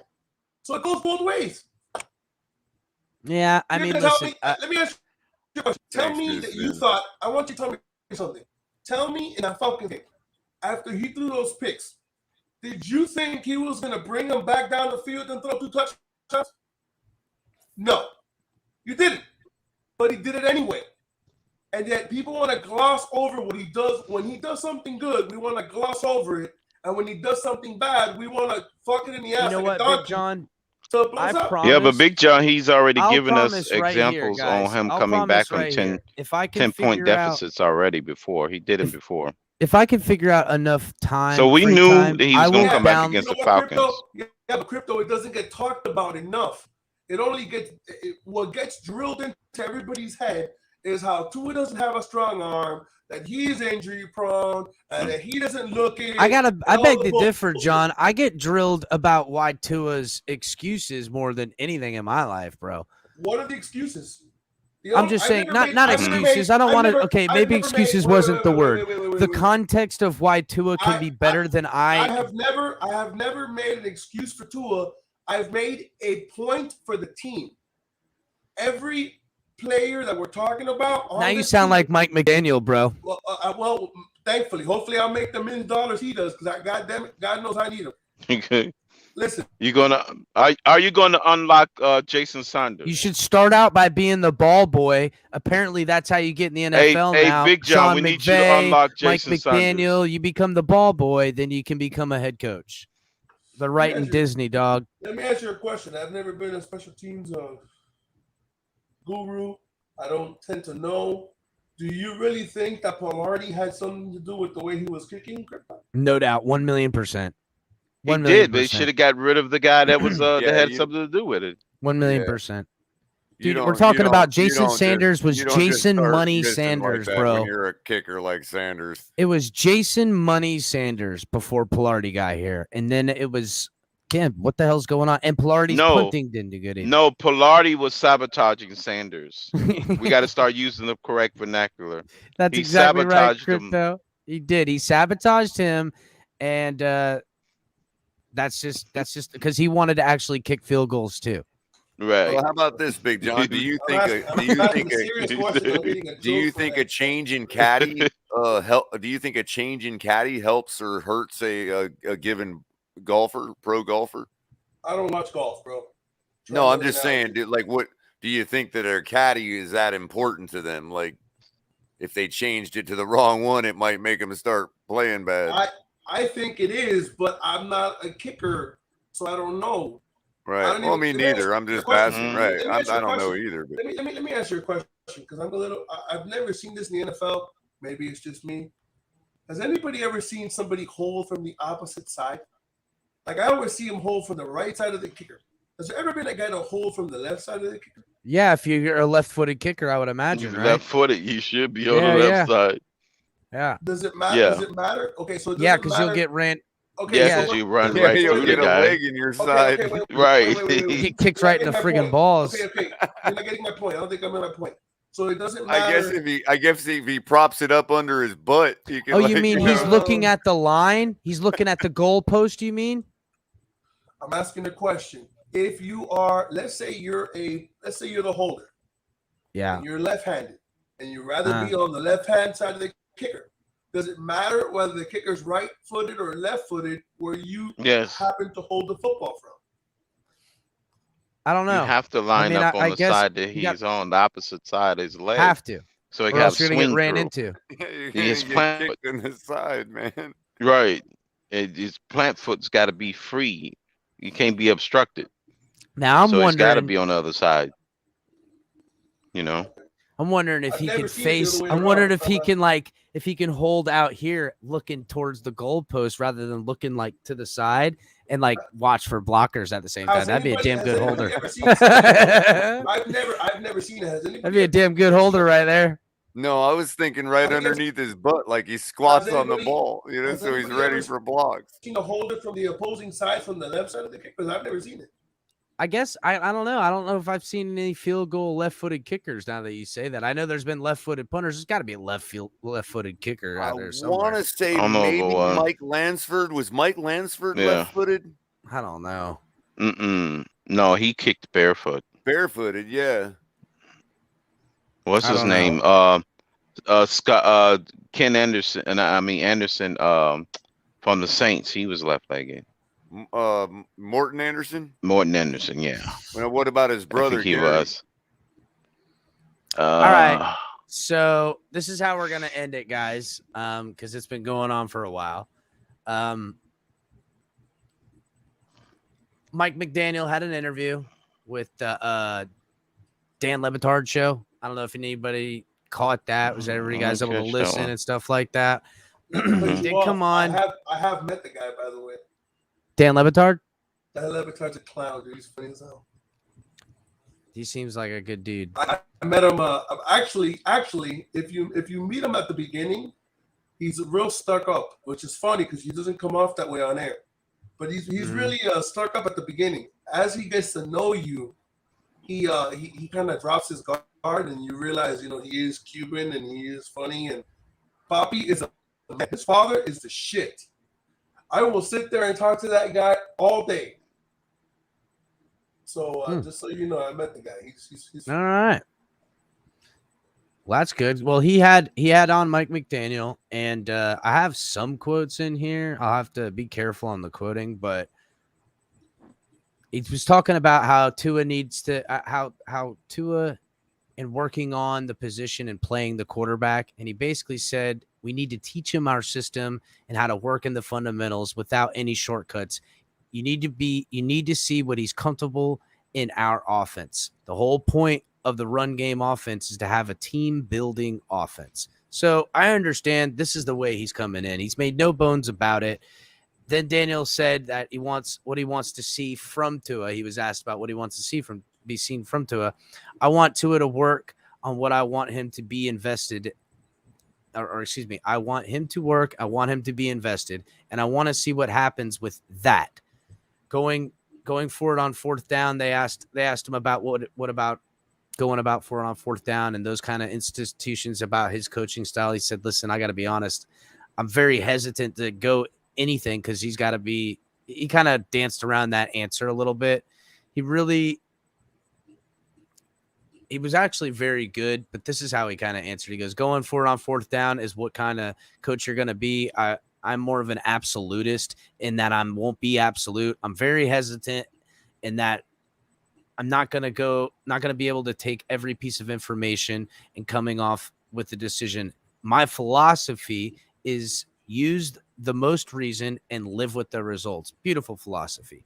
I got to say, it was very impressive, his interview, because he talked about being in the same system for 15 years. And he also touched on these subjects before with the coaching tree eventually, because that's kind of how people got to get to know him is what are his credentials. And this is basically the point of interviewing the guy and him trying to sell what and who he is and bring him to Miami.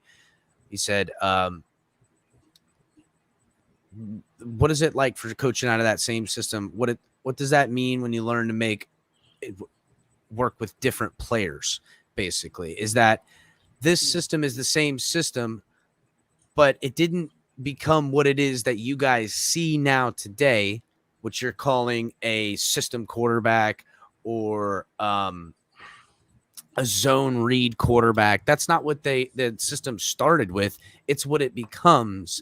And the system is based upon giving an offense, seeing what their limitations are, highlighting that.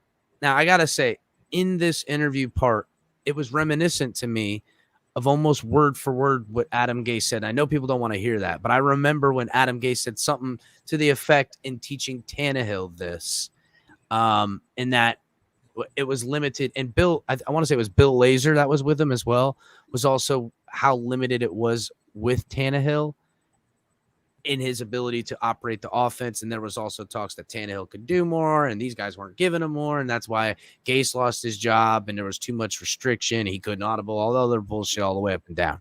So my point is, from the coaching hires that have been made, from what I'm hearing, all of what's being built by the Dolphins in this new regime, it's about multitude, cohesion on the offensive side of the ball. And through that ideology, it should be the way the team is built. This is a proper way to build a team. I have no argument with it. What it's going to come down to is execution, implementing of the game plan. The players got to play. The guys, they got to be able to coach, line up this system. They brought in good coaches, and it's very run game centric. Expect to see a lot of running out of this team. So we'll have to see what that looks like. Well, they even said that it wasn't that it was going to be a lot of running. It depends on what's good with the skill set of the players. So we may think it's going to be all run, and then he may see something totally different when he gets there, and he'll change the game plan or modify the offense accordingly, which is what I've been wanting a coach to do the entire season. I, for one, Yeah, that is the essence of the Belichick model right there. I'm just saying that the thought that you're using your what you're doing is you're calling plays to the strength of your players. You're not asking them to fit something they're not. You're not square peg round holing it. You know what I mean? At the end of the day, there's a lot of things that I didn't see from Tua last year that I've seen before. In college, for example, rollouts, they barely use them. Yeah, you're no doubt, and they used it a lot more the year before. You want to laugh? It's like we have a shitty offensive line, guys. We got Let's stick them in there behind it. We have 5 offensive linemen. We have 6 leagues because nobody can block. Here's Tua. He's going to be here. We're not going to roll him out. We're not going to move him. Go kill him. That's what it was all year long. So it looked like. So I would love to see more bootlegs because I know Tua is more athletic than what everybody gives him credit for. Okay, I would like to see more play action pass, but from behind center, which to me it's a better play fake from behind center than when you're faking the RPO, because it's an RPO, so you don't get the same blocking. The offensive line thinks you're running. You're going to pull out the run to throw a pass so you don't have time. I want to see drop back, play action pass, throw the ball on the field. Design bootlegs. I'm all for that. Yeah, but at times I got to see. That's my biggest peeve when it comes to what I would do if I was stuck, let's say, with having to call plays for Tua. I just don't know why they're more not of that designing bootlegs. More of that man. Tannehill style bootleg that we were running. That I'm just saying, and it's not that it's not efficient. It cuts the field. You can get your quarterback moving his legs. Well, we didn't see enough of it. To me, it's not about cutting the field. To me, it's. It's not. Listen, it's about misdirection. I know what it is, brother. I'm not disagreeing with you. It's not even misdirection. It's giving Tua more time to throw. Yeah, that's what I'm saying. It's buying time. It's about all of these things. It's all because kinds it could of also stuff. be Listen, reading the field it's on the a ballet rollout. at times. It's a ballet at times. The problem is, and this will always be the problem, I just want to see a little bit more confidence out of throwing the football. I want my quarterback to feel like he's the greatest quarterback ever, not in the way. And I get it. There was a lot of Flores. You want to win the game because of him, not in spite of him. I understand. No, and sometimes I need to see him just be more confident. Something kind of like How much you want to make a bet I can throw a football over the mountains? Sometimes it's going to come down to a shootout, bro. So I need to make sure that my quarterback can have the eye of the tiger and want to kill it. All right, I'm going to be closing the show down. But before I let everybody go, guys, make sure you guys are coming back, watching all the shows. Talk TMI Tuesday at 9. Game show. Great. Tuesday at 9. Right after that, you guys got open mic with Mike on the mic, 10 p.m. And then you got them also on Saturdays, drop the mic, a mic on the mic. And then on Thursdays, guys. I know, right? Mike and a mic on a mic. Cash and tickets with Brandon the Bookie and Big Kev. Thursdays at 10. Right after that, guys, you can catch late night color commentary. And then you guys always got me, El Capitan, the Fins Tailgate, Cash App at the Fins Tailgate, Venmo at the Fins Tailgate. Hook a brother up. Guys, oops, pressed the wrong button. Wrong button in it. Look, see, I know I'm having a hard time with the computer today. I'm on fumes, guys. I've been working my ass off all day, and I got to work my ass off tomorrow. But I like the coaching hires on the offense. I really, really badly wished we had somebody come in on the defense, somebody elder statesman that goes, I got the greatest ideas for all this young guys. I feel like we're falling short with Boyer, but we'll see. Why did Nick Fangio not take the job? I don't know. You tell me. You're the guy that, I would imagine. I think Vic Fangio. I don't know. Why wouldn't he? Young talent. Why wouldn't he? It's interesting. Why? Why didn't they go after Mike Zimmer? Go get him. Is he still free? See, El Capitan, that makes too much sense. You can't be making too much sense when it comes to the Dolphins. We got an owner. He's got the money. Why aren't we throwing stupid money at people? You know what I'm saying? There's no cap space on coaches. Fucking go all out. What the hell are you talking about? That's true. Don't give me that. That's what I was saying in the beginning. Yeah, bro. Don't give me that. Don't give me that. You gotta go all out. Yeah, go all out. You're gonna pay a player $30 million a year for a quarterback, but you ain't gonna pay your head coach $30 million a year. Like, come on, fucking go on it. Get real, guys. What are we talking about here? They're all talking about cap space problems, but there's no cap space on coaches, and good coaches make good players. I mean, how do you interview somebody twice your age? What's up?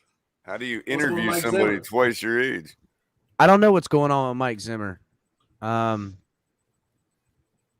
It doesn't matter. They announced Boyer as the DC. They're not going to fire him. That's it. It's a done deal now. We're keeping Boyer, and we're going to find out real quick, is Boyer going to run the same defense? Because you can't just do that either. You got to adapt. I would assume so. Well, I would assume he's going to run some of the same schemes, but he's going to have full autonomy and control over it, and we're going to find out. I do like that they brought Sam Madison in, because if they do run zone, he could show some of these guys, and maybe he'll get something out of Noah. But, all right, guys, I appreciate everybody coming in. I'm going to drop you guys back. Or actually, you know what? I ain't even dropping nobody back. I'm out of here. Addy 5000. Peace out, everybody. Make sure to hit the like button on your way out. Thanks for everybody's comments in chat tonight, too. Appreciate them. Yeah, guys, everybody commenting in the chat, everything. What'd you say, Big John? Hopefully, Byron Jones can catch a couple more interceptions now as M. Madison is here. If he teaches Byron Jones how to snatch the ball, that would be amazing, bro. Yep. Schematically. Thank you so much, Miss Vince, for this. If we can get another 7 interceptions out of this guy, we'll be good. Yeah, guys. Miss Vince says hit the like button. Thank you, Joe Lee. Appreciate it, guys. El Capitan, Vince Tailgate. Come back tomorrow, guys. We got late night color commentary, and we'll have cash and tickets, Brandon the Bookie, and all them guys.